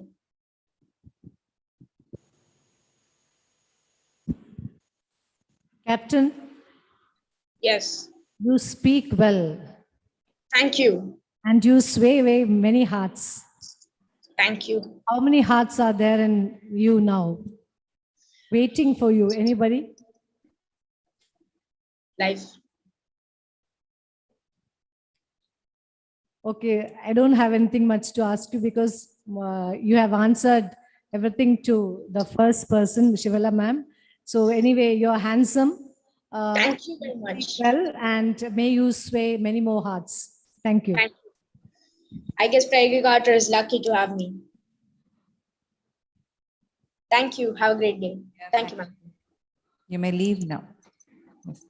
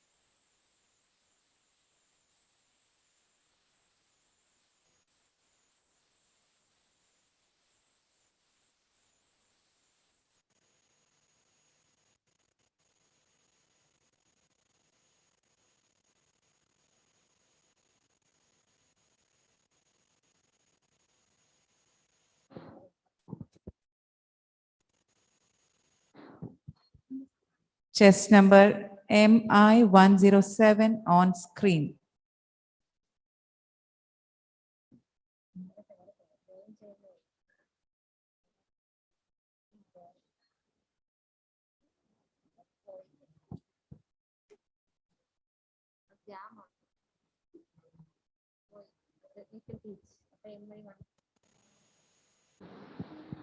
Due to technical issues, chess number MI107 can't get in.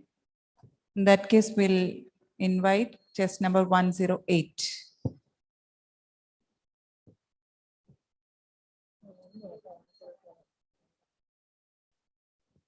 Chess number 108 on stage.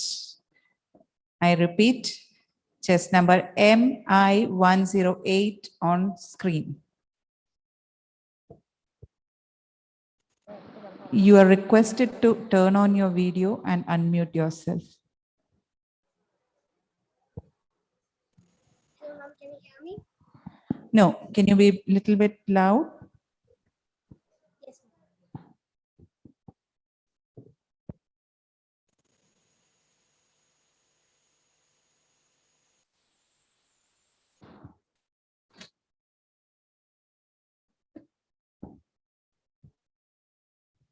Ma'am, now are you able to hear me? Yes, yes. Before you start, we'll request you to introduce your character, reveal your character.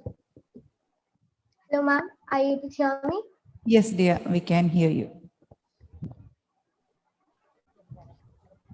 Request you to introduce your character first. Hello.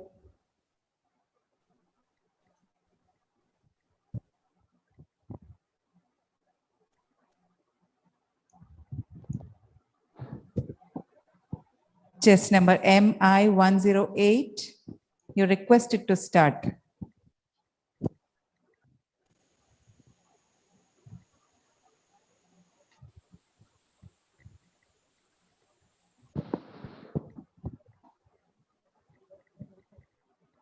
Yeah, can you hear us? Ma'am, are you able to hear me now? Yes, you are audible. Are we audible to you? Hello.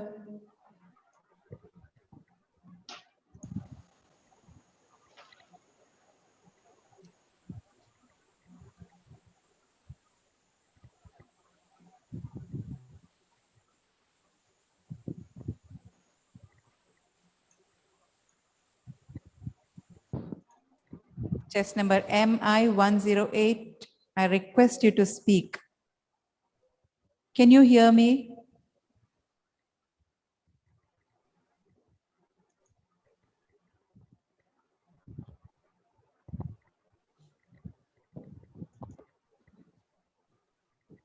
Can you hear me?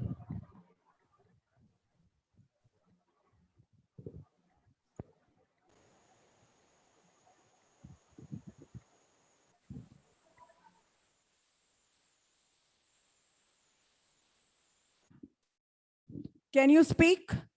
We can hear you.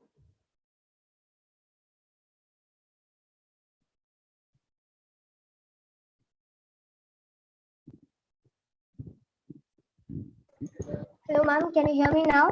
Yes. Good afternoon, judges. My test number is MI108.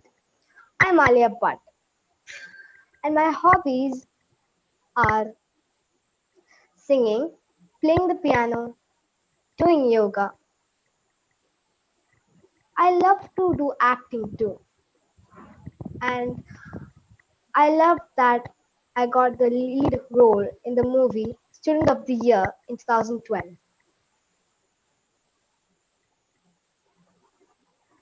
I like smelling my fingers, studying while laying down, playing handball, and sleeping for 12 to 14 hours continuously. And I don't like eating hot food or drinking very hot beverages. You can ask some questions. Good afternoon, Alia. You are always portrayed as beauty without brains. Is that true? Sorry, ma'am, I am not able to hear you.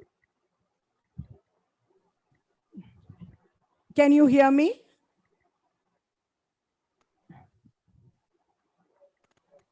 Can you hear us? No, I'm not able to hear you. No. You can't? No, ma'am.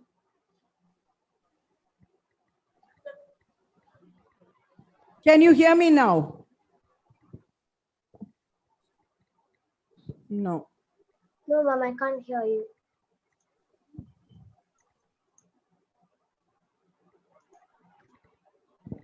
Yes. Are we audible now? Ma'am, Hello? can you please give me 1 minute to fix my mic? Okay. No, actually, you are audible to us.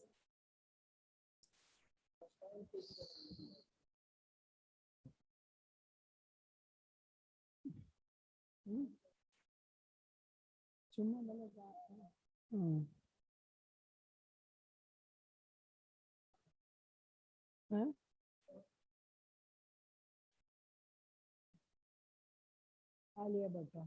And is it actress? Oh, no. I don't know. She's gone. No, she's defining audio. Yes, dear. Can you hear us? Unmute. Ma'am, are you able to hear me now? Yes, yes, we can. Alia, you're back. Can you hear me? No, ma'am, I'm not able to hear you.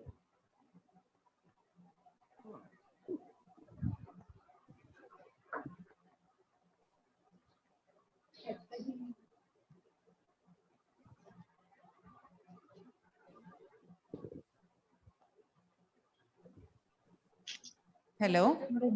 Is it working?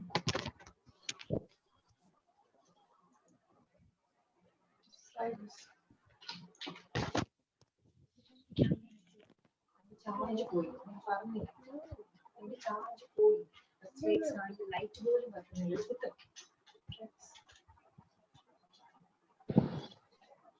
Yes, Alia. Now can you hear me? Yes. Can you are hear me? I still can't hear you.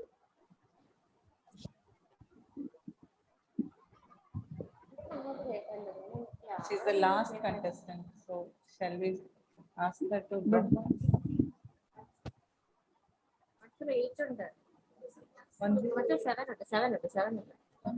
We'll try with 107. Can you hear us now? Chest number MI108. Can you hear us now?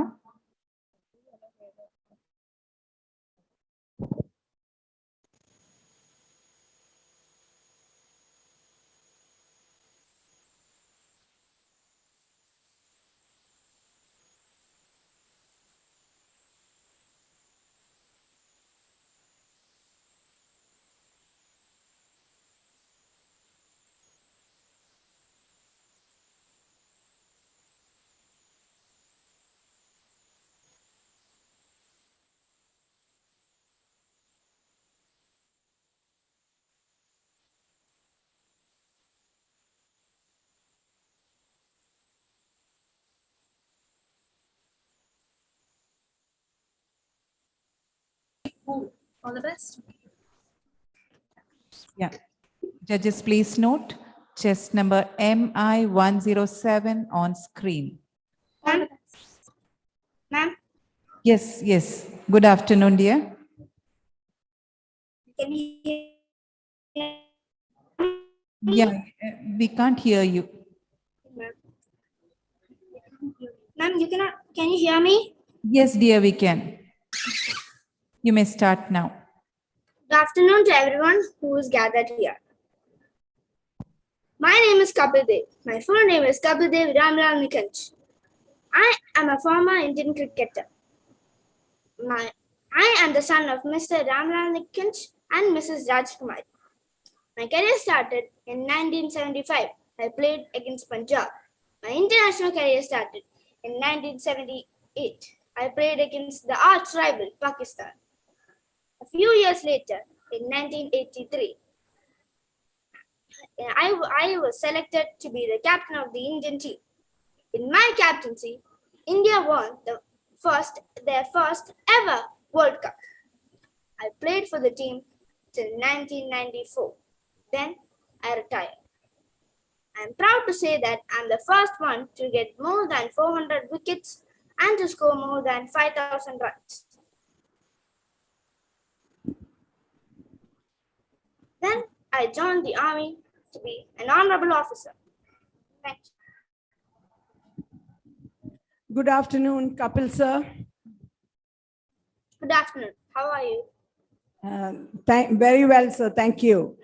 Sir, I'm really honored to be able to speak to you. And I have a humble request. Please don't refer to yourself as former. You're not a former cricket player. You'll always remain in our hearts, at least in our generation. So please don't refer to as former cricketer. And you must be tired answering this question, but I want to know what it felt like when you won the first World Cup, when India won it. Just a few sentences. Felt really good. My favorite moment in the World Cup was that when I caught Viv Richards 6. I was so happy when we won our first ever World Cup. I know even now they show clippings from that, and we feel so proud when we see that. It was a very, very, that moment was very precious. And a little about Indian present cricket, if you don't mind. Future of Indian cricket. I cannot hear you. Could you repeat the question again? A few sentences about future Indian cricket or the present Indian cricket. I want to say that the Indian cricket team is secured in Virat Kohli's captaincy. Yes. I'm as an Indian citizen, I am surely supporting for the Indian team to win the next World Cup, which is going to be held in 2023. Yes.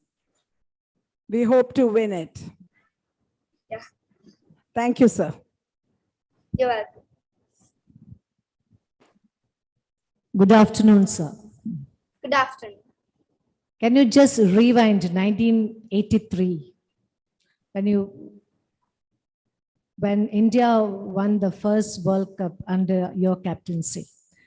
There are some glimpses which we still remember, very fresh and green in our memory, with some of your team members. It's been a really long time. Now I really don't remember a lot, but The names of those openers? I really don't remember a lot of them. Okay. Like, You don't remember the opener's name?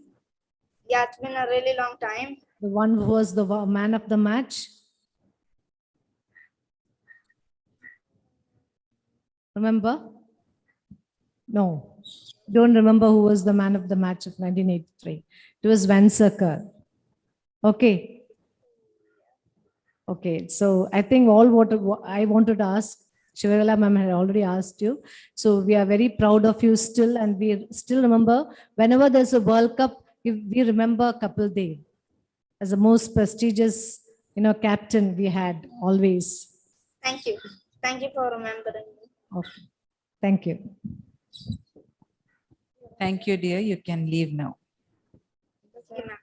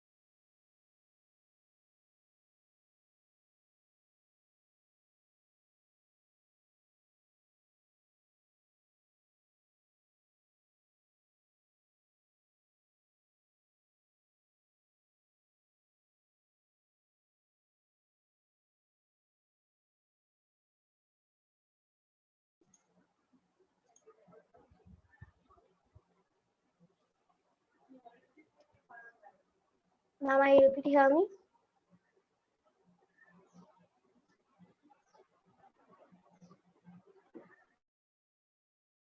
Alia, can you hear me?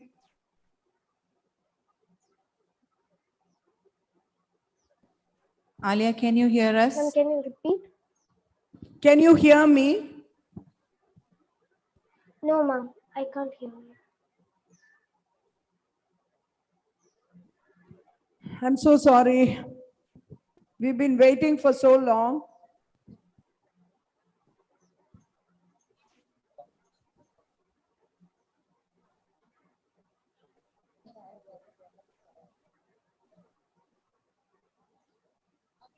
Can you speak again? Yeah, can you hear us? Yes, Alia, can you hear us? Can you please increase the volume of the speaker? Try to disconnect your speakers. You can use your system speaker.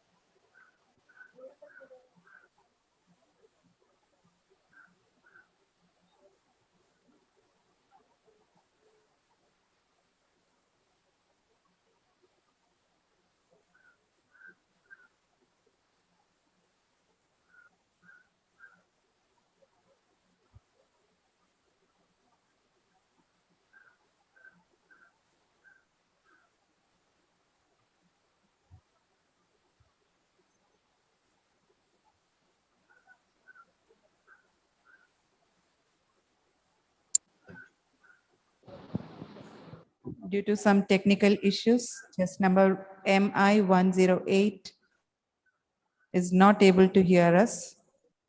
So with this, we'll end the mock interview section for category 1. We'll call it off.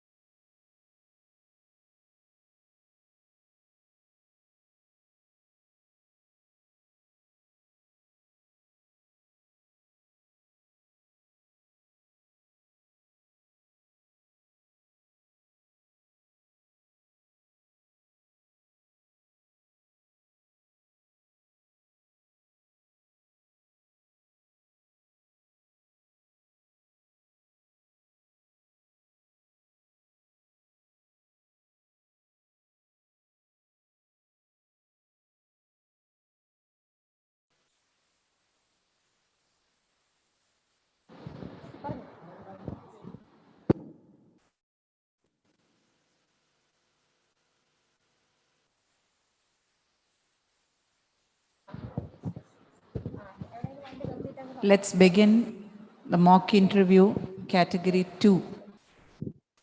We'll start with MI 201. Judges, please note MI 201 on screen. I repeat, judges, please note chess number MI 201 on screen.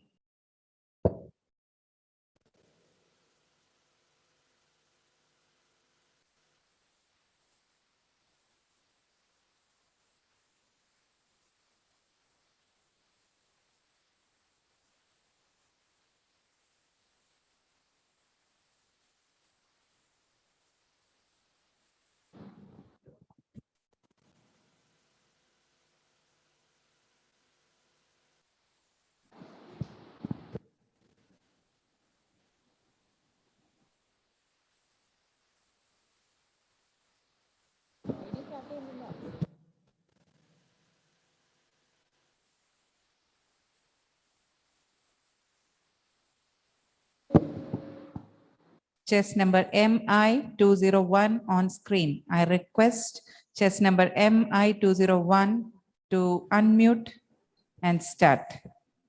Ma'am, can you hear me? Can I start? Yes, definitely.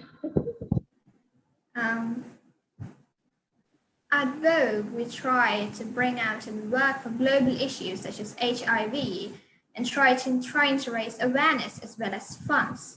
The Metropolitan Museum of Art alone gains millions of dollars each year for charity purposes. Now, if I went into the street and conducted a charity fund program or an organization, it wouldn't gain as much. It's about creating something intuitive, something entertaining that people would gladly pay for. Fashion has always affected the community, and people usually undermine the effect it has on people. A fashionable, sensational... Sorry to interrupt, but I didn't get your name. Can you introduce yourself? I'm Anna Winter. Okay. You were too fast for me. I didn't get your name. Okay. Are you going to ask questions now? No, you continue. You were speaking. I interrupted you. So please continue and then I will. I was just saying that a sensational Vogue cover on fashion can have just as much influence on the minds of people as a New York Times headline or whatever. Thank you.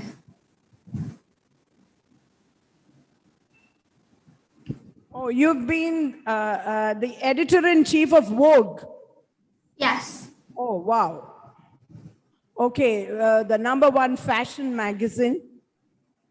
In the world, yes. Oh, okay. Any advice to us? Any tips on fashion?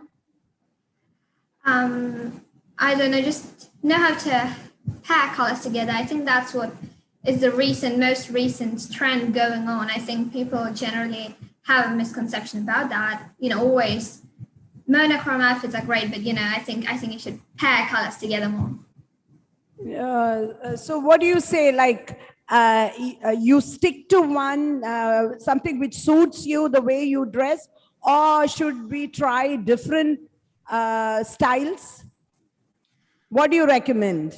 I think we should always have our individual style and our individual personality. A person who follows trends alone and doesn't really dress up on the way that they want, or adding a little bit of themselves into it, is a fashion victim. We that's what we call such people. Just going alongside trends, not really having anything of their own, adding a bit of themselves into it. Dress however you want as long as it's fashionable and comfortable. Yes. Yes, that's what I wanted to hear from you. I wanted some fashion tips. So whatever suits your personality, and that's what you recommend. Yes, I've always worn my own individual style and not ever followed any trends. It's all about yourself. Okay. Do you follow that pattern or do you try different styles? Sometimes when I find something intriguing or something good, when I see it at Fashion Week or something, I do try it. But ultimately, I always wear what I want. If you search it up, you'll know it. I know, that's what happens to all of us. Thank you so much. Oh, you're welcome. Good afternoon, Anna.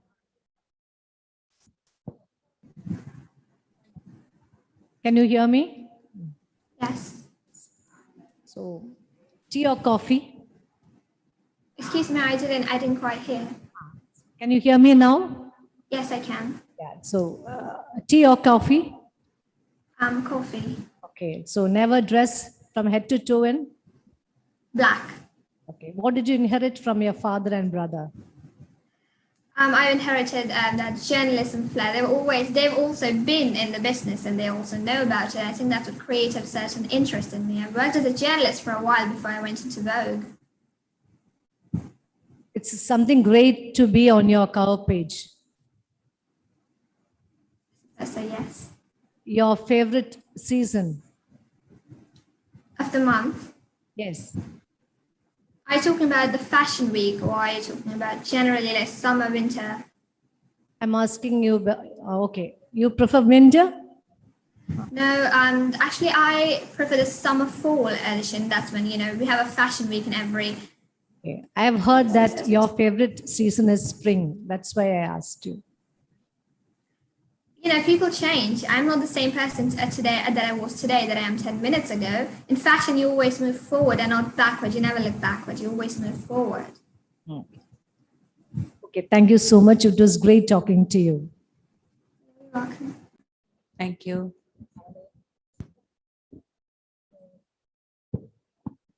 You may please leave, dear.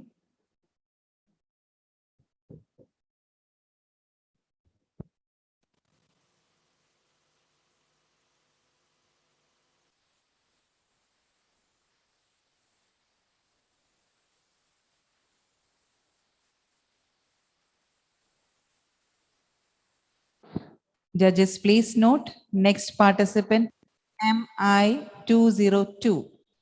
Judges, please note, chest number MI202 on stage. Chest number 202 on stage.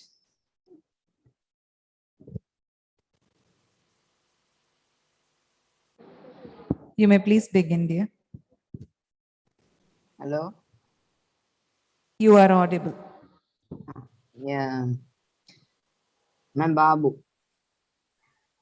പണം പാടാപവും നമുക്കെന്തിനാ സൈറ്റുണ്ടല്ലോ സൈറ്റുണ്ടല്ലോ വാ വാസുണ്ട് പൊടിയാവ വാ വാ ആ സൈട്ടാ ആ മലയാളി हम sunshade के लिए हम सब कल हम बाथरूम എല്ലാം മേടിച്ച് പൊളിച്ച് പുതിയത് क्या मलयाली मलयाली काम मिला तो हम पैसा के लिए हम क्या करें मलयाली ओ दूसरा साइड में एक्टिंग सिनेमा ओ वेब सीरीज मलयाली छोटू ने विളിക്കാം छोटू सिर्फ में काम मिला 2000 सिर्फ एक्टिंग मलयाली परसों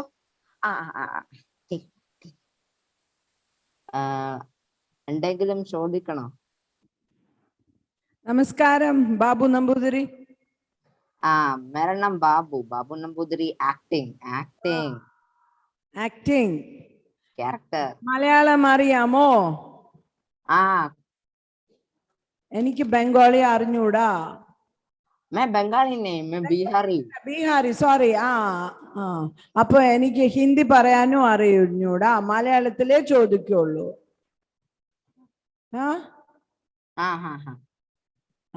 ബാബു നമ്പൂതിരിക്ക് 2000 രൂപ കിട്ടിയോ नहीं मुझे 2000 രൂപ കിട്ടിയില്ല मैंने एक्टिंग नहीं കൃത്യം ആയില്ല കറക്റ്റ് മലയാളികൾ കള്ളന്മാരാണ് लेकिन मेरे मुदलाली कला नहीं है मेरा मुदलाली अच्छा आदमी है मेरे 21 ദിവസം പണിയില്ല പൈസ തരും മുതലാളി നല്ല മനുഷ്യനെ അതുകൊണ്ടാണ് ഇവിടെ നിൽക്കുന്നത് അല്ലേ മുതലാളിയുടെ കൂടെ കേരളമൊക്കെ ഇഷ്ടപ്പെട്ടോ കേരളം യെസ് കേരളം अच्छा है बहुत अच्छा बहुत अच्छा मेरा छोटू है मुदलाली है എന്ത് കഴിക്കാൻ എന്താ ഇഷ്ടം കേരളത്തിലുള്ളത് मुझे पानी पूरी पसंद है പാനിപൂരി ഇവിടെ കിട്ടൂലല്ലോ. കേരളത്തിൽ പാനിപൂരി ഇല്ല. only in Bihar. सिर्फ बिहार में नहीं, केरला में है പാനിപൂരി. हाँ. പക്ഷെ കേരളത്തിലുള്ള എന്താ ഇഷ്ടം? പുട്ടും കടല? ഇല്ല, parotta beef. Parotta beef. Parotta beef. Beef അവിടെ കിട്ടില്ല അല്ലേ? ശരി ബാബു നമ്പൂതിരി.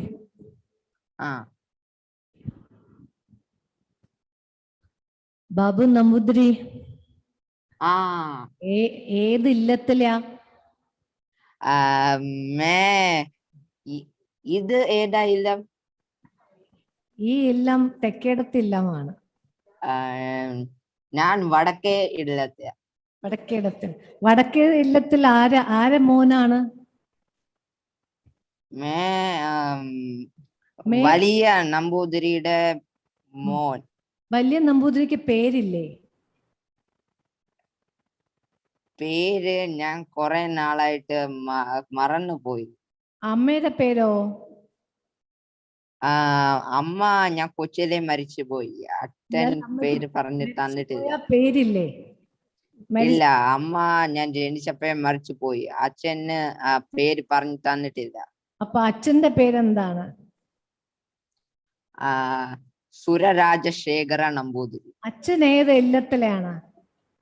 വടക്കേ ഇല്ല. വടക്കേ ഇല്ലത്തിൽ എന്റെ കുറച്ച് ബന്ധുക്കളുണ്ട്, അറിയാമോ? ഇല്ല.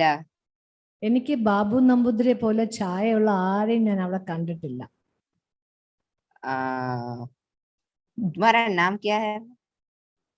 എനിക്ക് ക്യാഹേ എന്നില്ല. എന്റെ പേര് വീണ വാരസ്യാർ, അറിയാമോ? വീണ വീണ വീണ സുരരാജശേഖര നമ്പൂതിരി. വീണ രാജശേഖര നമ്പൂതിരിയുടെ ഹസ്ബൻഡ്. എന്റെ ഹസ്ബൻഡിന്റെ പേര് സൂര്യനാരായണൻ ഒന്നും അല്ല. വീണ മരിച്ചുപോയി. വീണ പണ്ടേ മരിച്ചുപോയി. ഇത് വേറെ വീണയാണ്. ഒരു വീണ മരിച്ചുപോയാ വേറൊരു വീണ കാണും. ബാബു നമ്പൂതിരി ഇത് സ്വപ്ന അന്തർജനം. സ്വപ്ന വടക്കേ ഇല്ലത്തെ വീണാന്ന് പേര് മാറ്റി പറയുക ബാബു നമ്പൂതിരി. സ്വപ്ന അന്തർജനം ആട്ടോ. ഒരു കാര്യം പറയട്ടെ ബാബു നമ്പൂതിരി, ഞങ്ങളുടെ ഒന്നും ഇല്ലത്തോട്ട് ഇങ്ങോട്ട് വരരുത് ഇങ്ങനെയൊന്നും, കേട്ടോ? ഞങ്ങളെ നാട്ടിൽ വന്ന് അധ്വാനിച്ച് ജീവിച്ച് നല്ല മനുഷ്യരായിട്ട് പോകുക. ഞങ്ങളെ ഒന്നും ഇങ്ങനെ പറ്റിക്കാനൊന്നും വരരുത്. ഓക്കെ? അധ്വാനിക്കുക. കാം കാം കരോ. ശരി. അപ്പം ഇഷ്ടപ്പെട്ടു ബാബു നമ്പൂതിരി. അടി കിട്ടാതെയൊക്കെ സൂക്ഷിച്ചോണം, കേട്ടോ? ശരി.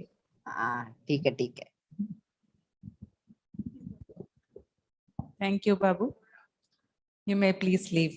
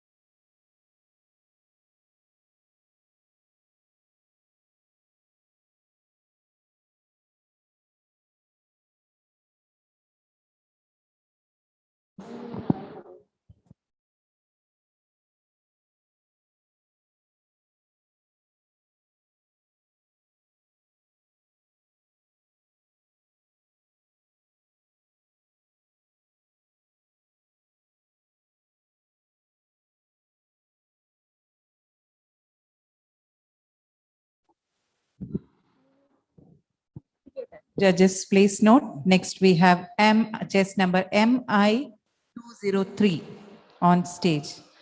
Chess number MI 203 on screen.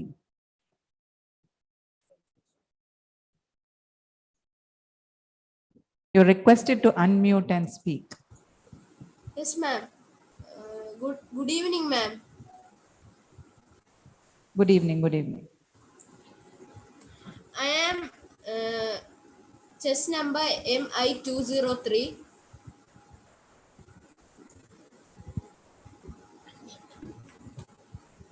I am chess number MI203. Can you hear me? Yes, you are audible. I am Kevin Levin, a main character in the Ben 10 series. I have helped Ben to reach the heights which he has achieved right now. I was always beside him, even though I have fought with him several times in the beginning. He is still my best friend, and we do keep in touch. And I always go and visit Benton in my car, and I am an osmium, which means I can absorb energy and I can turn into the object I touch. Good afternoon. Good afternoon, ma'am. Can you be more specific? The last part, what you mentioned, you can. Okay. I am an osmosis, which means I can absorb energy and many other things. I can absorb metal and turn into a metal form, and even though I can't absorb its complete power, only 1/4 of its power can be absorbed. Oh, you get 1/4 of the power. And does Benton get the whole? Yeah, Ben can access the whole powers of his aliens, while I can only access 1/4 of the powers he has. So you've been with Benton in all his expeditions, all his adventures? Yes, mostly. Mostly, okay. Can you narrate one for me, something interesting? Of course. We were going to the alien X planet to stop Agragor from getting the energy source he needs. We reached there through the spaceship, and the time traveler doctor helped us to reach to the destination. And Agragor was there before we could get there. And the younger Benton used time travel, and he also reached there in time. And we tried to stop Agragor, but both the Bentons weren't strong enough. The only people who were standing were me and Gwen. Even Gwen couldn't catch up with Agragor, as he is also an Osmosian. He absorbed 5 aliens and had their powers. I absorbed Ben's new Omnitrix, and I turned into Ultimate Kevin and beat Agragor. You both are the heroes of all the kids. Yes. Thank you so much. You're welcome, ma'am.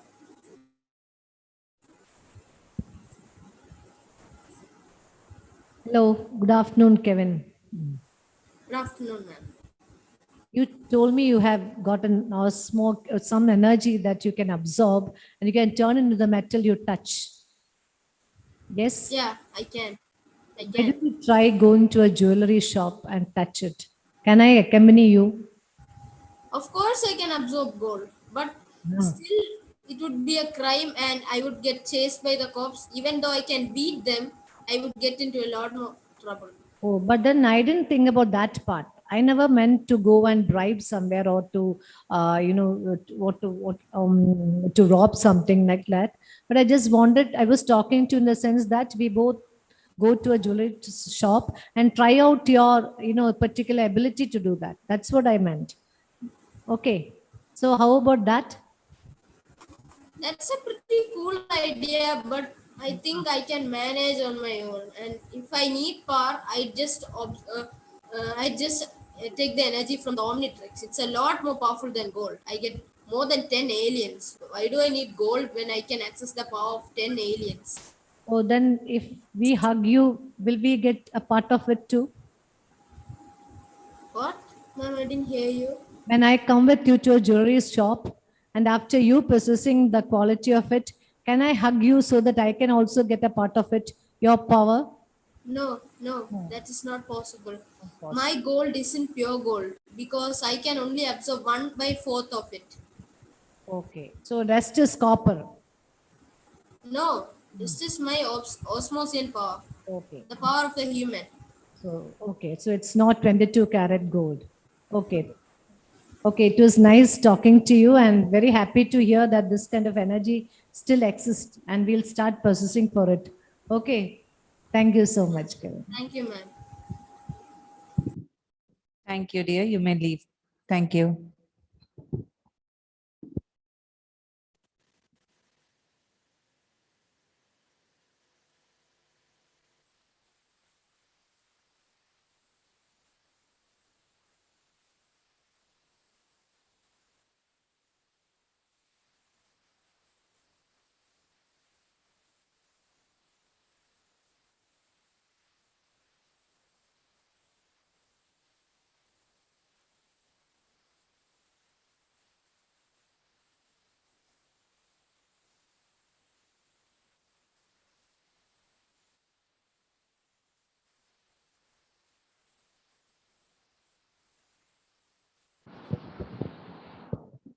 Next participant, MI 204.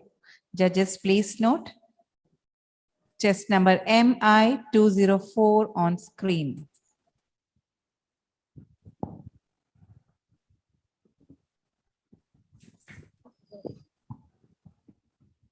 Hello, I am Mr. Ace Ventura, the pet detective. If you lose any pets, call me. Okay? So, we're gonna do an interview, right? So, I'll tell you a little story. I don't have time because I have to give that pet to the owner or my rent will be gone. I will be kicked out of my room. Okay. The biggest adventure of my life, a little story. It's a big one, but I have no time, so I'm gonna tell. So there was one dolphin, and he was in an aquarium, and he was a mascot of a football team, and it got stolen. I thought it was a businessman. I went to his hotel, and I sniffed up in his aquarium. You know what happened? It was not a shark. Dolphin, it was a shark. It almost killed me. Okay. So then we were in the police mascot. The protection thingy, and the head officer, it was a she, until at least he was a little bit suspicious. At the moment I kissed her. After that, I found out that there was one football player missing. He was in the team. He was the thief. When I knew that the officer was the thief and he was a man, no, I kissed him. There is no time. Please ask questions. Good afternoon. Good afternoon. What is your name? Please don't puke. Yeah, I know, but I feel like cutting my mouth off after that. No, but I'm not going to ask you a yucky question. Yes. It's a very serious question. Ask me. Yeah, be serious, please. See, I've done some research. Okay. I've lost my dog, my cat, my hen, my parrot. And I would like you to them if you want. I will find it for you. How? With my sense of smell. Your sniffing ability? Yes. I communicate with them. Yes, please. Okay. Miss them a lot. I've done a lot of research and finally I liked your profile. That's why I thought I would come to you. But when I saw you puking, I'm a little, I'm thinking, will you be able to do, I've lost my confidence. She was a man and he was disguised. Okay. I don't joke with animals. I love them. Yes, same here. So please help me. I'll help you. Don't worry. And how much are you going to charge me? What? Do you do your services for free? It costs, because if I don't get the service for a little bit of money, I will get kicked out of my home. Okay, I'll help you. I don't mind. As long as you get them back to me. Of course. So how soon can you do this? a lot of cases, but I'll do it for you. Okay, quick work. Thank you. Thank you. Start You have any- immediately. What? Start immediately. After this interview, suddenly. Okay, thank you. You can ask questions.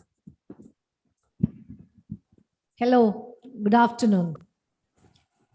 I heard that having a lot of problems with the local police. Is that true? Bad. I don't give my rent, so police are after me sometimes. Sometimes, only sometimes. Did Most they, of the time, probably. did they trouble you? Actually, I think I'm the trouble. Do you like to come to Kerala? Yeah. Because we have a new police director here who can help you in times of. I don't want to see any police. I want to see the big elephants. You want to see the big elephants. Okay. Elephants cannot be missed, so they cannot come after you. So, so this is what I wanted to ask you, whether you're having problems with the local police. Now, usually when it happens, what will you do? What? When you have a tough time with the local policeman? I'll scare them off with my dogs. I'll run away. I'll use my car. A lot of things, you know. I'll do a lot of things. Do you find your job very interesting and adventurous? Nobody chose this job for me. I choose it by myself because I love animals. Okay, that's great. Okay, thank you. Thank you. And I will not forget to find your animals. Thank you. Keep trying. Thank you. Thank you, dear. You may please leave.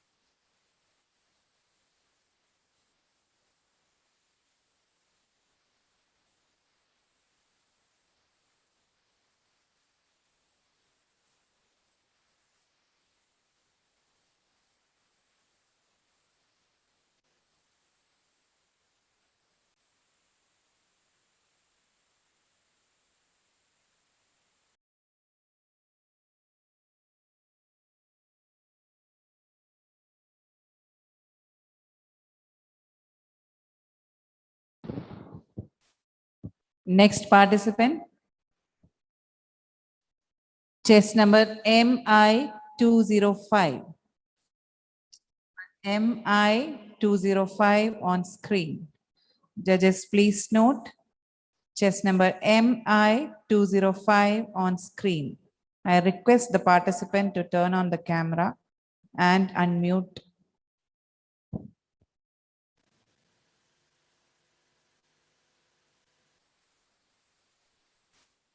Yes. Good afternoon. Can you guys hear me? Yes. Good afternoon, everyone. To those of you who don't know me, I am Emma Watson. Yes, that Harry Potter girl. Today, we are launching a campaign called He for She. I am reaching out to you because I need your help. We want to end gender inequality. And to do this, we need everyone to be involved. I was appointed Goodwill Ambassador for UN Women 6 months ago. And the more I have spoken about feminism, the more I have realized that fighting for women's rights has too often become synonymous with man-hating. And if there is one thing I know for certain, it is that this has to stop. For the record, feminism by definition is the belief that men and women should have equal rights and opportunities. It is the belief and the theory of the political, economic, and social equality of the sexes. But my recent research has shown me that feminism has become an unpopular word. Why is the word such an uncomfortable one? I think it is right that as a woman, I am able to make decisions about my own body. I think it is right that socially, I am afforded the same respect as my male counterparts. But sadly, I can say that there is no one country in this world where all women can expect to receive these rights. No country can yet say that they have completely achieved gender equality. Men, I would like to take this opportunity to extend your formal invitation. Gender equality is your issue too. We don't often talk about men being imprisoned by gender stereotypes, but I can see that they are. And when they are free, things will change for women as natural consequences. If men don't have to be aggressive in order to be accepted, women won't feel compelled to be submissive. If men don't have to control, women won't have to be controlled. Both men and women should feel free to be sensitive. Both men and women should feel free to be strong. It is time that we perceive gender on a spectrum rather than two sets of opposing ideals. If we stop defining each other by what we are not and start defining each other by who we are, we will all be freer. And this is what he for she is all about. It is about freedom. We are struggling for a uniting word, but the good news is that we have a uniting movement. It is called he for she. I am inviting all of you to step up, speak out, and to ask yourselves during times of doubt, if not me, who? If not now, when? Thank you very much. Good afternoon. Good afternoon, ma'am. I always wonder, why do men feel that they are superior to women? What makes them think so? What is your opinion? In what way are they superior to women? Is it their physical strength? Because I think that's the only thing they have. Just physical strength. Women are far ahead. We are much superior to the men. So what makes them feel that they're superior to us? Okay, first of all, I'm so grateful and I'm so happy to hear that people have thought about the same things that I have thought of growing up as a woman. In all honesty, I have thought about this ever since I was 14 and I was sexualized by various elements of the media. As you said, the physical stature and the feet, the 6 feet, 5 feet, 5'9", that's the only thing men have that they call superior to women. Women are not superior to men. I would never say that. And I think, and I believe with all my heart, the vice versa is not true either. Whenever I talk about feminism, I see people wincing and sighing. They look at me with disgust and astonishment. And I see that they think when I talk about feminism, I'm talking about how women should be given more priorities than men. But that is not what feminism is about. Feminism is about giving women the same treatments, the same social commitments that a man receives. And the question still remains, why do men feel that they are superior to women?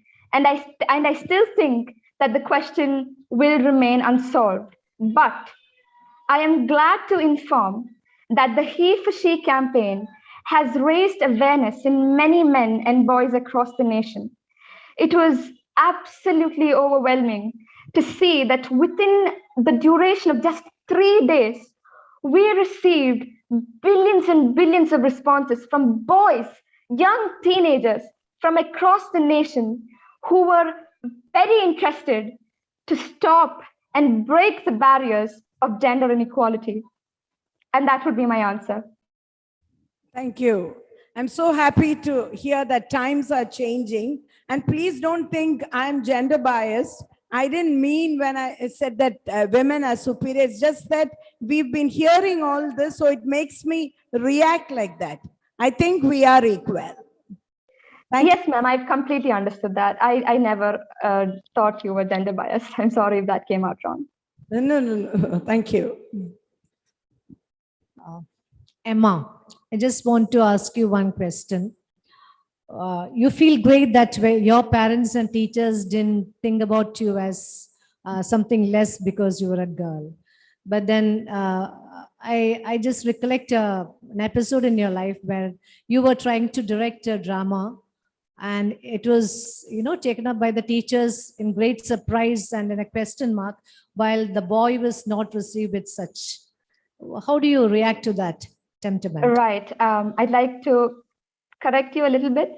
It was not my teachers. When I was about 8 years old, we used to put up family plays for my parents and our great grandparents. And I have 2 brothers and 2 sisters. And I would try to direct and produce the plays. And my brothers would tease me and call me bossy and judgmental. And ever since then, I always used to question why they would call me bossy, because whenever they directed and scripted the plays, which are horrible, by the way, no one would question them. But when I stepped up and tried to script and initiate the plays, they would tease me, and we were all very affectionate. And I know that my brothers were just playful and just wanted to tease me. But it is a common stereotype that I see in men, that whenever a woman tries to step up and start to do initiatives, there's always a question, why are you doing that? Right? And at the same time, if a man does the same thing, there's no question raised. So yeah, I think that is what you were asking on. Is there anything I should add on to that? Okay. So there's another side of the coin also, isn't it? Men are also supposed to give.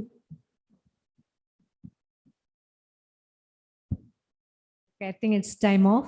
Okay, thank you. Thank you, teachers. Have a great day.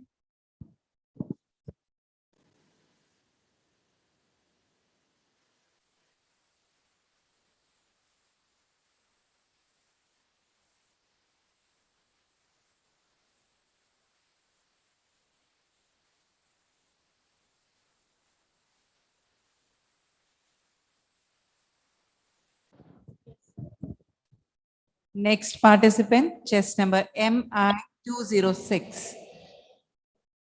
Judges, please note chest number MI206 on screen. Can I start? Yeah, just a second. Huh?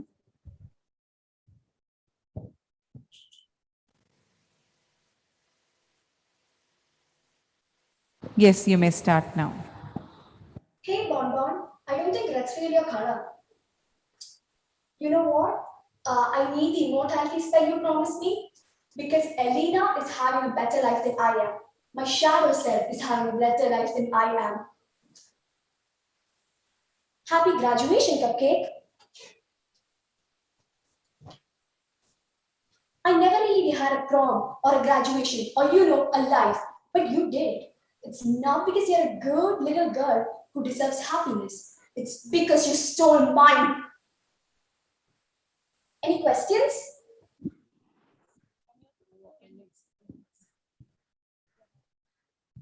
Yeah, good afternoon. Good afternoon. Can you define yourself? Because you're not very clear to me. I'm Catherine Pierce. I was born in Bulgaria. I turned into a vampire when I was 17 years old. Okay, your talents? My talents are manipulating people and killing people. And being a savior. And I'm a survivor. You're a survivor. Yes. You survive wherever you're placed in, you survive? Ma'am, what did you say? Wherever you're placed, you manage to survive? Yes. In any circumstance? Yes, I didn't care about other people's feeling because if I cared about other people's feeling, that means I'm weak. So I just need to survive. Okay, can you give me a few tips on that? Yeah, when you're feeling close to a person, you have to shut your emotion down and just not feel anything. Because I'm a vampire, I have a humanity switch. I can flip it whenever I want. So I can just do anything and manipulate people and survive my way out of anything. Oh, nice listening to you. I think this is going to be helpful for me. Thank you. Thank you so much. Good evening.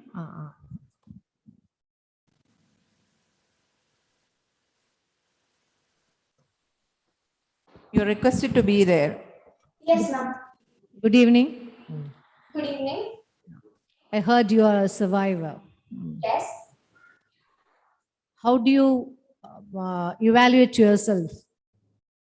I evaluate myself as a selfish person.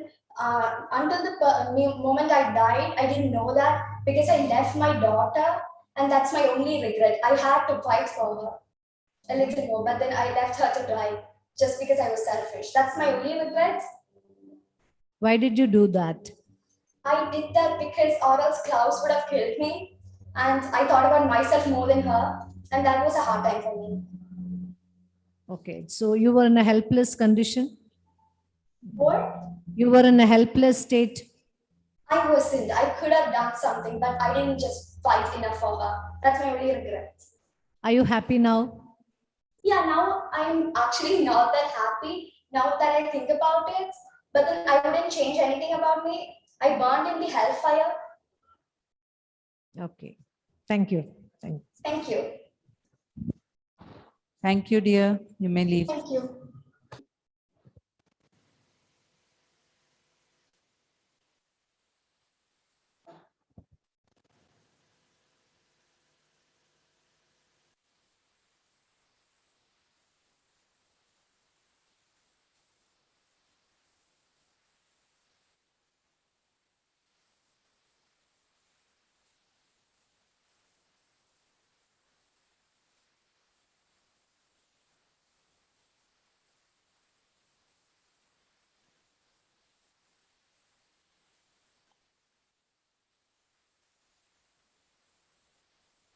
Next participant, chess number MI207 on screen.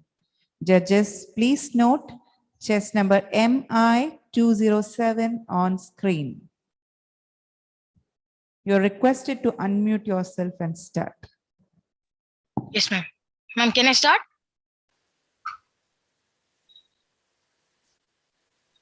Just a minute. Huh? Yes, ma'am. Yes, you may start now. Yes.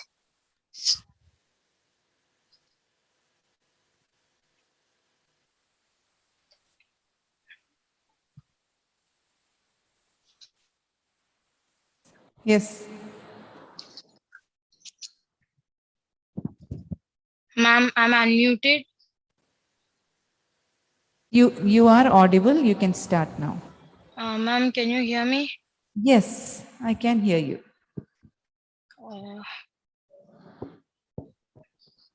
Yes, dear, we can hear you. Okay, ma'am. So, I'm Steve Harvey.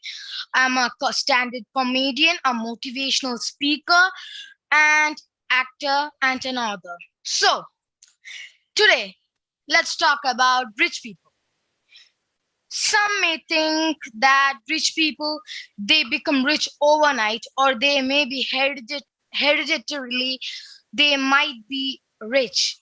Even if they were rich before, or their parents or their grandparents were rich before, they have to put some pressure. They have to work hard to maintain that. So you can't tell that it's like a fast process, or you become rich overnight, or when you're born you're rich. Even if they are rich, they have to maintain it. That's hard. And they do not sleep 8 hours a day. They sleep 3 hours a day or 4 hours a day. So now let's talk about motivators. not all, but most of the rich people, they are motivators. They are inspirers. They inspire us. Many rich people, they inspire us so much that we want to become like them. Not all of them. Some of them, they may be rude. I don't know. You want to know about me? I'll tell you. First, before that, let's talk something serious. Comfort zone. What do you people know about comfort zone? You need to be in your comfort zone if you do not want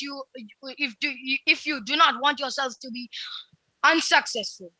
Okay, if you're in your comfort zone, you'll fail. You'll fail in your comfort zone. Success is not a comfortable procedure. It's a very uncomfortable procedure. You have to be comfortable being uncomfortable. That's where you become successful. You should put some pressure on yourself, the maximum pressure to be successful. So, as I told, now let's get into my life story. So, when I was, now I'm 63, too young, right? So, let's go 40 years back. 40 years back, it was hard time. And I told my parents, and it was my hardest decision of my life. I told my parents that I'm leaving. I wanted to become successful, knowing that I couldn't be successful, knowing that. And I left out with $2,500. My dream was what I'm now, a host, a comedian, an actor. But first, I wanted to start a small business. With some of my money, I started a business. It flopped. Okay, it flopped, of course. Yeah. And I was like, now I'm gonna be doomed. I can't do anything. But then I thought, wait, why couldn't I do anything? I could do every single thing in the world. It's not impossible. Cut the I am off and it's possible. And I was like, I'm gonna do it. 3 years. I waited 3 years. And I bathed myself in hotels. I went to the hotels. There were like towels rolled up and kept near the wash basins. And I took them, ran it in hot water, and cleaned myself up. It was the worst experience of my life, but it was worth it. And after 3 years, I got kicked out of the hotel. They were a little sus, of course, like 3 years, a person coming in their bathroom and etc. So at last, this is the last line. It's not too long. And I got a call from the answering machine that I had in my car. I lived in my car, of course. And that was the most beautiful moment of my life, but it got destroyed. I got a call from a comedy show from California. I have to go there, but after then I realized that I only had $25. Yeah. How can I go? You may please stop, as it is 4 minutes 42 seconds. Yes, ma'am. Judges may ask questions. Good afternoon. Good afternoon. Hello there. I think you can go on and on, talking. Yeah, of course. I'm a host. What do you think? Actually, I have 2 questions for you, but I think I'll club it into one. Yeah, I'm ready. The thing is, these are words which we often hear, this comfort zone, this being successful.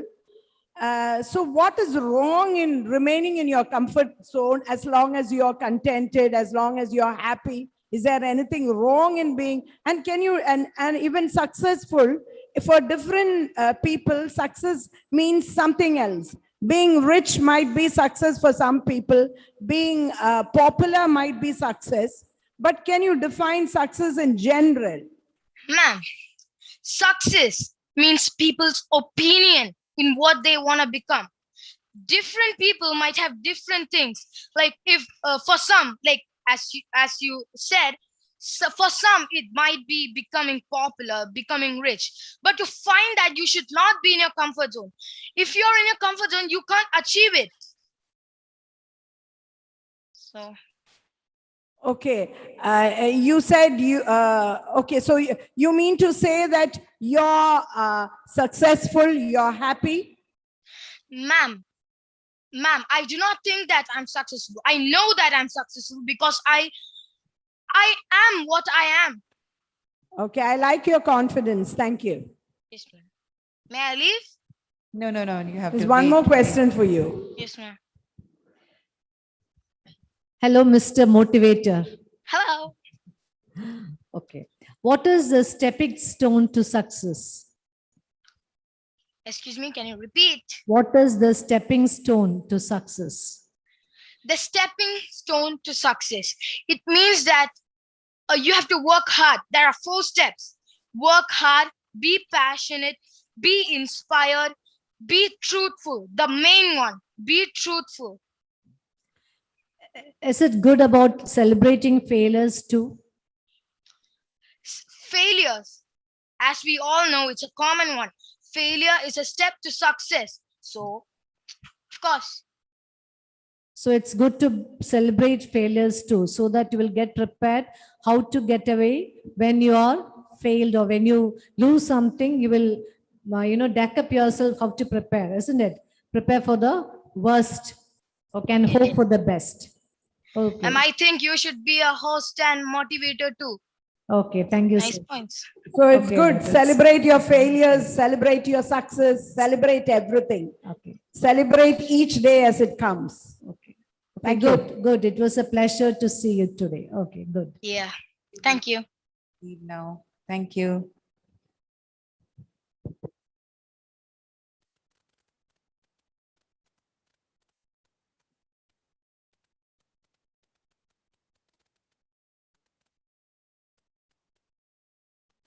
So that was the end of category 2.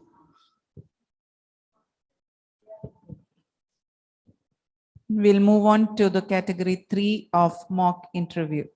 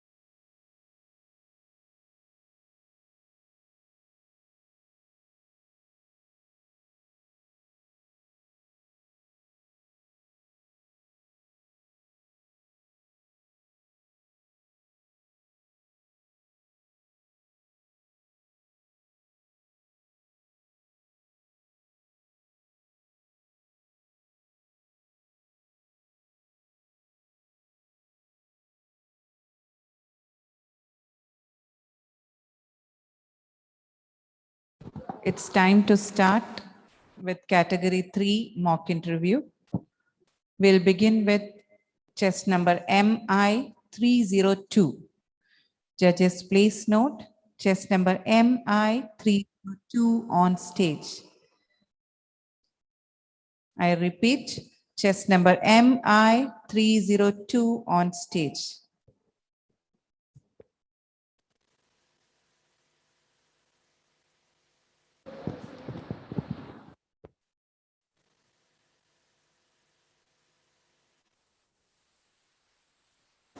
Request the participant to turn on the camera.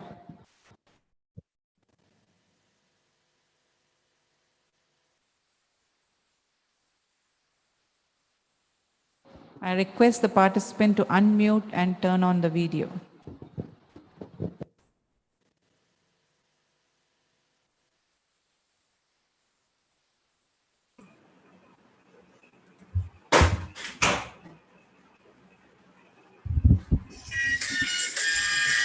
Hello, I'm John Cena, and you can't see me.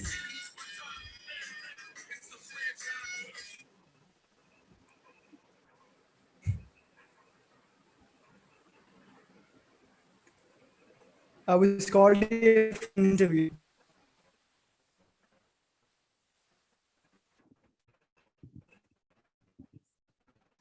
Hello.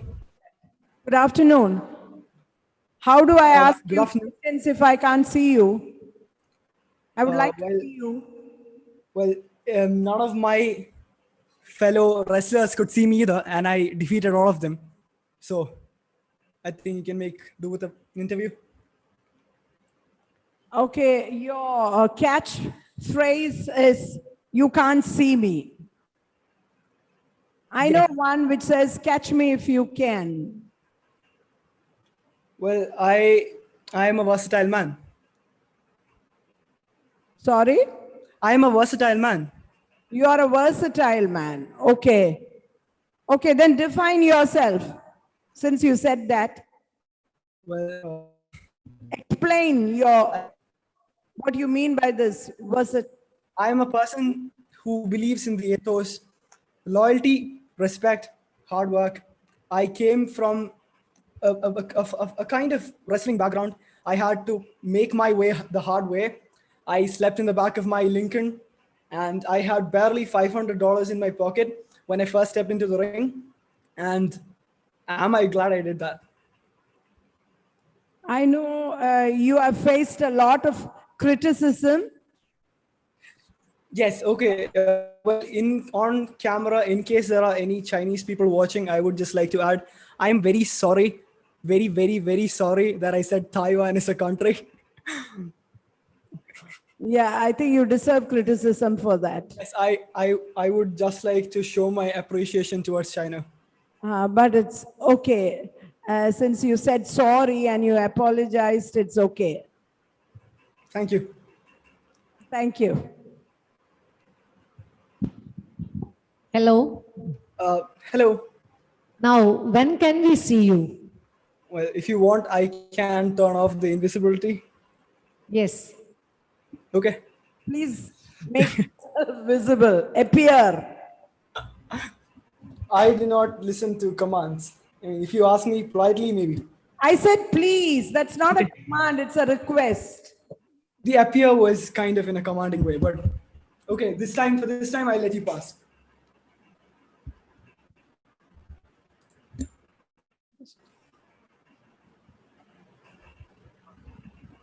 Oh, your word to be seen.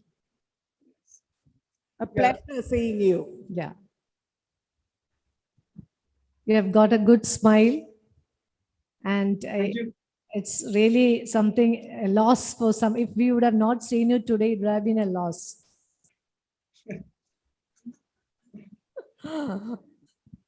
Well, thanks.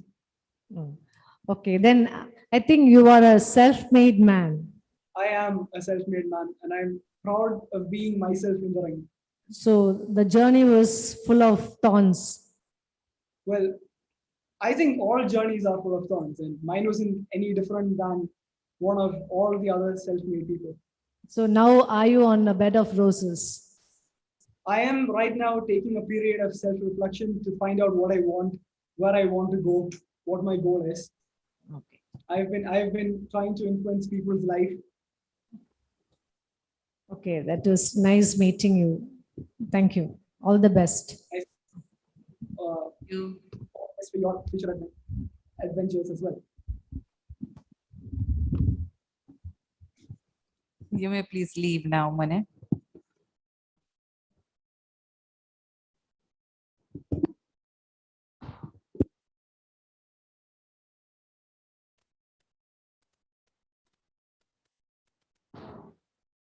Next participant, chess number MI303.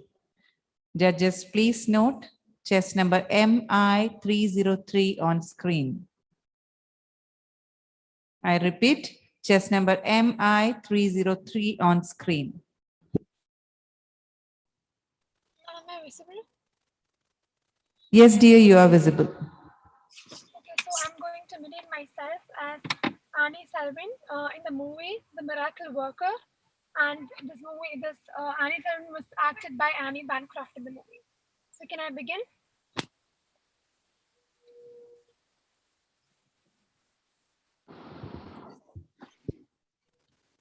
D O L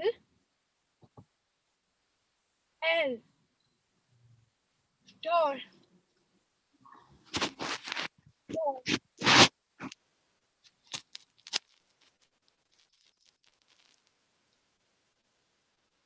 Now I can give the doll back to you. Helen! Helen! Mr. Killer, I want complete charge of her. No, I need day and night. She has to be dependent on me for everything. The food she eats, the clothes she wears, fresh air. Yes, the air she breathes. Whatever the body needs is a primitive teacher act. Its only way. The ones who let her have it should be a teacher and not anyone who loves her. Oh, yes, that's a point. I have to live with her somewhere else until she learns and listens to depend on me. I have packed half of my things already. Captain Keller, it means both of your conditions. It's one way I can get back in touch with Helen. I don't see how it can be rude when she cannot get around me. To the Iceland. I grew up in the Iceland, the state armhouse. My brother Jimmy and I used to play with rats because we didn't have toys. Maybe you would like to know what will Heaven find there on non-visiting days. When ward was full of the old women, crippled blind, most of them dying. Even if the air was catching there was nowhere else to move them. That's where they put us. There were younger ones across the hill. Prostitutes only with TB and epileptic fits, and a couple of the kind, and kept after the other girls, especially the young ones, and some insane, some had just deities. The youngest one, another to have babies, and they didn't want to start at 12, 15. We leave afterwards, but the babies stayed and we played with them. So a lot of them had sores all over, diseases you're not supposed to talk about, but not many of them lived. First year, we had 87 died in the room where Jimmy and I played a dead house where they kept the bodies until they dig graves. No, it made me strong, and I don't think so that Helen should be sent there. She is strong enough. Thank you. Good afternoon. Good afternoon, ma'am. Why are you known as the miracle worker?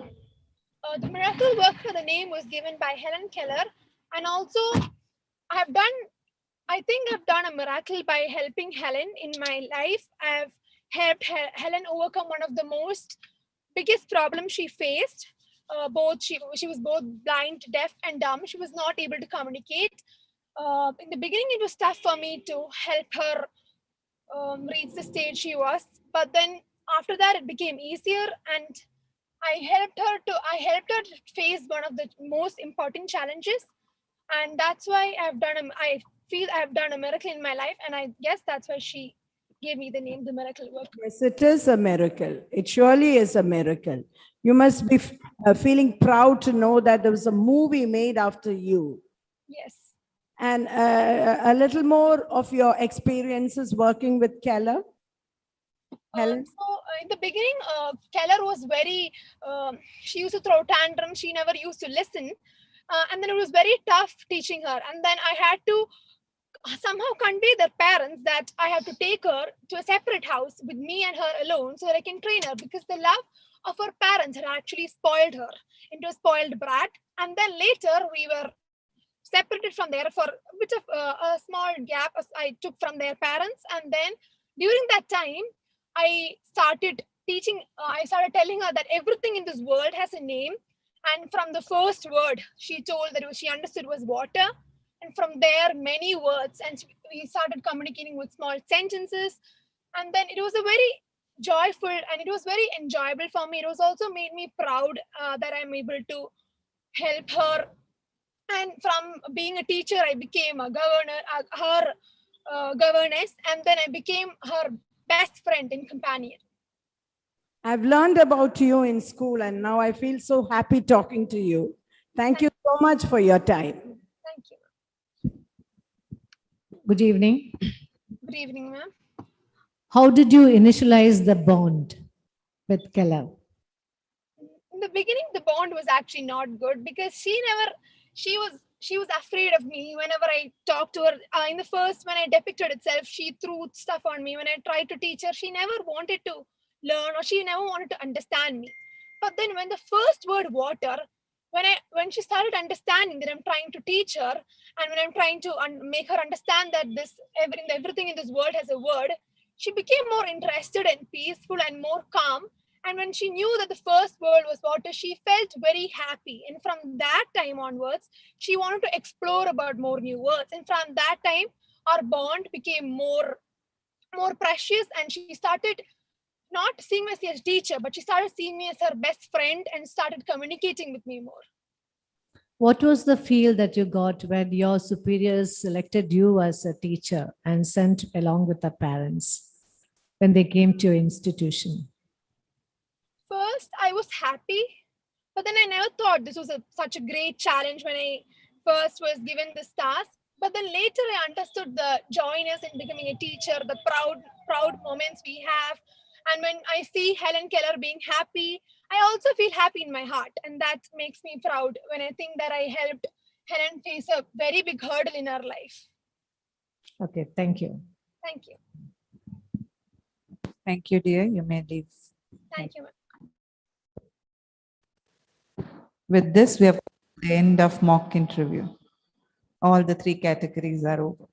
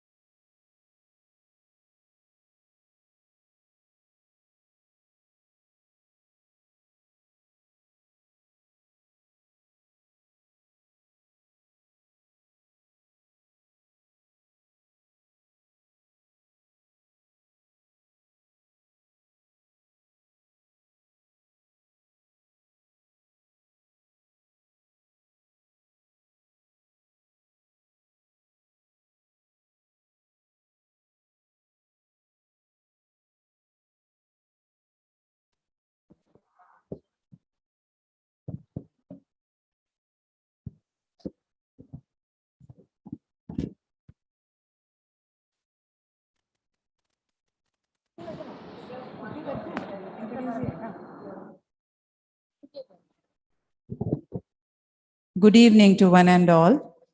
We are going to begin our next competition, that is JAM, just a minute. Here we have Ritika Prasad to introduce our judges.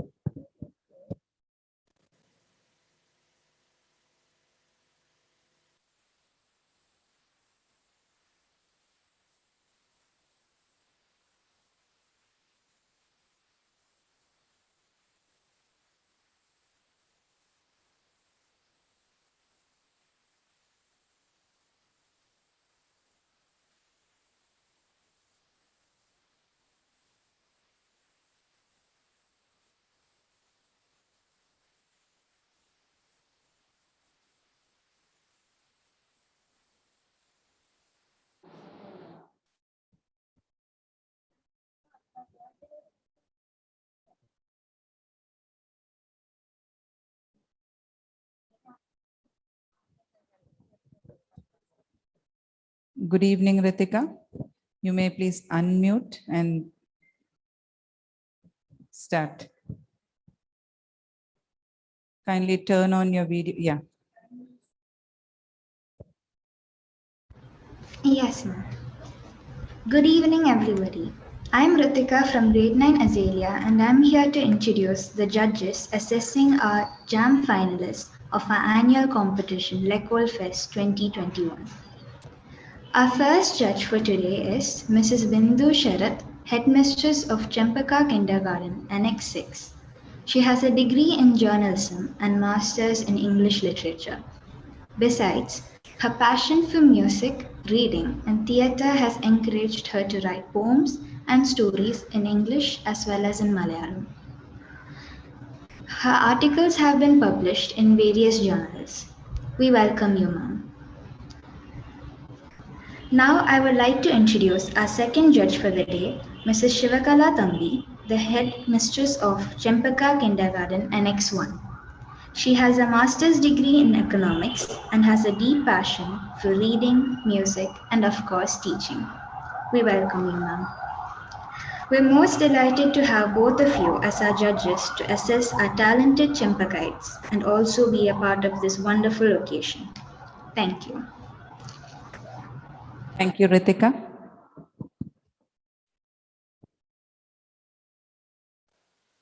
Let's start with category 1. Judges, please note, category 1 is number JM101 on stage. Number JM101 on stage.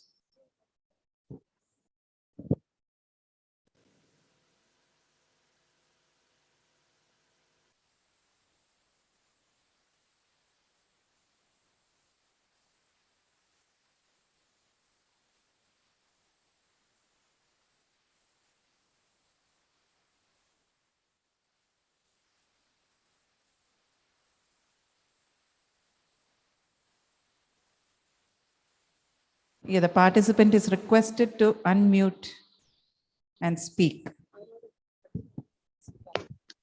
Good evening, respected judges. Good evening.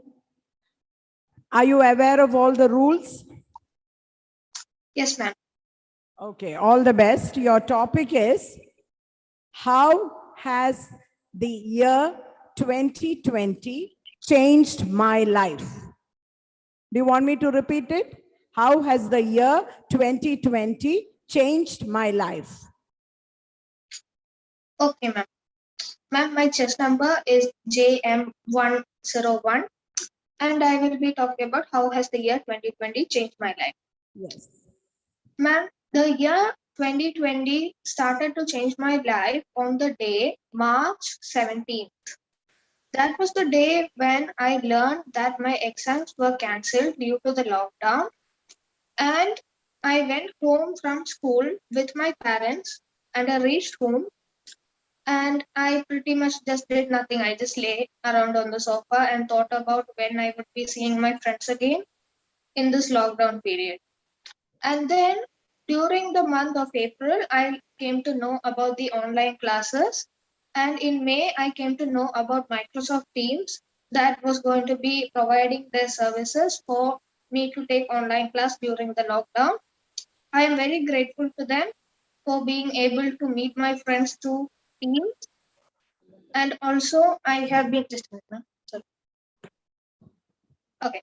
And also I have been able to chat with my friends through WhatsApp and other online services, which I'm very happy with. I have also been able to see my friends at meetups that I have organized. Yeah, you And, can now stop. 1 minute is over. Thank you. okay.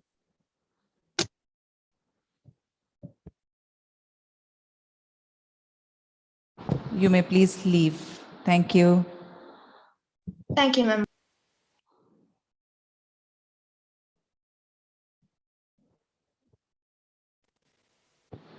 Shall we admit the next participant? Category 1, chest number JM102. Judges, please note category 1, chest number JM102 on screen. I repeat, chest number JM102 on screen. Participant is requested to unmute and turn on the videos and speak for 1 minute on the given topic. Good evening, ma'am. Good evening. Oh, my dear, you are my favorite student. Adi? Yeah, ma'am. Adi, talk about things you like most about your neighborhood. Okay, ma'am. By the way, my chest number is JM102. Yes, yes. And I'm here to talk about the topic of, ma'am, can you just repeat it? Things you like most about your neighborhood. Okay, so ma'am, I feel like I should start off with, I now live in an apartment and I moved out of the neighborhood I used to live in like when I was in third. Before I used to live in the neighborhood in Kumaripuram. It was called Value View Gardens. And now I live in SFS Cyber Palms in Karikuttam. So before, the park at Kumaripuram is something I really enjoyed as a child. And coming here, the distance between the park and the distance between my home is a bit further away. But what we can do in the park is so much better. Back there, we had a swing and just empty place. So here we have swings, slides, and actually it's a skating rink, but we use it to play football and cricket. So I find that really nice. And the neighbors are also very friendly, and we often trade stuff like dishes and stuff like that. Yeah, you're requested to stop as 1 minute is over. Okay. Thank you. You may please leave. Thank you.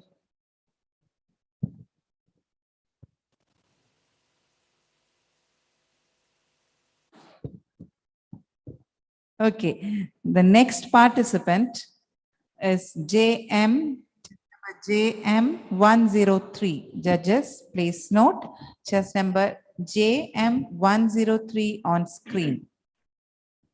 Participant is requested to unmute and speak for 1 minute. Good evening, ma'am. Good evening.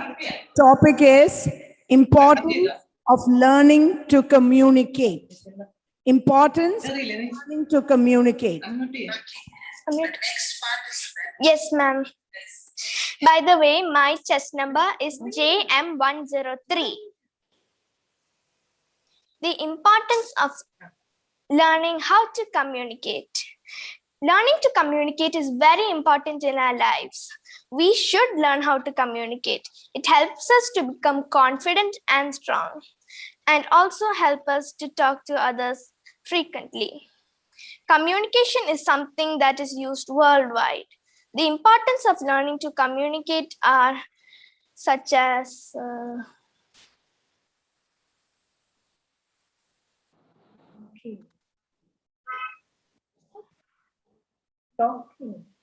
talking,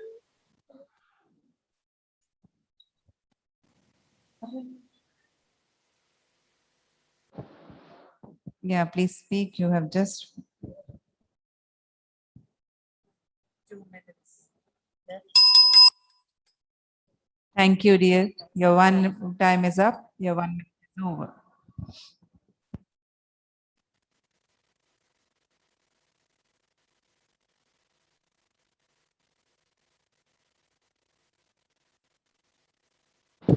Next participant, JM104 on screen. Judges, please note. Next participant, chess number 104 on screen.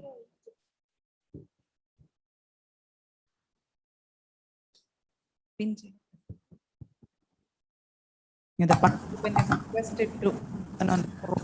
Can you see me? Yes, we Can you see me? Good evening, respected judges. You're requested to speak for 1 minute on the given topic. Good evening. Good evening, ma'am. Talk about a character in a book you have read or about a character in a movie you have seen. In a book or movie, right? Yeah, a book or movie, a character you have seen or read. Okay. Can I start? Yes, you may start now. Good evening, judges. I'm chess number JM104, and the topic which I have given is a character in a book or movie you have seen or read. So, the favorite character in a book or movie which I have seen is basically from a book, which is a fisherman. The book is The One Who Knew Too Much by J.K. Chesterton. And it is basically the character of the fisherman basically means that he is the one who knows most of the things. We can say that he knows more than everyone. He knows the things when will happen, and it's very fun to see him in detective cases. He's the one who everyone mostly appoints as a detective, and he also meets a boy, and they both start a small business thing. We can't say it like a business. We can just say they do detectivity works and all. They find mysterious stuff, and they get trapped in different prisons and adventures in that book. So the favorite character was the fisherman, which is named Horn. Yeah. Thank you. Thank you, judges. Bye.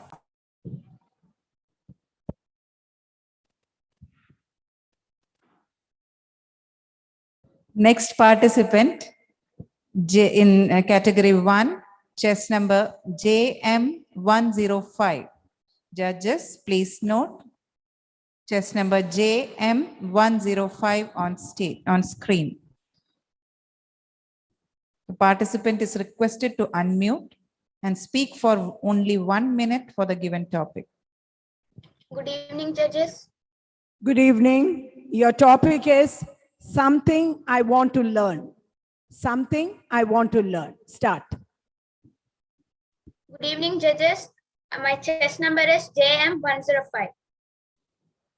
The topic given to me is the thing I would like to learn. Something that I would learn if I got a chance is learning how to play chess. I have always had this wish to play chess. I have seen my friends playing with one another, and many a times they have asked me to play with them, but I have not got the opportunity because I don't know. So I have asked my parents and my friends to teach me, and they seem to refuse many a times because they don't have time. And I like to play chess because one, it's very intelligent, and I like the tactics and the movements they play. And I also would like to show my friends that I am also capable of learning chess and playing with them. Then chess also makes me feel like the players in the chessboard. Thank you. You may please leave. Thank you. Have a nice day.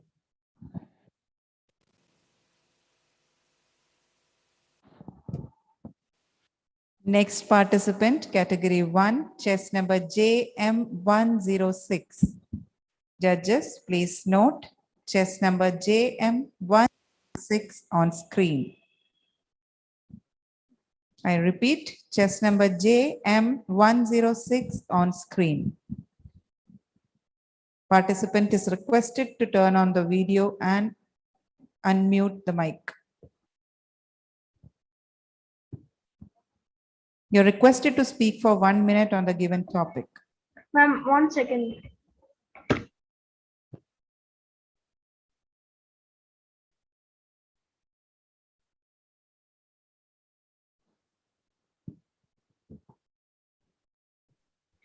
Sorry, ma'am. Okay. Ready? Are you ready? Yes, ma'am. Okay. Just speak about what you think that our education minister should do. And education. Okay. The present education minister, what do you think that he must be doing? Okay. Should I start, ma'am? Yes, you please start now. I am test number JM106, and I am here to elaborate on the topic. What do you think our education minister is currently supposed to be doing? Right now, I have no problem with what the education minister is doing personally, but um, this technology is very. Excuse me. You're asked to talk about what you feel like he should do. Okay. Okay. The topic is things I think the education minister should do. It is your aspects about what he should do. That is the topic. So you may start from now. I feel that the education minister should bring us to a more stable environment. Right now, we are using Zoom and Teams, and there are a lot of glitches and internet connection problems. Some are bluffing, some are not. So it's very hard to understand about what they're supposed to do. So right now, I would suggest that people should be brought into classrooms with a lot of personal space between each other. Parents should collect their children from school directly, and not much contact between students. That would that would cause corona and cause it to spread around the entire school. So personally, I would say that we should continue going to offline school. Thank you. You may please now. Thank you. Thank you, ma'am.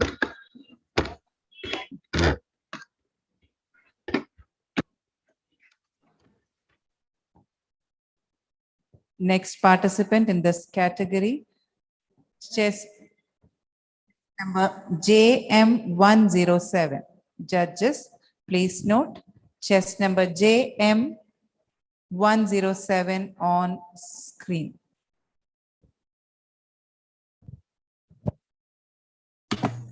Hello? Yes, can you hear me? Yes. I'm JM107. My name is Amit. You're requested to speak for 1 minute on the given topic. Okay. Good evening. Your topic. Good evening, ma'am. Technology and education. Technology and education. Start. Yes. So technology and education is one of the more newer ways that has been used to educate children due to the coronavirus pandemic. Somehow, according to me, technology cannot combine with education for a number of reasons. First of all, even though technology is useful to us, technology is useful to us, but technology is useful to us in many ways, such as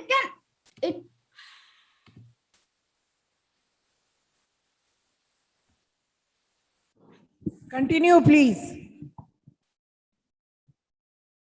Hello? Yes, you are Continue. doing well. Continue. You're audible. Oh, okay, I'm audible, right? Yes, you are. So the topic I have been asked to speak about is technology and education. Technology and education, according to me, might be both good and bad. On the good side, technology can be used to help children learn more about the outside world, to help them learn in a more interactive manner. Your time. Yeah. Thank you so much. Thank you.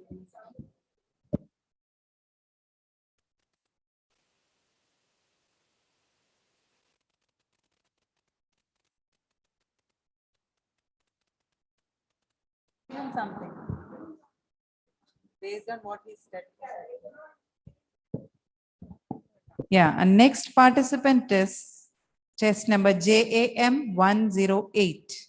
Judges, please note chest number JM 108 on screen. So, participant is requested to unmute and speak for 1 minute on the given topic. Yes, ma'am. Good evening. Good evening, ma'am. You please talk about the best online session you had this year. Yes, ma'am. My best online section. My best online section was English. We had so many activities and we did everything. We learned stories. Now we are learning Malala Yousafzai. She is an activist who supports for education for everyone. And my English teacher told the entire story of Malala Yousafzai, and she also told about how she risked her life for everyone's education, and then she was shot by a terrorist, and it was actually an incident, but she recovered that incident. She came up, then she gave everyone education, and then You exceeded your time. You may please stop. Thank you. yes, ma'am. Thank you, ma'am.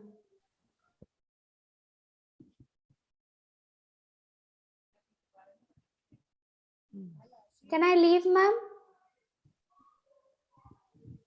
You may please leave. Thank you. Yes.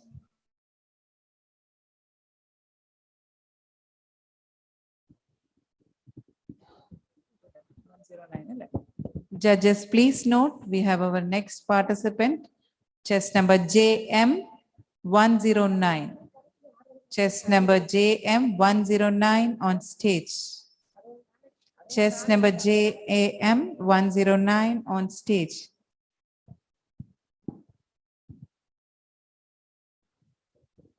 Judges, please note chest number JAM 109 on screen.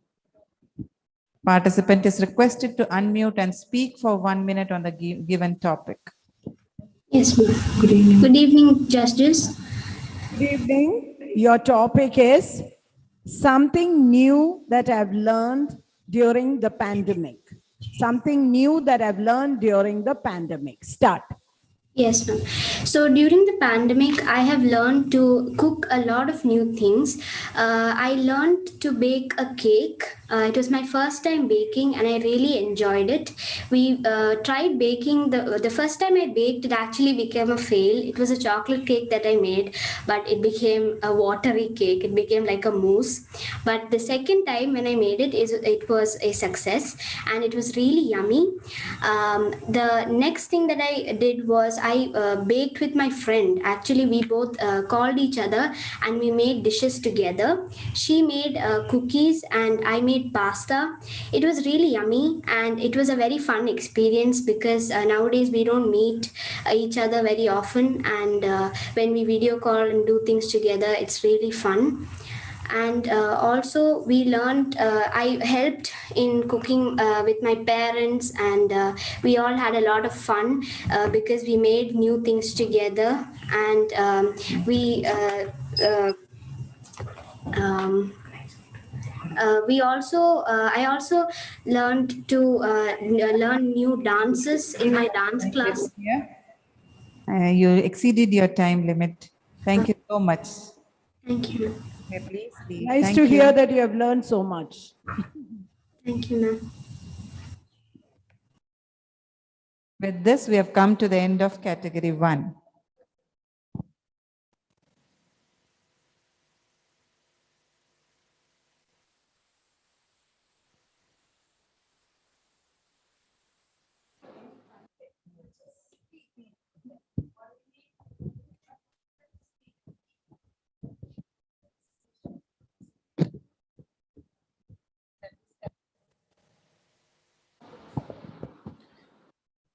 Judges, please note, we are moving on to the second category of jam. We'll begin with the first participant, chess number JM201. Judges, please note, chess number JM201 on screen.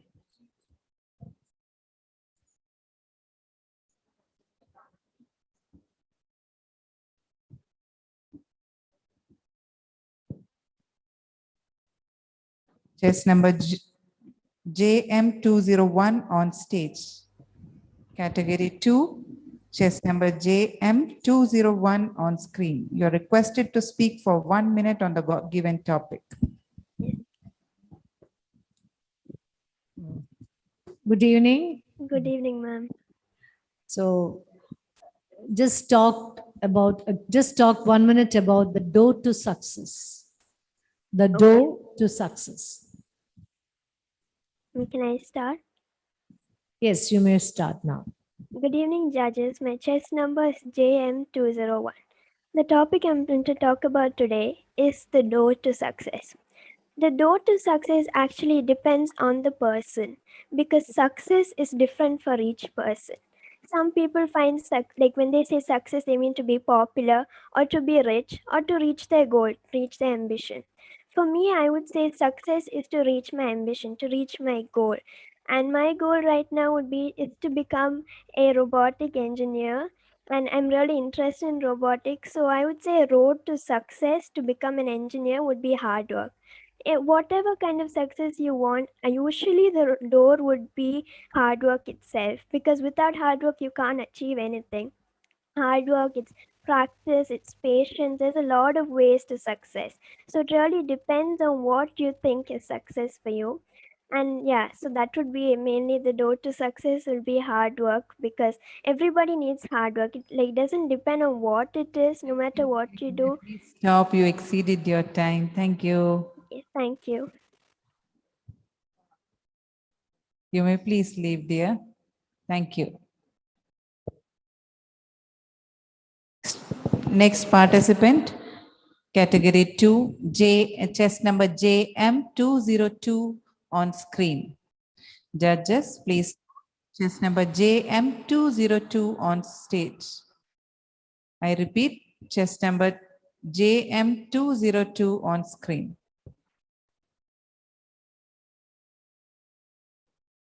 Participant is requested to unmute and turn on the videos and speak for 1 minute on the given topic.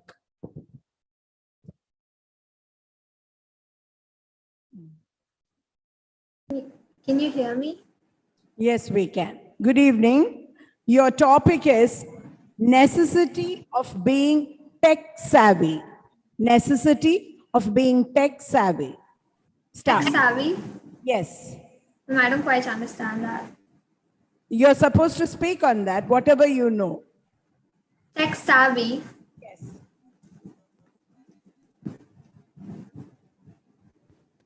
Ma'am, can you say the meaning of that?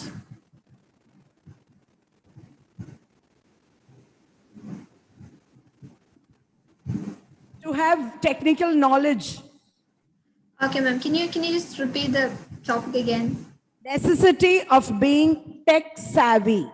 Okay, ma'am. Can I start? Yes, you can.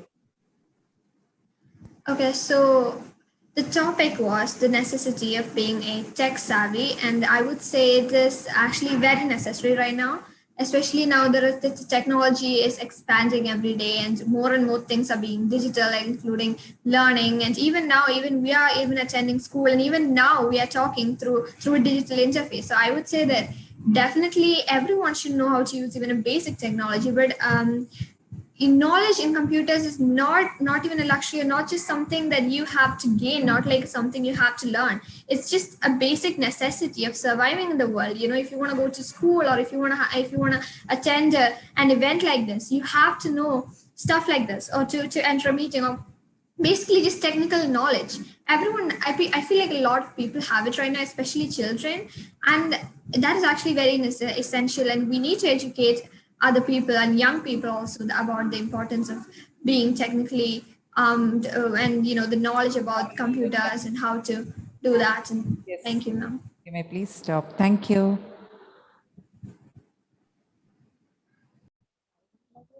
You're requested to leave. Thank you.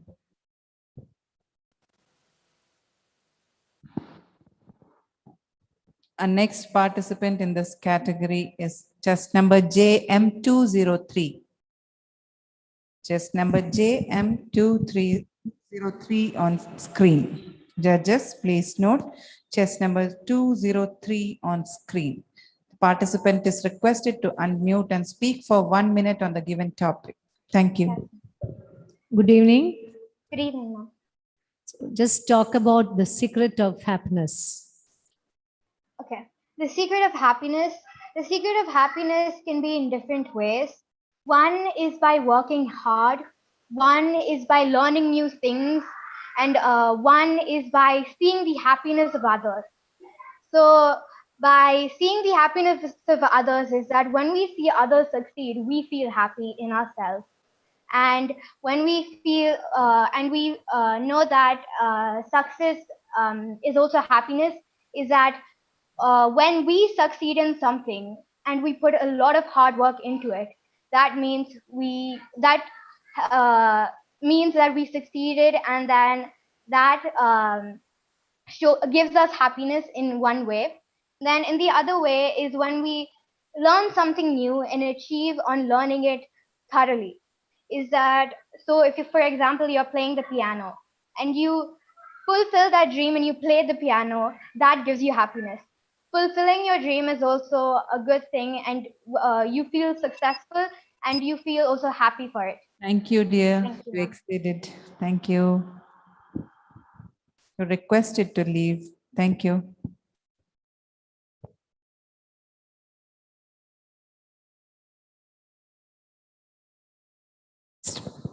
Next participant, category 2, chest number JM204.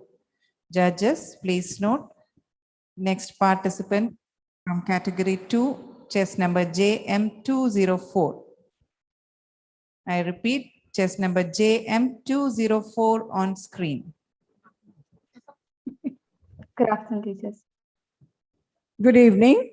Your topic is planning out your aim in life. Planning out your aim in life. Start. Good afternoon to one and all. My test number is JM204, and the topic that was given to me was planning out events in your life and planning out your goals in life. I believe personally that it is very important to know what you're doing in life, or at least have a future plan or a future reference. For me personally, up until this past summer, I was a complete blank. I did not have a purpose in life. I did not know what I was going to be. And my answers were meh to all the questions that were asked to me regarding my future. But this COVID pandemic has given me time, and I'm pretty sure everyone else time, to get over themselves, to believe in themselves, and to come up with proper plans for their future. And the question and the topic was the importance of planning something in your life. And myself being an organized person, I think it is very important that you plan your things and your goals in life. Thank you. You're requested to leave. Thank you.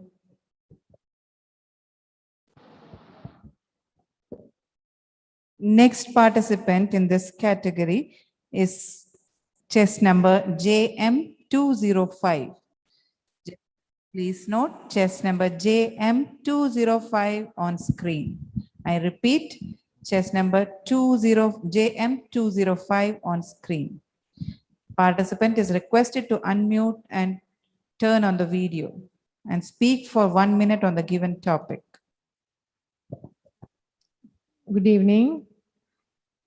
Good evening, judges. Your topic is importance of assessments. Can you repeat, ma'am? Your topic is importance of assessments. You're supposed to talk for 1 minute on the topic importance of assessments. Okay? Assessments? Yes. Is it clear to you? Yes, ma'am. Assessments.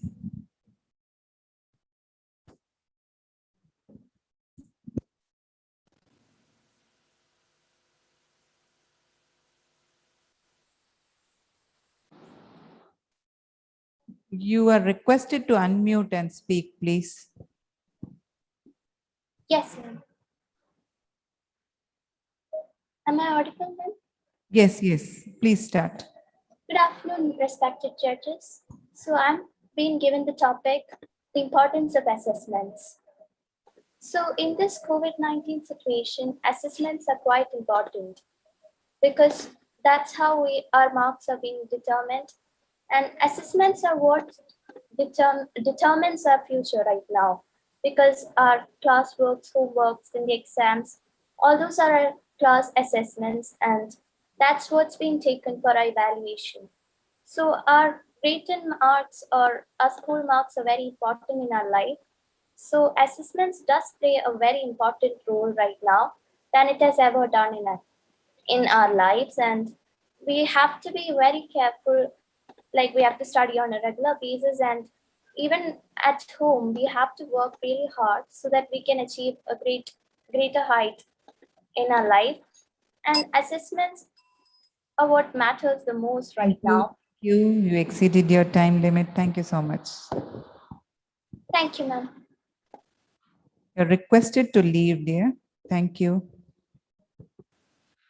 Next participant in this category is JM chess number 206. Chess number JM 206 on screen. Judges, please note chess number JM 206 on screen.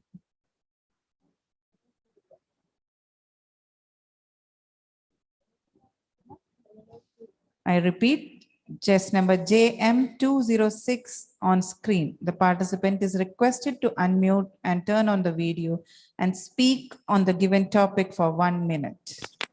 Yes, ma'am. Am I visible now? Good evening. Good evening, ma'am. Your topic is smart worker or hard worker? Smart worker or hard worker? Start. Good evening, respected judges. Recently I was thinking about this topic, hard worker or smart worker. So when I asked my father what would be a better topic or what would be better to base my life on, he said I should always be a smart worker. My father actually teaches at ECOLE Chempaka, and he also said that I should be a smart worker and I should be street smart about whatever I do. All the way up to last year or right before the pandemic, I used to spend hours reading books, hours reading textbooks, hours doing homework. But then he told me that if I can finish the homework within 10 minutes and then move on to doing something more important or improve my hobbies, he told me it would be better to just go with that method instead of spending 5 or 6 hours for just the same amount of work done. Even last year, I was just thinking, I'm not a very good football player. I always wanted to get better at the game. So I used to have a friend named Rohit who was very good at it. He recently moved to US. But then before that, when we used to play, another friend of mine, Rishikesh, used to be a very hard worker. And I tried following his methods. But no matter how much... Oh, thank you. You exceeded your time. Thank you so much. You're requested to leave. Thank you.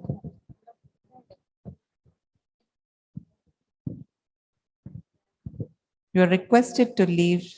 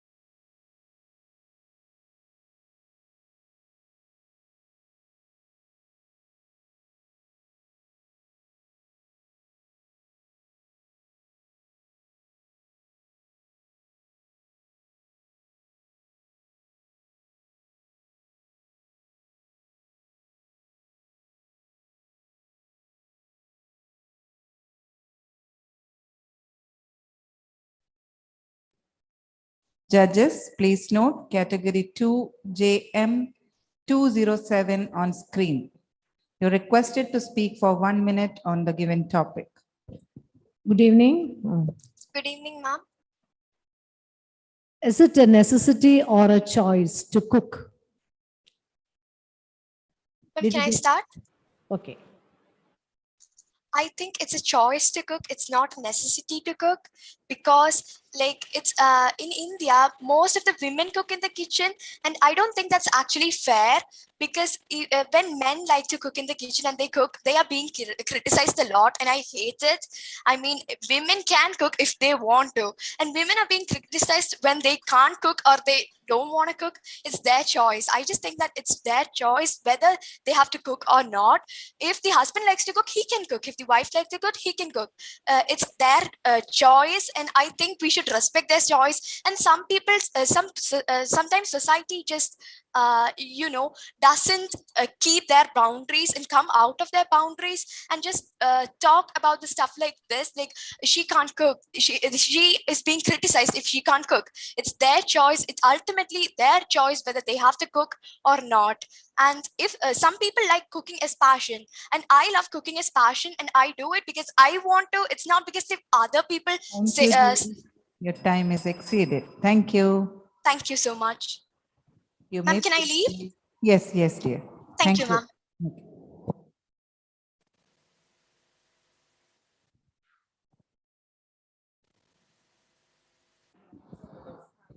Yeah, judges, please note next participant, chest number JM208.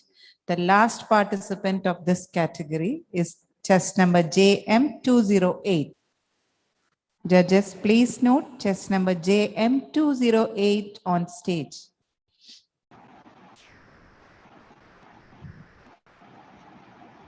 Participant is requested to turn on the video and speak for the given topic for 1 minute.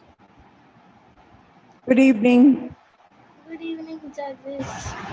Your topic is miracles and success. Miracles and success. Start. Miracles and success. And many people wonder how these two are connected. Most of the time, people say that success comes from hard work. And for some people, they do not think like that. Some people just go on how they think what is right to do. Sometimes success also doesn't mean that you have to win in life. Sometimes it also means if like a person is like bedridden and you want them to come back to how they used to be, miracles could help you succeed in those times. And it's really important that we don't forget that hard work is also important just because miracles exist. Because miracles are called miracles for a reason because they're really rare and only happen to some people. So that's how I think miracles are related to success. Sometimes success also leads to miracles. Sometimes when you Thank you. Thank you, dear. You may please leave. Thank you.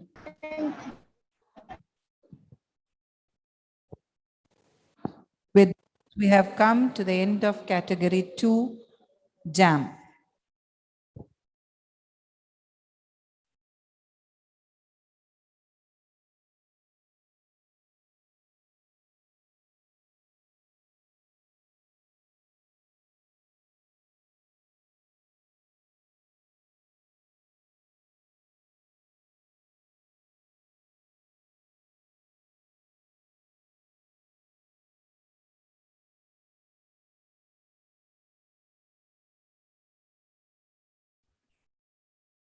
Let's start with the next category, category 3. The first participant, chest number JM301. Judges, please note the first participant, number JM301. Chest number JM301 on screen. Judges, please note chest number JM301 on screen. I request the participant to turn on the video and speak on the given topic for 1 minute. Hi. I can see you now very well. Okay. Just talk about the pursuit of setting an example. Pursuit of setting an example. Do I get prep time? Sorry, I didn't hear. Do I get a prep time? No. Okay. Well, I believe we all have two things to do in life. One would be to be on a constant quest to improve ourselves day by day. Every day be better than the day you were before. And in the process of doing that, if you can make one person's life a bit better, a bit happier, a bit funnier, do it. Because what do you have to lose? You have every single thing to gain when you make another person smile. You're laughing, they're laughing, you get to take part in their happiness, you get to share your knowledge, because at the end of the day, what is knowledge if not for sharing? Everything you develop throughout your life, what is it if you cannot share it? What is it if you cannot pass it on to other people? What is the benefit of you being singularly good if your society is messed up? So the pursuit of setting an example, I would say it's one that people consider too light. People say, I want to be this, I want to be that, and someone. Thank you. Your time is up. Thank you so much. You may please leave. Thank you.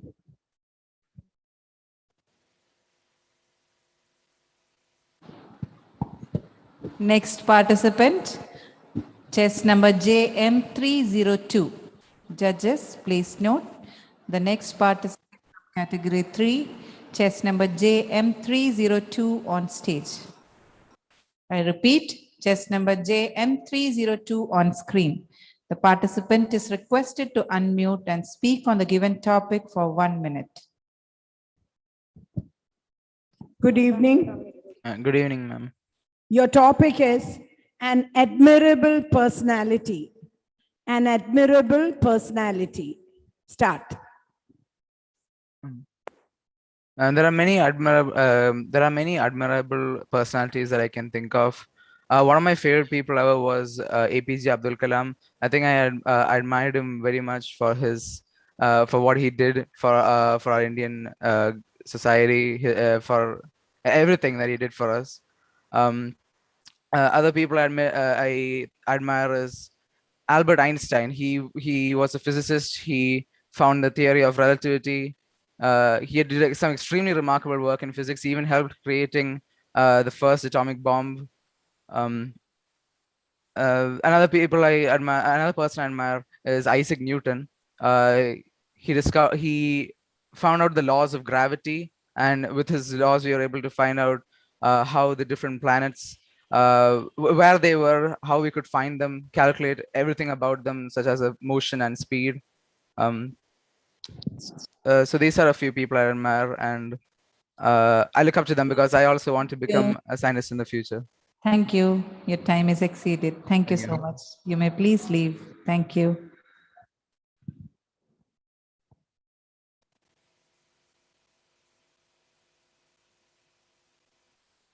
Next participant, chess number JM303. Judges, please note the next participant, chess number JM303. Judges, please note chess number JM303 on screen. Good evening. Your topic is need for advertisements. Did you get me? Yes, need for advertisements, right? Yes. Okay. So, good evening, judges. I'm chess number JM303, and I'm going to be talking about the need for advertisements. So, advertisements are we see them every day, and they're needful when you have a startup, when you want to share something with the outside world, and when you have something that many people may need. How do you bring it out to a lot of people so that they can see and they can choose for themselves if they want your product or not? And every time you switch on TV, every time you switch on any social media devices, every time you go on the road, you can see a lot of advertisements, and it's basically for satisfying people's needs. So we have advertisements of shopping companies, we have food advertisements, we have all sorts of them, and it's because there are a group of people who need them, and there is one person who is able to supply their needs. And it's just basically putting yourself or putting whatever you started out to the outside world so that it can be a success. And so this is the pro of advertisements, the need, yeah. Thank you. Thank you. You may please leave. Thank you. Next participant, chess number JM304. Judges, please note chess number JM04 on screen. I repeat, chess number JM304 on screen. The participant is requested to unmute and turn on the video and speak for the topic for 1 minute. Ma'am, can you see me? Good evening. Good evening, judges. Your topic is experimenting with trends. Experimenting with trends. Start. Hey, good evening, judges. I'm Akash Anand. My chess number is JM304. Topic is experimenting with trends. So what really are trends? So what's going around, nowadays is what you call trends. Being trendy is keeping up with the world. When you really don't like something or you don't really like what's going on in the world right now, but you want to experiment it to see what it's all about. It's called experimenting with trends. You may not like it, but hey, you're at least trying it out. That's what you call experimenting trends. Nowadays there are so many new things going on. One example, online class.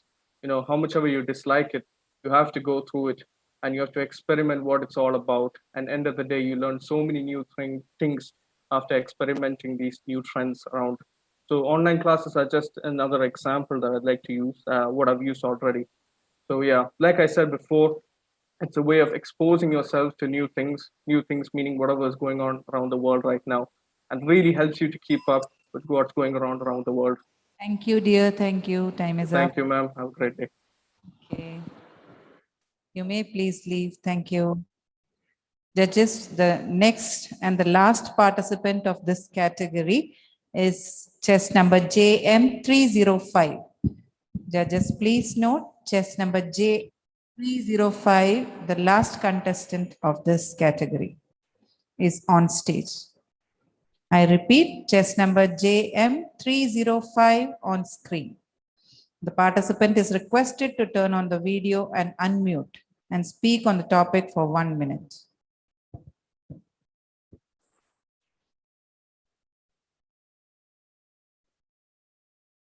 Okay. Yes. Good evening. Good evening, ma'am. Your topic is YouTubers and their influence. YouTubers and their influence. So, can I start, ma'am? Can I start? Yes, you may. So right now we're living in a technological era where I think this generation of children, the past 10 years, have been heavily influenced by what they see on the internet. And one of the most influential ways, one of the most influential platforms on the internet right now is YouTube. I think YouTube, not only is it, it's a visual medium that engages even the younger audience to even older people. And I think YouTubers have a very big influence on children. Most of the trends that we see, most of the kids, especially during the quarantine, the coronavirus time, kids were heavily influenced by the certain trends they saw on YouTube. Even more and more YouTubers have emerged, and there are so many YouTubers, gaming YouTubers who have heavily influenced kids to get into gaming, and there are vloggers who actually inspire a lot of people to go and travel, and beauty YouTubers who all these will influence. You may please stop. Time is exceeded. Thank you. You're requested to leave. Thank you. With this, we have come to the end of today's competition. Thank you, ma'am.